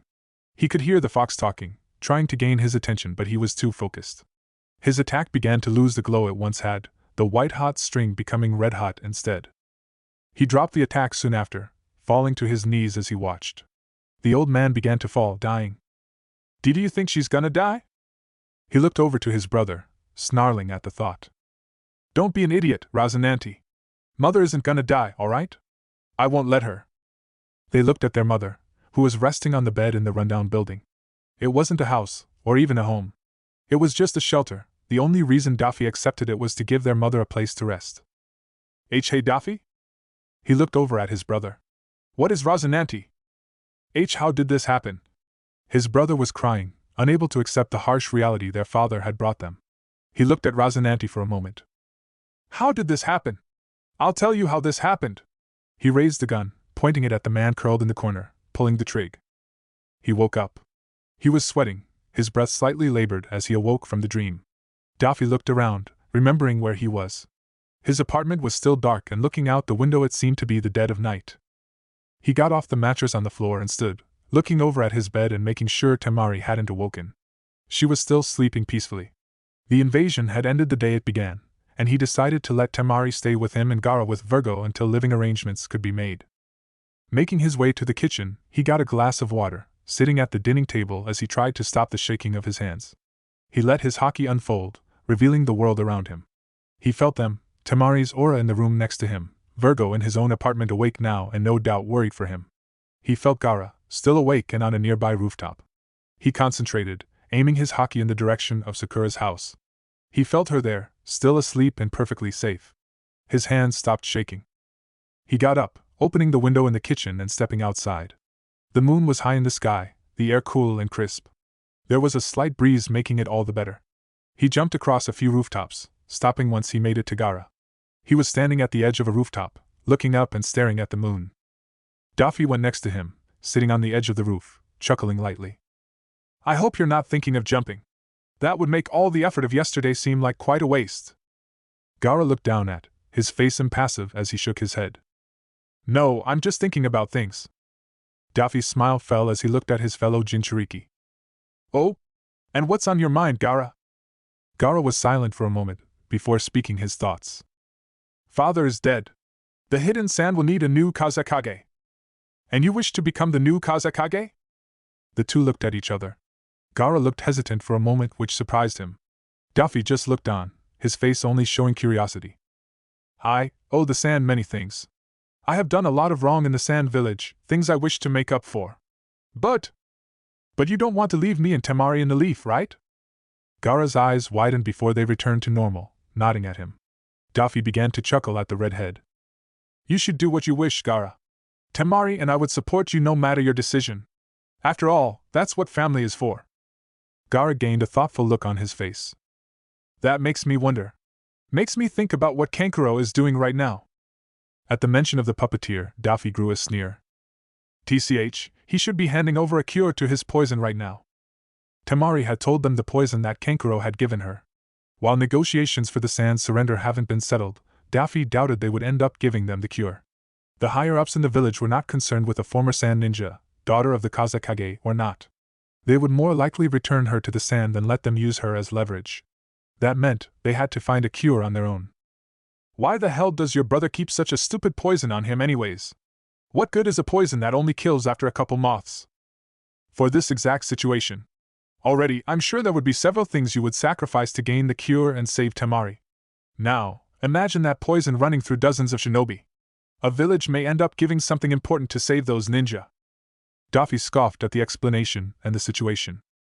If that's the case, then the sand will probably try and use Temari's cure as leverage. Knowing politics, the two sides will argue over and not get anything done.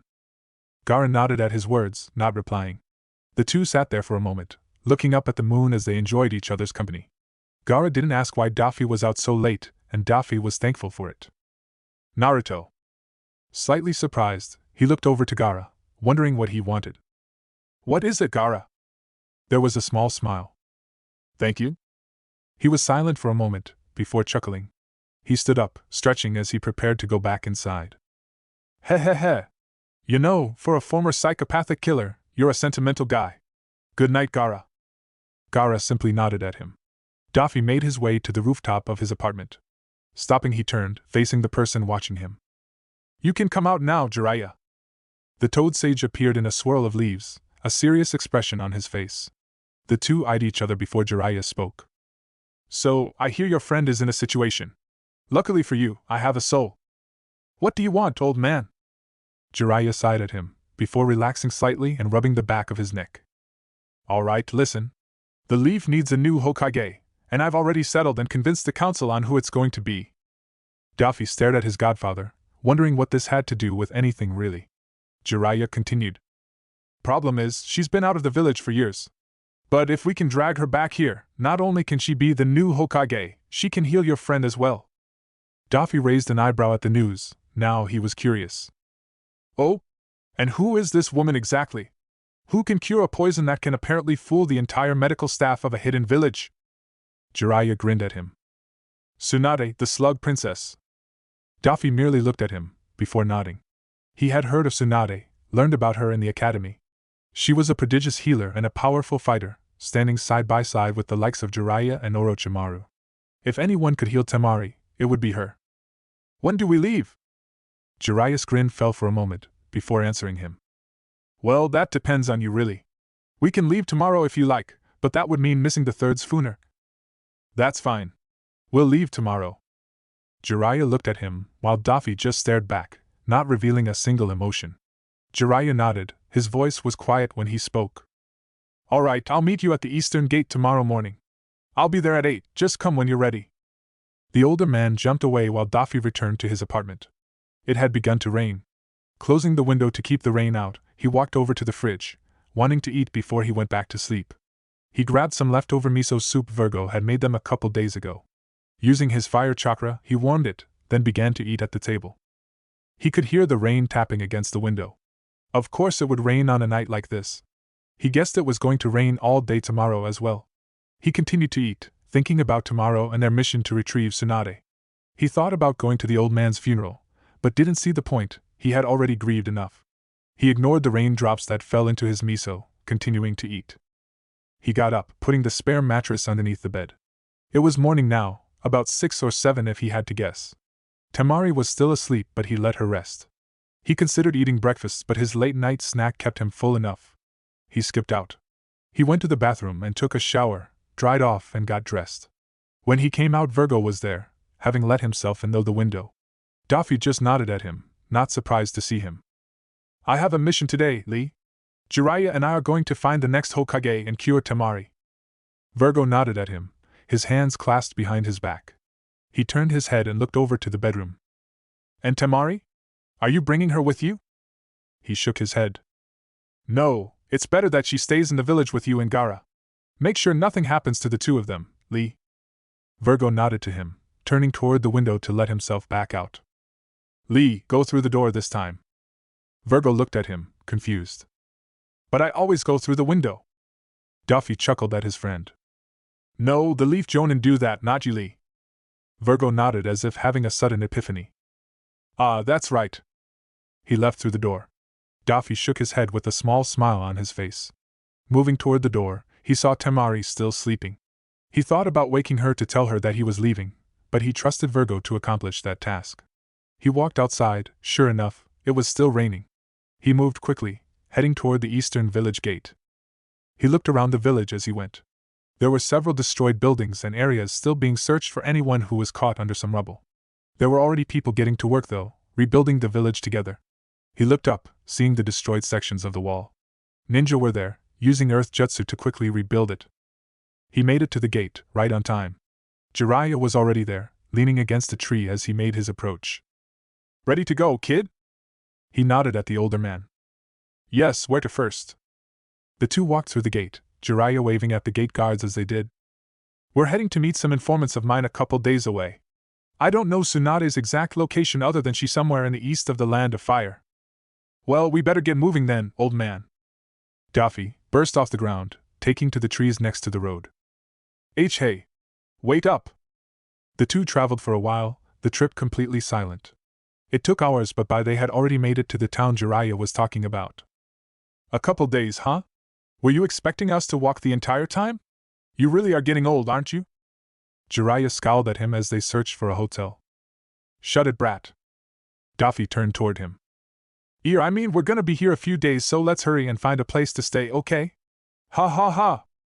The laughter was nervous, not that Daffy really cared. They reached a hotel, renting a double room for themselves and staying in the room for a bit. "Alright, we're gonna be staying here for a couple days and this entire trip probably going to be a while. So, I want to teach you something." He raised an eyebrow, curious what the old man had in store for him. Jiraiya raised a hand, a ball of chakra appearing in his palm. It was an interesting technique, chakra being swirled in multiple directions inside a small orb. He could already see the potential of the technique, using it to drill through almost anything. "This here is the Rasengan. It was created by your father, and is one of his signature techniques." Daffy took a closer look at the spinning orb, before nodding. He could use this technique. "Alright then." He raised his own hand, swirling his chakra in his hand. It was slow at first, as he tried to get an idea on how to create the technique. His chakra went faster, eventually forming an orb but not quite the same as Jiraiya's. It seemed messier, not as neat with chakra escaping the orb. He furthered his concentration, tightening the orb while sending more chakra into it. It was done. He looked at the technique, surprised at how difficult it was to create. It was a simple technique in concept, but if he hadn't had so much practice condensing and controlling large amounts of chakra to create his threads, he probably wouldn't have gotten it down so easily. There was something else. The Rasengan seemed almost incomplete, just a blank slate of chakra. It was powerful, but he doubted the fourth Hokage, who was considered a genius, would stop at creating something so simple. "You really are something else, you know that, kid." He looked up, seeing Jiraiya look at him and the Rasengan he created. There was a small smile on his face, but there was sadness in his eyes as well. Daffy eyed it for a moment before brushing it off, canceling the technique. This Rasengan, I'm going to go experiment with it for a bit, it'll be back later tonight. Jiraiya shrugged at him. Works for me, I didn't plan to show you anything else anyways. I'll see you later tonight. Daffy nodded, walking out the door and going outside of town, arriving in a small forested area.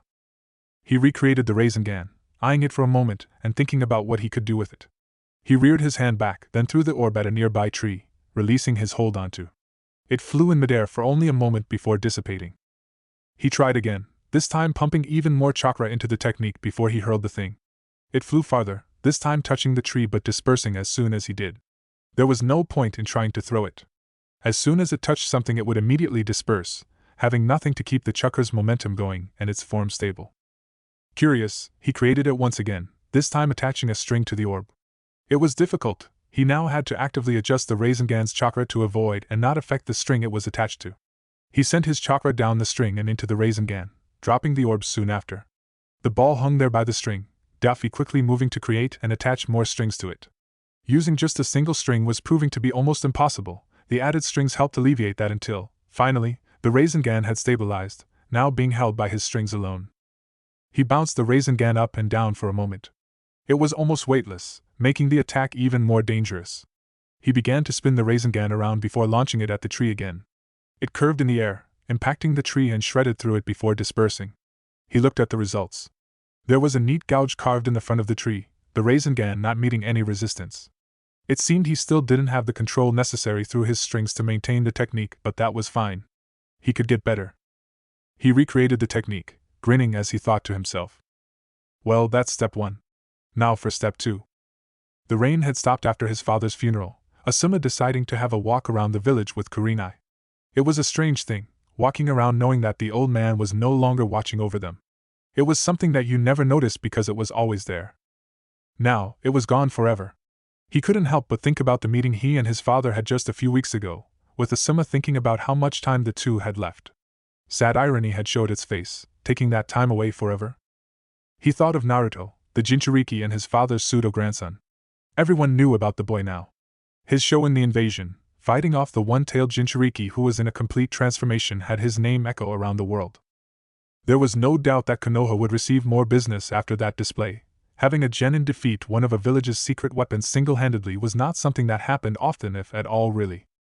Everyone had been raving about him, all of the villagers praising him, and young academy students had begun to admire him, and this was only after a single day. Who knew what it would be like a couple weeks from now? He had even heard that there was talk of making him the next Hokage. Danzo and surprisingly Jiraiya himself turned down that idea. Jiraiya proposed Tsunade instead. Everyone but Danzo, who was proposing himself of course, agreed to it, and he and Naruto left to retrieve her this morning. Now, there was even more trouble in the village, he and Kurenai spotting the suspicious individuals in the village. They signaled a nearby Chunin to alert the Jonin and began to follow them. During times like these it was more than possible for there to be spies and further invasions from other hidden villages. These two were cloaked from head to toe, wearing black cloaks with red clouds and large straw hats. One was quite large, with something like a blade wrapped in white bandages and across his back. Whoever they weren't very inconspicuous, yet they had somehow gotten past the gate guards and every other ninja in the village. They wouldn't be dropping this anytime soon. They continued to walk toward the outskirts of the village, arriving at a small road beside a river. The figures stopped. Asuma and Kurenai waited as they turned around. They could only see their eyes between the neck of their cloak and their straw hats, but that was all they needed to identify at least one of them, a pair of Sharingan looking directly at them. Asuma pulled out his trench knives, Kurenai grabbing a kunai as they both tensed at the figures. Asuma addressed them first. "What are you doing back here, Itachi Uchiha?" The larger figure began to chuckle. "Well, Itachi, it seems you still have friends in the Hidden Leaf, don't you? They only needed a glance to recognize you." The figure tore off the straw hat, revealing himself. His skin was a light blue, his eyes sharp and focused. His teeth had been sharpened to a fine point, mimicking the teeth of a shark. Asuma was aware of who this man was, and he was desperately hoping backup arrived soon. "Kisame Hashigaki, what are the two of you doing in the Leaf Village?" They didn't answer. Itachi took his hat off as well while Kisame continued to laugh. "Oh, it looks like I'm rather famous as well. Can I kill them, Itachi? It's been a while since we last fought something and Samahata is hungry." Itachi was silent for a moment, a hand appearing from his robe and resting on one of the buttons in his robe. Very well, but be quick about it, we need to move quickly. Kisame didn't bother replying, rushing at him while pulling the bandaged weapon from his back. The hammer-like sword came down, Asuma blocking it with his trench knives. The attack was heavy and Kisame was proving to be stronger than him. Even with only one hand, Asuma was being pushed to his knees by the man's strength. He heard Kurenai move and rush toward Itachi. Asuma tilted his blades, letting the sword fall to his side as he stepped into Kisame's guard, a wind-infused knife slashing at his face. Kisame had a shark-like grin on his face, jumping back to avoid the strike. The wind chakra touched him lightly, giving him a small scratch on his face. The grin fell for a moment, while Kisame processed the damage before grinning again, rushing back to meet him. His sword swept low, swiftly turning upwards as it reached through Asuma's guard. Asuma jumped back, avoiding the upswing, but was surprised when the sword came down again, lightly being placed on his shoulder before the strength behind it increased. He could hear his shoulder creak at the sudden pressure, his knees touching the ground. He was about to move backward, but he could feel something digging through his vest and touching his skin. They felt like teeth. Instead, he moved his knives, trying desperately to lift the large object as Kisame spoke. You know, those are some sharp blades you have there. But my blade is a bit special too. Only difference is it doesn't cut, it shreds. Kisame pulled. Asuma could feel the blades behind the bandages tear at his skin and muscle beneath. He watched as the bandages unraveled, revealing a blue sword composed of hundreds of steel shark teeth. There was something else, along with his flesh. He could feel his chakra being pulled from him, losing a large majority of it. This was bad. He could barely move his arm. The only reason he still had it was probably because the bandages were still on at the time. Done already? What a shame, I was hoping to play with you a bit longer, but this will have to do.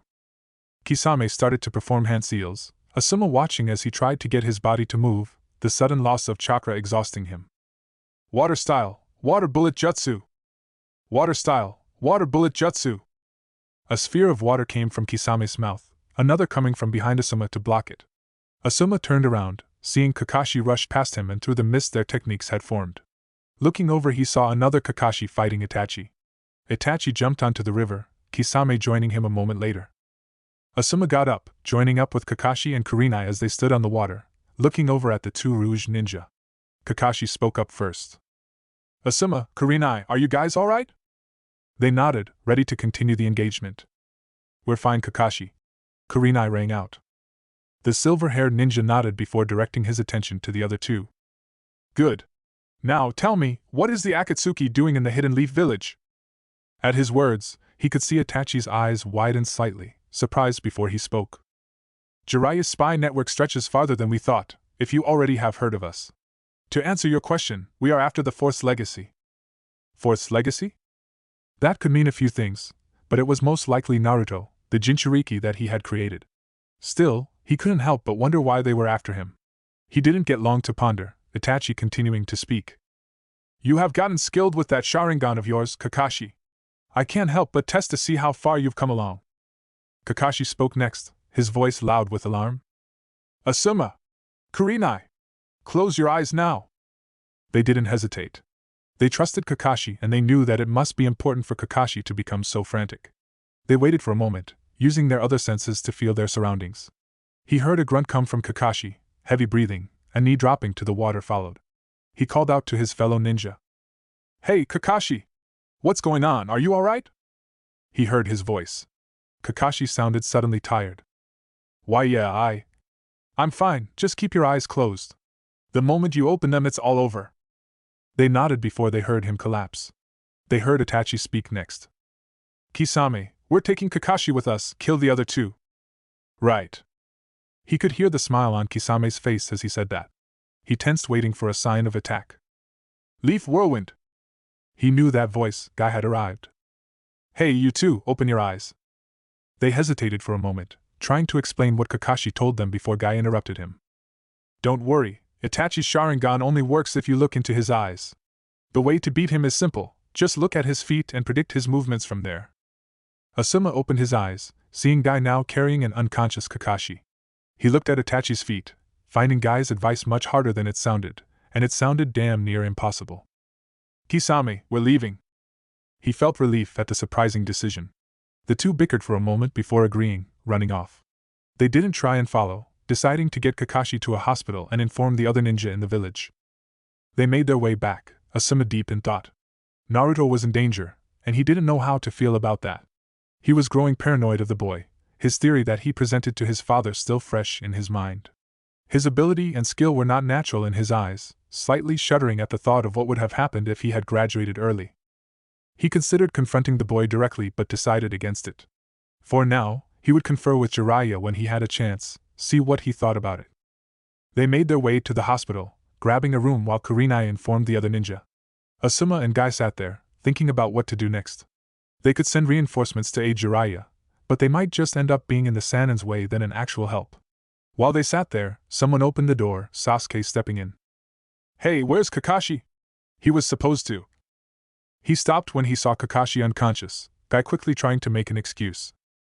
"Oh, well, you see, we were all sparing when Kakashi accidentally fell down some stairs and then..."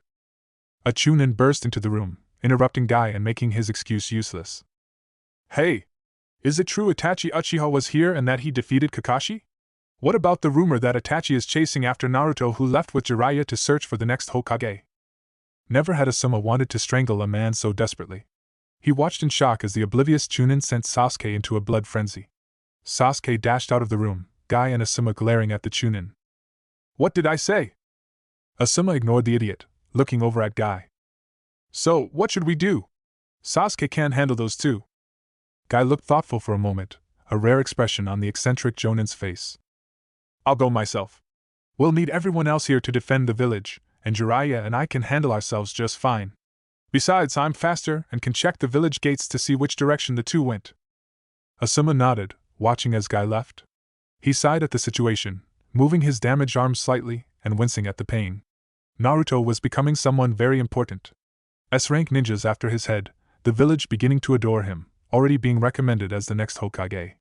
He couldn't sit idly by and watch that happen, fearing that the nine-tailed fox had twisted the boy in some way. Gaara, the Sans Jinchuriki, was a perfect example of what could happen, and the Nine Tails has never had a Jinchuriki as young as Naruto. He sighed, trying to come up with a solution to his problem, but nothing came to mind. Temari dodged the sand, quickly sending a gust of wind at her brother, who blocked it with his sand. The two had decided to spar today, something they had never done before. Surprisingly, it had been Gaara's idea, and she was hesitant at first, but took a leap and trusted her brother. She then swiftly remembered how strong Gaara was and was struggling the entire time. His sand was able to block her wind perfectly, and she was beginning to tire after dodging the sand for so long. She looked down, seeing sand begin to crawl up her leg. She jumped, shaking the sand off and sending more wind blasts at Gaara. She couldn't break the shield, the sand quickly rising into the air and grabbing her. She was too tired to try and dodge, flinching as the sand surrounded her. She felt the sand lower slowly, reaching the ground and releasing her. She fell to the ground, panting slightly as her brother walked over. "You need to work on your stamina." Temari looked up, a small pout on her face at the critique. "Says the one who was just standing still for a half hour." Gaara didn't react, not surprising her as she stood back up. She was starting to get worried at the situation. Her father was dead, the sand no longer had their Kazekage. For a small and weak village like the Hidden Sand, this was a disaster. Orochimaru had made utter fools out of them, dooming their village for his own selfish purposes. It wasn't right, and now she didn't know what to do. She didn't want to leave the Leaf Village. It felt safe. Naruto and Lee seemed able to protect her from almost anything. Gaara had changed as well, he was kinder now, trying to communicate instead of making threats. She didn't know how, but Naruto had changed him, and she couldn't be happier about it. A part of her wished her father could see the change, but the other part thought that he wouldn't care. She wished Kankuro were here to see this, to see how Gaara had changed. His rejection had hurt, but she wouldn't back down. She was a kunoichi, a warrior, and she cared about her family. Whether Kankuro believed it or not, Gaara was a part of that family. It seemed like Naruto and Lee were too. They talked about it quite a bit, referring to themselves and the pink-haired one, Sakura, as family. It didn't surprise her really. Apparently they were orphans, if the fact they were living alone was any indication. It made sense that they would see close bonds with others as members of their own little family, something that they never had. She couldn't help but smile at the thought, wishing other people were like the two of them. She looked down at the cuts on her hands, a result of the sand moving so quickly. She thought about the poison that was running through her veins. Death was something she ran into a lot as a ninja, but it wasn't something she thought about often. This poison brought those thoughts to the forefront of her mind. She wondered if she would be happy if she died right now, knowing that she had helped Gaara and stopped his suffering. She didn't know the answer. She decided to hold on to hope. Naruto had left with Jiraiya, one of the legendary Sannin, to go find Tsunade, another Sannin and legendary healer. She couldn't help but think of all her new family had done for her, more than what Raza had ever done for them. She wanted to stay here, to pay Naruto, and leave back for what they had done if nothing else. Temari. Gaara interrupted her thoughts. She looked up from her hands, eyeing her brother and motioning for him to continue. I want to go back to the sand village. Her eyes widened, surprise and worry flooded her as she panicked. What? Why, Gaara, is something wrong? Gaara smiled, actually smiled, as he shook his head. No, Temari, everything is fine. Father is dead, and the sand needs a new Kazekage. Temari immediately understood. He wanted to be next in line, to take over for his father, and she figured why. She confirmed her thoughts. You feel guilty, don't you, Gaara? His smile dropped, a small frown replacing it. Yes. I do. I have killed many in that village, Temari. Scared and terrified hundreds. I can't help but think that I owe them, for everything I cost them. They need a leader, someone strong and powerful to protect them. Who better than their Jinchuriki, the weapon designed to do just that? The two were quiet for a second before Gaara spoke up once again. I want you to stay here, Temari. She looked at him, quiet as she processed his words. She couldn't believe what she was hearing. Gaara, I'm fine with you wanting to stay in the sand, but if you're going, then I'm coming with you. Gaara simply shook his head. They know that you betrayed them, Temari. Right now, I'm considered a prisoner of war. I can return to the sand with no issues. You are a different story. Even if I became Kazekage and pardoned you, the shinobi there would never trust you. It would be better if you stayed here. Temari nodded at his words, hesitantly, still not liking the situation but accepting it nonetheless. She looked at him, smiling. Be careful, Gaara. He nodded. I will. She was proud of her brother, proud of what Naruto helped him become. They left the training ground, returning to Lee and Naruto's apartments, and waited for his return. He decided to rest on their second day here, not feeling up to training his new technique at the moment. A small part of that was due to most of the forest having been destroyed, but he was honestly feeling a little lazy today. Jiraiya was out again, no doubt whoring himself out like he caught him doing last night. He was drunk, broke, and surrounded by women who were obviously only interested in the rest of his money. Jiraiya was a strange individual, and Daffy didn't know what to think of him. He still remembered that day, long ago, when Jiraiya had refused to take care of him. It reminded him of his former father, seeing only his own goals and interests, and not caring for the consequences. That outlook and idiocy was what killed his mother, and almost killed him and his brother. But after traveling with the man for only a day, he could see his reasonings. The man was a mess. If this is what he did every day, then he was right, there was no way he could support a child. Behind that goofy grin and personality, he saw a man who lived too long and seen too much. The anger that he had for the sage had died down a bit after noticing this, almost feeling pity for the man, no that he would ever show it. The sage was trying his best, teaching him what he wanted to know and his most powerful techniques. It seemed that was all he knew, a result of 40 years in the life of a shinobi. It was surprising. Even the old Hokage settled down after a while, having a family, but Jiraiya was still here, prancing around and adventuring like he was still young. Daffy thought about it for a moment. Maybe he was wrong, maybe Jiraiya did end up having a family. After all, the man was his godfather, making him rather close with Daffy's parents. Maybe the man did have a family, and he already lost all but one of them. Still, just because they were family didn't mean he was going to be easy on the man, he was still an absolute idiot. Dropping thoughts of the Toad Sage, he thought about his newest technique. It still wasn't ready, he was having trouble handling and controlling that much chakra, and he was still trying to figure out how to layer the chakra to make the explosion as large as POS. His thoughts stopped, his haki sensing two extremely large auras enter town. He sat down, concentrating to keep an eye on them. They were powerful, immensely so, more than able to match Jiraiya. He wondered who they were and realized that he was going to find out soon enough. They were approaching him rather quickly. He waited, sitting on the bed and ready to move at a moment's notice. He quickly sensed Jiraiya's location, who was surrounded by several others in rather close proximity. He wished his haki could strangle the man, but it refused to do so. The two were moving through the hotel, walking up at a rather slow pace. This was good, it meant that it was possible they were friendly, although he had no idea who they might be. Friends of Jiraiya, perhaps? He assessed his options as they approached. He probably couldn't beat these two if they were enemies. Jiraiya may be an idiot, but he was a powerful one. His kick from their official first meeting had barely fazed the man, and he saw how he tracked his movements when he used his shave technique. Fighting two opponents who would be able to do the same would not be easy. His best option was to fight them off as he made his way to Jiraiya. His haki should be able to protect him from most of their attacks, giving him the time and survivability needed to reach Jiraiya. The man was powerful and infamous as one of the strongest in the world. The two of them should be able to convince the other two that it wasn't worth it, at the very least. They arrived at the door, a small knock audibly announcing their arrival. If they were enemies, they were very polite ones. He walked over to the door, a serious expression on his face as his heart rate increased, preparing for a fight. He opened the door. "Naruto Uzumaki, we need you to come with us." The man in front had spoken first, but Daffy wasn't paying him any attention. His full attention was aimed at the fishman right behind him, a cruel and shark-like grin on its face. Chapter 10. How long had he been searching? How many maps, investigations, questions? How long had he been looking for any shred of evidence that he was still in the same world as before? How long had he been wondering if they were still out there? No one had heard of haki. No one had ever heard of devil fruits. There was no red line, no grand line, nor a world government. After over a decade, he had found the proof he had been looking for, a fishman, standing there before him. Daffy couldn't almost believe. He blinked, just to make sure he wasn't hallucinating or that this wasn't a genjutsu. No, this was real. Still, he couldn't think about this right now. Whoever this fishman was, he and his companion were searching for him, and they didn't seem friendly.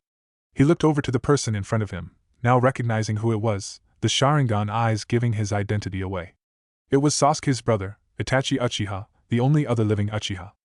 He remembered hearing about the incident, his apartment too far away from the Uchiha compound to sense the massacre.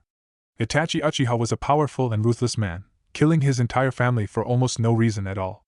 The Uchiha clan were not weak, they were one of the strongest in the village. Even then, it only took a single night for Itachi to kill every one of them, except his brother, of course. He shook the thoughts from his head, addressing the powerful Uchiha. He. You know, the old man told me I shouldn't go with strangers. Just what do you want with me anyways? He had a grin on his face, showing confidence as he thought about his escape route. He didn't get long to contemplate before Itachi answered him. We're after the 9 tails, Naruto. Now, this will be much easier if you just come with us. Daffy chuckled, building up his chakra. He, sorry, but I've grown attached to that overgrown orange rug, you're gonna have to find your own. The fishman stepped forward at his words. Come on, Itachi, let me just cut his legs off and we'll haul him back. It'll be a lot easier then.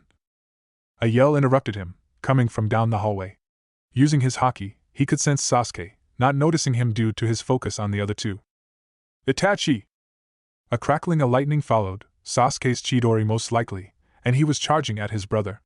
He was moving quickly, already in front of Itachi and in the doorway, Daffy now able to see him. He watched as Sasuke's fist lashed out, his older brother batting the attack aside at his wrist. Itachi sent a kick out towards Sasuke, and Daffy moved. He ducked under the Chidori that was redirected toward him, grabbing Itachi's leg and pushing it to the side, deflecting it and stopping Sasuke from getting hit. He put his other hand on Sasuke's chest, pushing him down the hall to get him out of the way. Sasuke! Get out of here now! He jumped back, barely avoiding the punch swiping just in front of his face. As soon as he landed, he turned his head to his right, the fishman suddenly appearing there, and the bandaged weapon in the air, coming down. Fishmen were naturally much stronger than humans, nearly 10 times so. Blocking that attack was a feat of strength he was not interested in testing. He jumped forward this time, a haki-enhanced leg lashing out at Itachi while he narrowly avoided the weapon. As the weapon passed by, he felt it, his chakra being ripped away from him. A weapon designed to take away the opponent's chakra? Sounds useful, and very dangerous. I can't even get near that blade or things will get even worse. That attack alone probably took almost 1/4 of my chakra. He felt Itachi grab his leg, pulling and throwing him toward the wall. He attached strings to the opposite wall, slowing his momentum so he wasn't harmed. Using the strings, he reoriented himself and landed on the wall on his feet, 2 palms facing his opponents. Dual overheat! They dodged it, the 2 beams of fire passing by them as it pierced through the building. He looked over at Sasuke, who was watching them, his eyes wide. He was shaking, frozen. Daffy gritted his teeth, he didn't have time for this. He couldn't fight these two and protect Sasuke at the same time. Sasuke! Get going now! I can't hold them back forever! That did it. Sasuke nodded, a mix of shame, fear and anger on his face. Daffy ignored it, getting off of the wall and landing on the floor, eyeing his two opponents who were patiently waiting for him. They really were polite enemies. Ha ha ha! I like this kid, Itachi. He's pretty fun. Daffy grinned, raising his hands as strings began to form at his fingertips. He launched them at the fisherman, who raised his sword at the attack. He watched, curious as his strings dissolved as they got near the weapon. That thing is incredibly powerful. To eat away at that much chakra so quickly. I can't let that hit me directly. I need to keep my attention on him, or I won't last a second. His haki flared, Itachi appearing before him with a roundhouse kick heading his way. It was too quick, Daffy putting his arms up and enhancing his arms with haki to absorb the blow. He was sent flying down the hallway, through the window as the end of the hall. He sent his strings out, slowing himself down to land properly, and made his way to Jiraiya, making sure that the other two were following him. The fisherman was behind him now, his sword already falling. Using his strings, he maneuvered out of the way and into his guard. The sword impacted the roof they were on, caving it in instantly. Daffy kicked at his wrist, using his other foot to kick the weapon away for him. It worked, and he kicked off the air to quickly grab the weapon, securing the handle in his hand. He grinned, things beginning to turn around. The fisherman just continued to chuckle, confusing him. His haki flared to life once again. What the dash? He dropped the weapon just in time, watching as what looked like barbs jet out of the handle, attempting to stab his hand. The bandages tore apart, revealing a strange blade composed of scales. Even stranger, it began to make noises, and it was moving, making its way to the fisherman through the destroyed rooftop. His opponent picked it up, chuckling. Sorry kid, but Samahata is rather picky about its wielder, and right now, Kisame Hashigaki is the one it likes the most. Daffy eyed the sword, processing what the now-named Kisame had said. A sentient sword? That would explain why my haki saw the attack coming. Looking closer, there's an almost unnoticeable aura coming from it. But if it has an aura, then that means... He jumped away again, Itachi appearing in front of him and leaping into the air to meet him. He created platforms with his strings, changing direction as Itachi followed. He ducked under the kunai that Itachi threw at him from behind. He kept moving, trying to reach Jiraiya on the other side of town. Then, his haki began to confuse him. It told him to dodge Itachi's approach from below, but Itachi was behind him? He moved anyway, trusting his instincts. Sure enough, there was another Itachi, a clone. His haki almost groaned at the sight. This was strange. Normally when someone created a clone, his haki would tell him what the user was making the clone do. This was different. It was like Itachi and his clone were two different people, and it would tell him to dodge one of Itachi's attacks, but it wouldn't tell him which Itachi was attacking. What was this technique? It didn't matter, he just had to keep moving. He rushed at the new Itachi, what he assumed to be the clone. He ducked underneath the punch it sent, his palm to his side as he passed the clone. Overheat! The beam slashed through the clone, but it didn't just dispel. The clone exploded, sending Daffy flying. He reoriented himself and landed on the street below. There were citizens running around, screaming, and it was irritating the hell out of him. How had Jiraiya not heard any of this? He looked behind him, sidestepping the large-scale blade coming down, putting his previous plan into action. If this thing was sentient, and his haki was able to sense it, then it would be safe to assume one thing. He blasted the annoying blade with his conqueror's haki, watching as the thing slumped and began to bend, no longer keeping straight.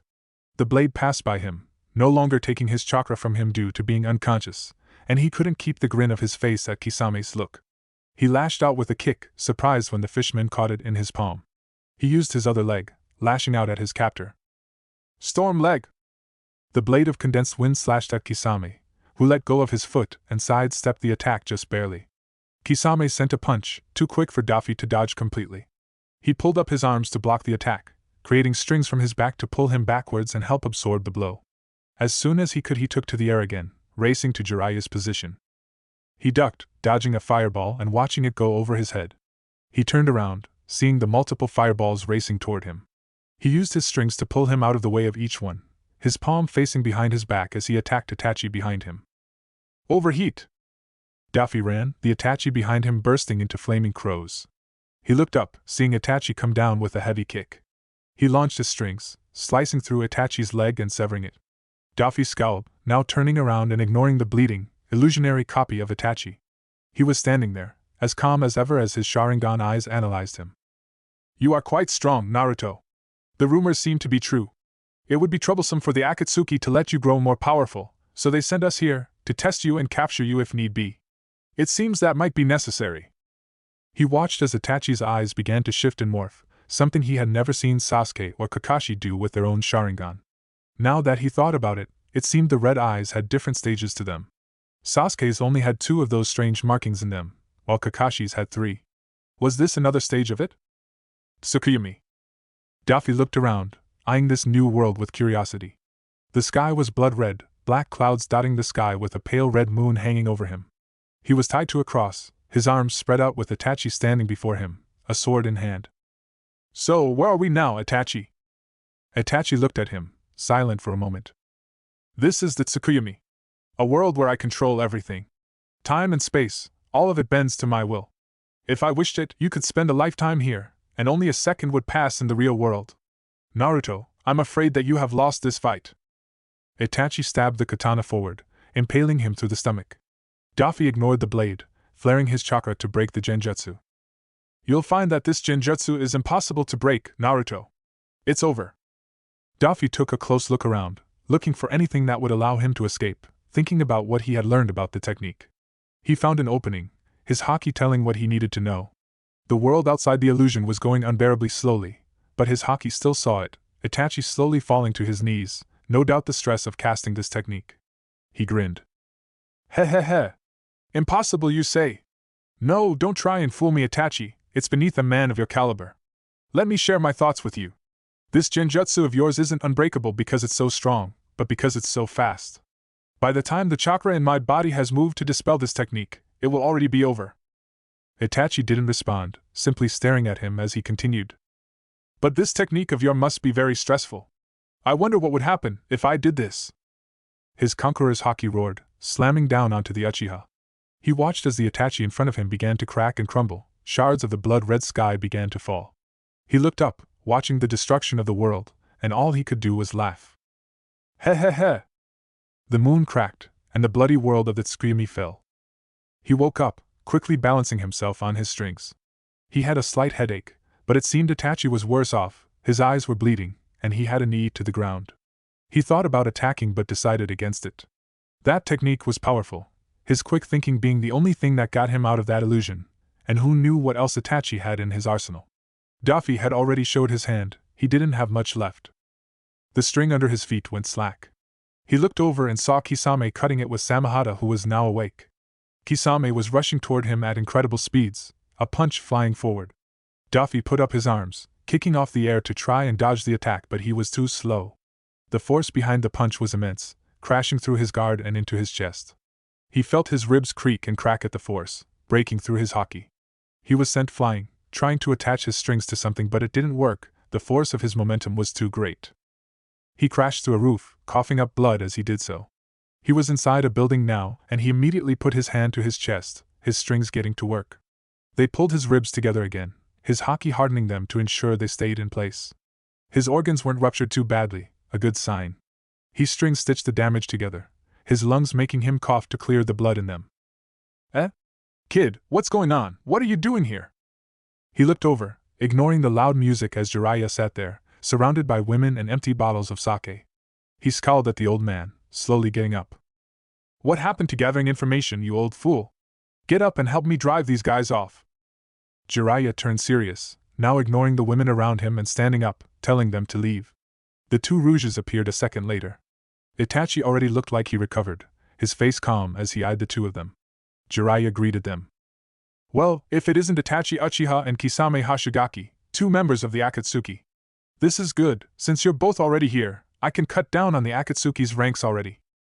Daffy looked at Jiraiya, adamant about asking him question later. He already knew about this Akatsuki with just a glance. Itachi said they were after the fox, so why didn't Jiraiya tell him?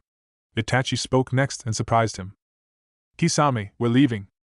Kisame seemed surprised as well, looking over at Itachi. He made to argue, but Itachi predicted it, interrupting him. We do not want to get into a fight with Jiraiya of the Sannin. It would be better if we simply left now. Jiraiya simply chuckled, stepping forward and getting in front of Daffy. His voice was lower than usual, dangerous. And what makes you think that I'll simply let you leave so easily? The Toad Sage placed a hand on the floor. Ninja art, toad mouth trap! Immediately, the walls and floor began to disappear, replaced with pink flesh. It grew around the building they were in, trapping them inside. The two ninja began to run, going through a doorway behind them and into a nearby hall. Jiraiya made to follow them. Naruto, don't move and you'll be fine. I'll be right back. Daffy nodded, eyeing the strange technique around him. The techniques that he had seen had always been rather interesting, but this was something completely different. It reminded him of awakening, an ability one could unlock with their devil fruit, but Jiraiya did this without one. It was strange, but 40 years as a ninja had obviously taught the sage strange but effective technique. He heard an explosion, his haki sensing Itachi and Kisame escaping. The flesh in the building began to recede, giving him the ability to move again as Jiraiya turned around the corner. They got away? Jiraiya nodded, a serious expression still on his face. Daffy sighed, running a hand through his hair. Whatever then, as long as they're gone for now. Come on, we have to go get Sasuke and get back to the hotel. Jiraiya raised an eyebrow. Sasuke? Itachi's brother? What is he doing here? Daffy just shrugged, jumping out the hole in the ceiling with Jiraiya following him. He tracked Sasuke's position, who was also heading over toward him, probably trying to track the battle. He felt someone else as well, Virgo's sensei guy. No idea. Let's find out, shall we? They soon met up, Guy explaining the situation to them. Apparently the two had entered the Leaf Village, looking for him. Asuma was hurt and Kakashi was apparently unconscious, most likely in a coma. Jiraiya took command immediately, ordering Guy to take Sasuke back to the Leaf as they continued to search for Tsunade. Sasuke looked at Daffy, his eyes full of envy. Daffy could recognize that, he had seen it many times in his life. He returned a look, silently telling his teammate they would talk later. The two left, leaving Jiraiya and himself alone. They looked at the damage to the hotel, Jiraiya sighing as he took out his checkbook. He began to scribble, and Daffy spoke up. So, have you managed to gather anything today? Or were you just screwing around again? Jiraiya didn't look up as he replied. No, I got something all right. I know where she is, Tanzaka Town. Daffy nodded at him, glad that he wasn't completely wasting their time. How far away? Jiraiya ripped the check out, throwing it inside upwards and into their room. A few days at least. At your pace or mine? Jiraiya chuckled at his words, walking down the street as Daffy followed. Yours, kid. Now let's get going before an angry mob forms and kicks out of town themselves. Daffy nodded as they went, quickly taking to the rooftops and running out of town. He looked forward at the old man, curious. Those two were powerful, the strongest people he had gotten in a fight with. His conqueror's haki had saved his life twice in that fight, and next time those two were going to see it coming. So, even knowing that he had strange techniques and abilities, they still didn't hesitate to continue their assault. But the moment Jiraiya appeared, Itachi didn't hesitate to retreat. They weren't scared of Naruto Uzumaki, the Nine-Tails Jinchuriki, they feared Jiraiya, the toad fool. He looked at the old man, thinking about that moment. Just how strong was Jiraiya? They kept moving. It took about 3 days to get there. The town was quite large, a small wall encircling it with a very large castle laying within. She was somewhere in this town, the key to Temari's survival and the next Hokage, Tsunade Senju. They moved quickly, Daffy sending his haki out to find the woman. They had a lot of ground to cover, but they found her eventually. She was in a bar, with another black-haired woman, who was carrying a small pig. She looked to be drinking out of a large bottle of sake. Daffy was beginning to see a pattern here. Tsunade looked up, noticing Jiraiya and shock appearing on her face. Jiraiya? The old man followed suit, pretending to be just as surprised to see her. They took a seat across from them, Jiraiya beginning the conversation. Man, it really has been a long time, hasn't it, Tsunade? You look as young as ever. Ha ha ha! Tsunade grunted at him, taking another swig of her alcohol. The black-haired woman spoke up, trying to chastise the blonde woman. Lady Tsunade, you shouldn't drink so much, you've already had. Quiet, Shizen. Yes, ma'am. Shizen immediately folded, causing Daffy to frown. It was a strange relationship the two shared. If he had to guess, Shizen seemed to be a servant of Tsunade's, a slave perhaps. He hadn't seen any evidence of slavery in these lands though, so it was quite odd. He ignored it, looking at Jiraiya to prompt him to hurry on with this. Tsunade, I'm sure you're aware that we aren't here for a social visit. She nodded, resting her head on folded hands. Yes, now out with it, Jiraiya. Why are you here? The two legendary ninja looked at each other for a moment, silent as the air began to tense. The third Hokage is dead. It has been decided that you are to be the next Hokage. Tsunade was silent as he took in his words, taking another sip of sake before slamming the bottle on the table. I refuse. The Hokage is a job for suicidal fools. I have no interest in it. He felt Jiraiya flinch slightly at her words, but he continued the conversation.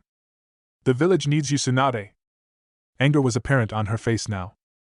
And so what? That village has taken enough from me, Jiraiya. Don't think you can just stroll in here and sweep me away like this. I told you that I wanted nothing to do with the village years ago. My mind hasn't been changed since then. Daffy chose to speak up, tired of hearing the two argue. Fine, refuse the job. We still need your skills to heal the injured. More importantly, I need you to save someone for me. Tsunade looked over at him, before looking at Jiraiya, ignoring his words. Who's the brat, Jiraiya? Another apprentice of yours? Jiraiya nodded, silent as he began to grow nervous. TCH, of course he is. Another arrogant fool who probably wants to be Hokage, just like your last one. And what happened to him, HM? Dead at an early age just like my grandfather. This one probably isn't any better, another fool chasing after the title of Hokage. Jiraiya was almost visibly sweating, looking between Daffy and Tsunade. He could feel his anger build at the blonde's words but didn't rise to them. He needed her help to save Temari, and he could take some words if it meant saving her life. Still, he was beginning to not like this Sannin, not that he liked any of the trio anyways. Heh. To call me arrogant with arrogant words of your own? Such a pretentious woman, aren't you? It doesn't matter what I want or who I am, you just need to come back with us and heal a friend of mine. Tsunade stood up, snarling as she did so. His words had obviously angered her, and he couldn't help but grin at the sight. You talk big, you know that, kid? Fine, meet me outside. Shizen got out of her way, Daffy following the blonde woman. They stepped out into the night air, the streets practically empty. They stood a few meters across from each other. Jiraiya stood at the side of the road, Shizen next to him. She was visibly nervous at the confrontation, while Jiraiya was hiding it under a cool facade. All right, kid, listen up. We're gonna have a wager, a quick spar so you know your place from now on. I'm only going to use a single finger. She raised the pointer finger on her right hand. And if you can force me to use more than this finger or land a blow in the next 2 minutes, you win. I'll come back with you and heal your friend. Deal? Daffy grinned, nodding as he got ready. Tsunade began the spar. Start, brat. Daffy ran slowly at first, taking advantage of the fact that the older woman was underestimating him. He had questioned Jiraiya about her, learning more about her techniques and abilities. She possessed an extreme amount of physical strength, some considering the strongest person in the world in that category. A single finger was all she needed to split the earth itself, according to Jiraiya. Still, even with all that strength, she was a medical ninja before she was a fighter. He was in front of her now, and he ducked, his haki predicting the finger flick that was sent to his forehead. He sped up, moving at his full speed now, and lashed out with a powerful kick. It sped through the air, Tsunade jumping over it and dodging it, but that was fine, his strings were already moving. They came together behind her, forming a string clone that made a hammer fist with his hands, slamming down at the Sannin's back. She lashed out with a kick, sending the clone backward as it collapsed into a heap of string. She landed on the ground, looking at him and seething. She sent a powerful punch toward his face. He grinned, watching as it stopped just before reaching him. Why aren't you moving, kid? He laughed at her. Heh. The name's Naruto, and we'll leave tomorrow morning. He watched in satisfaction as the realization struck her. She had used a kick and a punch in that fight, violating her own rules and making him the winner of the little wager. He walked over to Jiraiya. Hold it, brat. He turned, eyeing the older woman. I didn't say when I would go back to the leaf. The veins in his forehead began to ripple, anger flooding through him as he frowned at her words. He walked forward, ready to continue when Jiraiya spoke up. Tsunade, what's going on? What happened? The older woman was silent for a moment, before sighing. Orochimaru. He visited me earlier today. He told me that he killed Sensei, and he wants me to heal whatever he did to him. When is he coming back? Daffy asked. She hesitated for a moment. A week from now. He grinned, heading out of town to perfect his new technique. Then we wait a week. Jiraiya, I'm heading out for a bit, buy us a room. He had some business to settle with that worm. Jiraiya sighed, taking another drink of his sake at the bar. Naruto had been gone almost all week, constantly training whatever new technique he had developed. The boy really was his father's son. He couldn't believe what he was seeing when the boy had mastered using fire chakra so quickly. The element was the exact opposite of his natural affinity, yet he learned it anyways, in a couple weeks no less. Of course, he didn't stop there. Naruto made a new technique in the following weeks, a beam of flame that came from his palm. When he first saw it, he couldn't believe that a genin had come up with it. It was a terrifying jutsu, using nothing but shape manipulation, chakra control and elemental chakra. It was sealless, and traveled quickly, the only warning being his palm facing toward you before death raced at you. It was the technique that Minato was trying to turn the Rasengan into, and Naruto had already accomplished it. It wasn't that much of a surprise to see him master the Rasengan so quickly after that. There was no doubt in his mind that Naruto would surpass his father, he already had in some ways. The boy was strong, physically and mentally. Being able to stare down two S-rank ninja like that and fight his way through them is not something that any ordinary genin could do. It wasn't something some jonin could do. There was still so much to teach the boy, and he was already so powerful. Who knew where he would be when he learned to use the Nine Tails chakra? His thoughts were interrupted as someone joined him, sitting next to him. He looked over, seeing Tsunade order a drink. They both sat there for a bit, silent as they drank. Tsunade broke the silence. "Is he the one? Minato's kid?" Jiraiya swallowed the alcohol down, nodding. "That's him all right. Pretty good, isn't he?" She nodded at his words, looking down at the table. "Yeah, didn't expect him to be so strong. You trained him well." He looked over, surprised to hear the compliment. There was something wrong, and he was going to find out what. "Tsunade, what's going on? What did Orochimaru say? This isn't like you."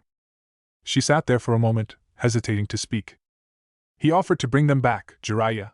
Dan, Nawaki, even grandfather. He said he could bring them all back if I wanted to." He stared at her, his eyes hardening at her words. The reanimation technique, a cursed and disgusting technique that brought the dead back to fight the living.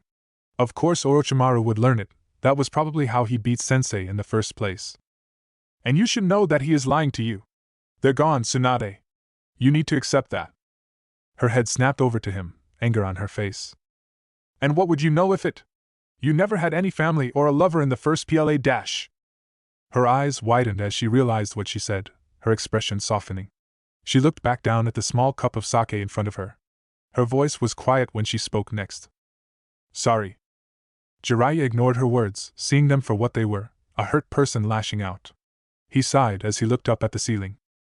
"Man, times sure have changed, haven't they, Tsunade? Sitting here, drunk and reminiscing about the past. If I didn't know any better, I'd say we were getting old. Ha ha ha!"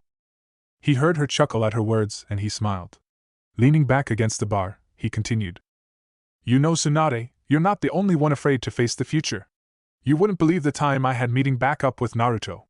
Probably the most grating experience of my life, and that's saying something." She looked over at him, curious. "I was nervous the entire time, picturing Minato and Kushina when I thought about him, let alone looked at him. Still, I swallowed my fears and met with the godson I abandoned over 12 years ago, introducing myself." She leaned forward slightly. "So, what happened?" He grinned at her. "He kicked me through a bathhouse. Ha ha ha!" A deadpan expression took over her face. "That's not very reassuring, Jiraiya." His laugh settled down before he continued. "Well, the point is that I was happy that I did it. I put away the past and looked toward the future, Naruto. The kid can do some amazing things, Tsunade. This better not be more of your child of prophecy crap, Jiraiya." He shook his head, a small frown on his face. "No, I'm done with all that. I've searched all my life for them and I'm tired of searching.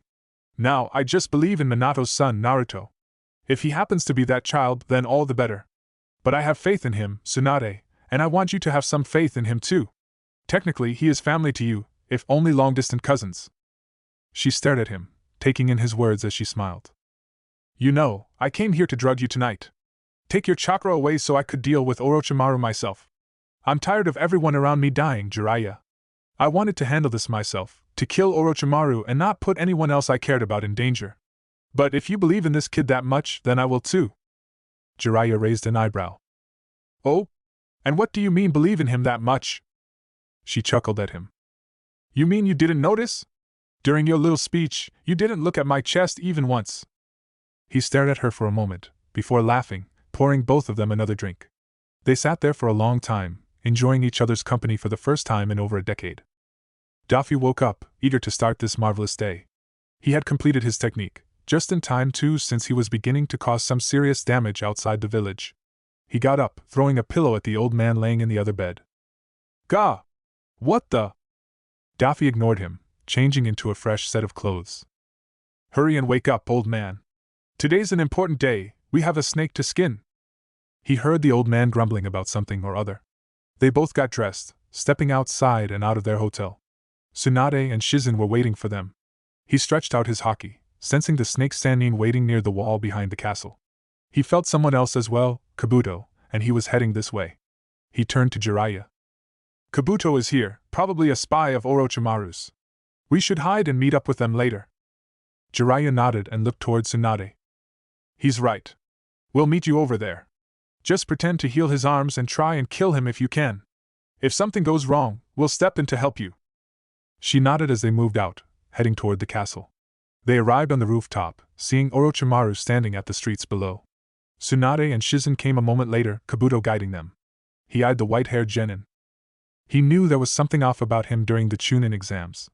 Seeing him here wasn't too much of a surprise, but it made him wonder how strong he was. There was no one else with the two of them, meaning that Orochimaru trusted Kabuto greatly. It was troubling. He watched the events unfold. Tsunade went to heal his arms, her hands covered in chakra. Kabuto interrupted them, jumping between them and stopping the sneak attack. It didn't work, but Daffy wasn't exactly disappointed in that. It just meant they could make the worm squirm a bit before it died. Tsunade jumped into the air, a heel coming down and crashing into the ground. Kabuto and Orochimaru jumped onto the wall as the ground beneath them shattered, a shockwave forming and cracking the walls around her. Jiraiya wasn't lying when he said she was strong. An attack like that would snap almost anyone in half. She punched the wall the two ninja were standing on next, making it explode into large chunks of concrete. Jiraiya and Naruto jumped down, joining Tsunade and Shizen as they stood before Orochimaru and Kabuto. Now that he was closer, he got a better look at the snake. Whatever the old man had done, it was obviously torturous. His arms were limp, covered in bandages with blood soaking through at various points. His skin seemed even paler, gray really, and covered in sweat. He seemed tired, almost struggling to even stay awake. He couldn't help but be proud at what Hiruzen had reduced the snake's Sannin to. And they were going to finish the job right now. Jiraiya spoke, addressing their little team. Naruto, I want you and Shizen to take care of Kabuto. Tsunade and I will take care of Orochimaru. He nodded, not happy to be fighting Kabuto, but he figured if he beat him quickly then the four of them could kill the snake. Shizen stood next to him, a saban needle in hand. Kabuto chuckled. Well, it seems we're in quite some trouble here, aren't we, Lord Orochimaru? Yes indeed, Kabuto. It will be quite difficult for me to fight my former teammates in my current state. The bandages on one of his arms began to unravel, revealing a seal. Orochimaru continued. Fortunately for us, I thought ahead. Kabuto bit his thumb, blood appearing as he smeared it on Orochimaru's arm. Kabuto placed a hand on the ground. The other Sannin followed suit, placing their hands on the ground and using their technique. Summoning Jutsu! Summoning Jutsu! Summoning Jutsu! Large clouds of smoke appeared, eventually clearing to reveal what they had summoned. A large toad, a sheathed blade at his waist while smoking a large pipe. Jiraiya stood atop its head, doing one of his stupid poses. There was a large slug as well, Tsunade standing on top of it with her arms crossed. Daffy looked over to Orochimaru. There was no cloud of smoke, no summoning animal. No, there was something else. Reanimation! A coffin stood straight up, the front falling forward to reveal the one inside. They walked out, looking around. He had long, straight jet black hair, with red-plated armor. He looked young and had a leaf headband around his forehead. Kabuto jumped forward, placing a kunai with a tag attached to it in the figure's forehead.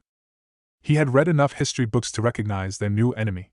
Hashirama Senju stood there, the first Hokage in all his glory. Daffy gritted his teeth, the appearance of the man complicating things. He didn't know how this reanimation technique worked, but he doubted it would be easy to stop. Now he had to be quick, he needed to defeat Kabuto and help the Sannin. Kabuto jumped away from Orochimaru, approaching him and Shizen. More clouds of smoke appeared as the summons were dismissed, not expecting them to summon the first. Kabuto ran further, Daffy and Shizen following him as they got away from the battle between legends. Shizen struck first, rushing at Kabuto and stabbing forward with her saban. Kabuto ducked underneath it, his hands glowing with chakra as he struck at her ankles. Daffy gathered his strings, grabbing Shizen and pulling her back to avoid the strike. Shizen took advantage of his help, a purple mist appearing as she spat a cloud of poison at the sound ninja. Kabuto jumped back, trying to get away. Daffy sent his strings again, trying to grab Kabuto and pull him into the poison cloud. Chakra appeared around Kabuto's hands again, slicing at his strings and stopping them.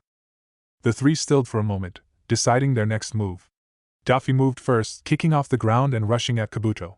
He reached him, watching as Kabuto struck forward with his chakra-covered hands. Daffy used his strings, pulling himself up and around the ninja and kicking his back, sending him toward Shizen. She responded in kind, sending more Saban as he flew toward her. Kabuto pulled out a kunai, blocking the Saban and touching down on the ground. He approached her, a hand reaching down as he touched her calf. He saw Shizen flinch, jumping back on one leg and pulling back her sleeve, revealing some kind of device on her wrist. Her teeth pulled a wire, a hail of Saban speeding out toward Kabuto. He backflipped over the Saban, staying still when he landed. He chuckled as he stood between Naruto and Shizen. She was on her knee, green chakra hovering over her calf. Impressive, aren't they? The things chakra scalpels can do in battle are quite deadly. I don't even have to pierce your skin to cut through all the muscle underneath. Daffy narrowed his eyes. He moved quickly, slashing his hand at Kabuto and sending his strings at him. Kabuto dodged, moving to the side as Daffy went past him, standing between him and Shizen. He looked behind him, watching as she continued to heal her leg. Those chakra scalpels seemed pretty dangerous. According to Kabuto, they went beneath the skin to attack, and he wasn't sure that his haki would completely block something like that. He turned back toward his opponent. For now, he had to give Shizen some space. He slashed his hands at him once again while moving forward, driving the silver-haired ninja backward. When they made enough distance, he stopped, getting in close to try and land a hit. Kabuto's hand lashed out and Daffy ducked underneath it, sending a punch in return. Kabuto moved to the side, his hand reaching out to touch his bicep. Daffy jumped away, his palm facing Kabuto as he did so. Overheat! The stream of molten string mist, Kabuto jumping to the side and rushing forward. His speed had increased, no doubt lowering it through the beginning of the fight to take him by surprise. He ducked under the scalpel aimed at his head, a punch landing into Kabuto's gut, covered in haki. He felt the organs beneath his fist bend and burst, sending the silver-haired genin flying into a boulder. Just before he was sent flying, Kabuto touched his bicep, partially going through his haki and hurting the muscle underneath. Daffy looked at his arm. It wasn't a bad wound, but it would affect him if he did nothing about it. He gathered his strings, using them to reconnect the muscle fibers in his arm and bring his strength back up to full. He looked over at Kabuto. The front of his shirt had a small hole in it, displaying the wound he had caused with his punch. The wound was steaming. For years I've done research to modify and improve my body. Through that I've discovered a way to increase the speed that my body heals, making it akin to that of a Jinchuriki. Daffy grinned at him, slight confusion playing in his mind. Jinchuriki healed faster? Damn, and he always thought he was just that awesome. Oh well, this just meant that he would have to hit Kabuto harder, and he had just the thing. Heh. Do you think some faster healing is gonna save you from me, Kabuto? It doesn't matter how fast you heal if die too quickly in the first place. He formed a Rasengan in his hand, grinning at his first victim. Kabuto looked at it, seeming to recognize the technique. So, you learned the Force Jutsu, have you? Well, I'm afraid that won't be enough to stop me. Daffy chuckled at him, the Rasengan falling toward the ground before stopping, being suspended by a string. Oh, trust me, Kabuto, I'm counting on it. The Rasengan began to spin around his arm, gaining speed as he reared it back. Then, he pushed his arm forward, the Rasengan flying toward Kabuto as the string extended. Demon strings! Kabuto saw the Rasengan coming toward him, quickly jumping away to avoid it. It was too late, he was already in range. Spiraling threads! The Rasengan exploded, releasing the hundreds of strings that were inside of it. They expanded quickly, forming an ever-growing sphere of razor-sharp wire. Kabuto couldn't fully escape the technique, his leg in range of the explosion. It was severed clean off as he screamed. He couldn't help but chuckle, glad to see the technique worked perfectly. He left Kabuto alive on purpose, he needed information. Jiraiya ducked under the sword stick-out of Orochimaru's mouth, a harsh kick landing in the snake's stomach to push him away. He looked over, his hair extending as it grabbed Tsunade and pulled her away from a tree growing OU of the ground, threatening to spear her through her stomach. She landed beside him, panting slightly. Thanks. He nodded, looking at the situation. He never thought Orochimaru would summon the first Hokage to fight them, a clear mistake. The only thing he could imagine would stop him would be to force Orochimaru to end the technique, or seal the first away somewhere. He thought about one of his options, eyeing Orochimaru's arms. Wait, Orochimaru didn't perform the technique, Kabuto did. We need Kabuto to stop this. He snarled as his hair extended once again. Needle Jizo! Thick samban of hair launched from his mane, making Orochimaru run and dodge them. Jiraiya turned toward Tsunade. Tsunade, switch with me. I'll seal the first away, while you hold off Orochimaru. She hesitated for a moment, looking at her grandfather, before jumping away. He stood before the first Hokage, grateful that Kabuto did not seem very skilled with the technique. The first had not spoke the entire time, his entire personality being suppressed, and a majority of his strength with it. He didn't doubt that he could defeat the first in this state, but he didn't know if Orochimaru had anything else up his sleeve. The first placed his palms together, casting a technique. His monotone voice rang through the field. Wood style, deep forest emergence. Trees began to sprout around Jiraiya, quickly growing into sharpened tree trunks, trying to pierce his flesh. He jumped up, hand signs being made as he looked down. Fire style, flame bullet. He spat a series of fireballs, infused with oil to increase their effectiveness. The flames stuck to the trees, swiftly burning them down and stopping the technique. He landed back on the ground, ducking underneath the first kick and grabbing his leg.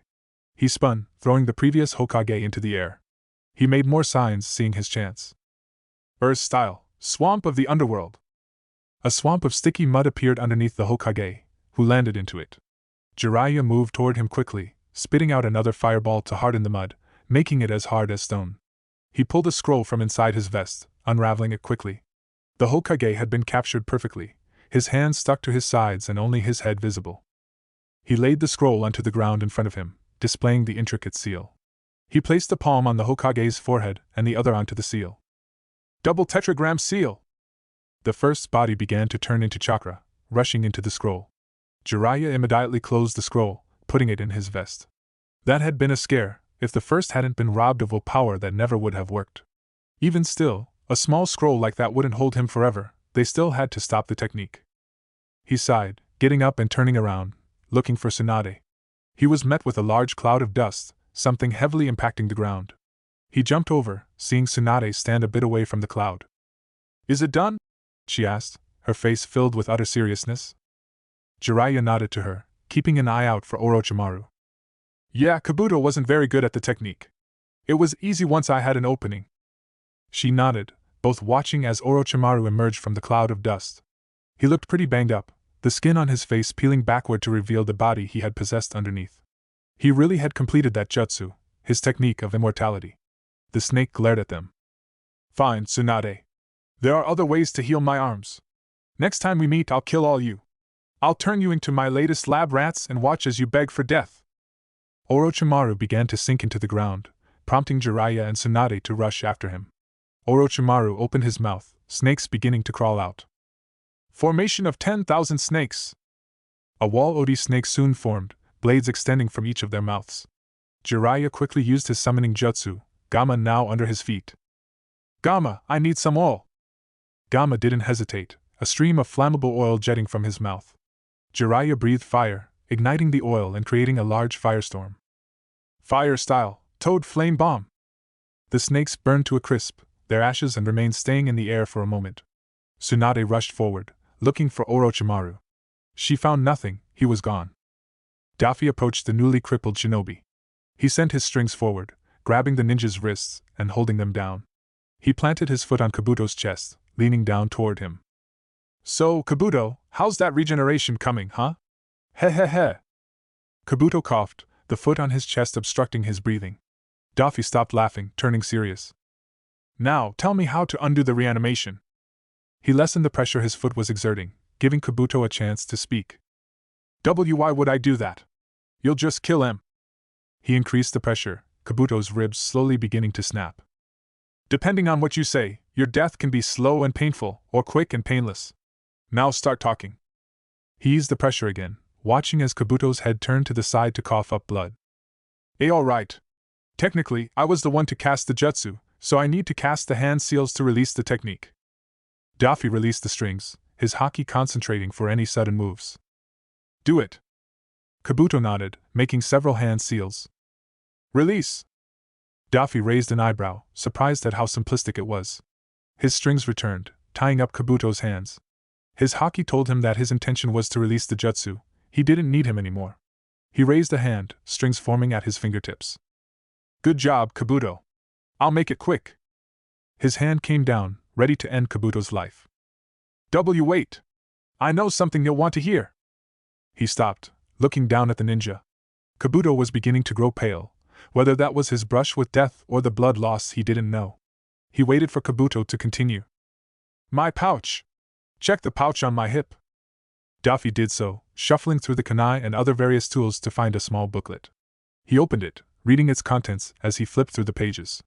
He looked back at Kabuto, anger on his face. Where did you get this? Kabuto gulped, fear evident in his voice. We got it from a deal with one of Konoha's elders. He leaned closer, a large grin on his face as the veins in his forehead rippled. Give me a name, Kabuto. The ninja nodded. Danzo Shimura. Daffy stood back up, eyeing the book he had found. It was filled with ninja placements, patrol routes, and ninja profiles. Information that would be very important if one wished to start an invasion in the Leaf Village. Whoever this Danzo was, he was the one that ended up getting the old man killed. He looked at Kabuto, grinning. Good news, Kabuto. It looks like you're gonna live just a little bit longer. Heh heh heh. His foot slammed down, hitting the ninja in the face and knocking him out. He dragged the unconscious shinobi over to Shizen. She was standing now, though still had a slight limp. You all right? She nodded, a small smile on her face. Yes, though sorry I wasn't much help. He shook his head, looking over as Tsunade and Jiraiya returned. It's fine, don't worry about it. He walked over to Jiraiya, already knowing that the snake escaped. The looks on their faces said everything. He threw the book at Jiraiya, who caught it. Tell me everything you know about Danzo Shimura. They made their way back to the village, Tsunade agreeing to go with them. Daffy had learned quite a bit about the village elder. He was apparently Hiruzen's rival and always wanted the seat of the Hokage. There was a clear difference between the two rivals, though. One believed that the leaf would prosper through care and love, the connections with others guiding it through all hardships. Danzo believed that only military strength and domination would gain the leaf peace, doing everything necessary to prove its dominance. Honestly, Daffy couldn't care less about their rivalry. He wanted to know Danzo's weaknesses. The man was apparently crippled but was a powerful wind-style user and was very adept at training shinobi. He once had an entire division to himself, only for it to be disbanded when the organization's methods were found inhumane. Danzo was a ruthless man, who surrounded himself with powerful shinobi to make up for his own lack of strength. They went back to village as soon as they could, Jiraiya sending a messenger bird ahead to tell them they would be arriving today. The council had gathered in the Hokage Tower, waiting for Tsunade's arrival. They approached the gates, Kabuto strung up and being carried by Jiraiya, a seal in place to lock away his chakra. They walked in, greeting the guards and preparing to separate. All right, Naruto, Tsunade and Shizen are going to head to the Hokage Tower to speak with the council. I'm going to take Kabuto here to Tianai, try and get some info out of him. Tsunade will meet up with you at your apartment when she's done to heal that girl Temari. Daffy nodded at him, not answering. They began to walk away, Daffy heading to his apartment until they were out of sight. Naruto. He turned around, looking through the gate and up at the big bad fox. You know, you really should find a new way to greet me. Saying my name in such an ominous voice is starting to get old. Heh heh. The fox simply stared at him, ignoring the jab. What are you going to do, Naruto? I can sense the hate you feel toward this man, Danzo. This village will not react well if you just kill him. Daffy chuckled at the fox. You silly fox, I'm not going to kill the man. You're right, as much I don't like it I can't just kill him, I'll be labeled a traitor of the leaf for it. But... He turned around, a large grin on his face. That doesn't mean I can't stop by and say hello. Shikaka sighed as he sat down at the meeting, waiting for Tsunade to appear. Things in the village had been a mess recently. Constant bickering on what should be done about this or that. Some wanted the Jonin to stay in the village to defend them, but others wanted to send them out on missions, gathering revenue to rebuild. He thought choosing the next Hokage had been a pain, but this was worse. He looked around, eyeing the various council members. The council of the village consisted of the major clan heads, the 3 elders of the village and various important civilian figures such as nobles or merchants. When the Hokage had been decided, it was only with the daimyo of the Land of Fire, various clan heads and Danzo, one of the elders. There were other prominent figures who had invited themselves like Jiraiya, but that was mostly it. The civilians had been making a ruckus so far, but that wasn't surprising. It was always a concern for them on who the next Hokage would be. The village was a dictatorship, meaning the villagers had no say in most matters. This makes them very paranoid about who is going to be deciding their laws and helping them live in peace. Hearing that a shinobi that hasn't been in the village for over a decade, so she could go drink and gamble, was about to be their Hokage. That was about the worst news they could hear. Currently, the nobles and merchants were arguing their case, saying that they should have a say in who became Hokage as well to avoid turmoil forming with the regular villagers. It wasn't a bad idea, but it was a bad idea. He didn't blame them, it was just that they didn't see the world as Ninja did. They couldn't understand why Tsunade had to be Hokage. His thoughts and the meeting were interrupted, when the shinobi in the room felt something speeding toward them. They tensed, the umbu falling from the ceiling to prepare for the threat. It burst through the window, the force shaking the building and making the lights flicker. A figure was standing on the table, and the umbu drew their blades, ready for battle. A pressure appeared, a large amount of chakra being released. He saw the civilians slump across the table, the pressure of the chakra and sudden interruption being too much for them. He and the rest of the clan heads just waited. They all knew that this person would be attacking already if he was a threat. The lights came back on, revealing a blonde boy with a large grin on his face. Naruto turned slowly, looking at them as he chuckled. Heh heh heh. Now tell me. He walked on the table, stopping when he approached the three village elders. Which one of you is Danzo? Kabuto grunted as he was thrown onto the cold stone floor of his new cell. The cell door slammed shut, locking a moment later. He struggled to get up for a moment, not used to missing a leg. His hands were still tied up and his chakra sealed. He looked around, seeing a bed and a small toilet in the room. He sighed, scooting over to the wall, using it to stand himself up. He did so, quickly hopping over to the bed and laying down. He looked down, eyeing the stump that was now his leg. He hadn't expected to lose the limb, nor did he expect the Rasengan to turn into whatever Naruto had created. Now he knew why Orochimaru was so interested in the boy. He was strong. Still, he felt like he and Orochimaru didn't put up enough of a fight, but he supposed that his master didn't want to push his luck. This plan of theirs was a rather risky, and overselling it could be disastrous. In that way, he supposed he was thankful for the lost limb. It did wonders selling their act. The wound was rather serious, meaning they would have to wait for him to heal, otherwise he would die during the interrogation. He knew they needed him alive. He sat back, a small smile on his face. Orochimaru really did think ahead, didn't he? He lifted one of his tied-up hands, using his teeth to tear off a fake skin graft, revealing a small seal on the back of his hand. Now, all he had to do next was wait for the signal.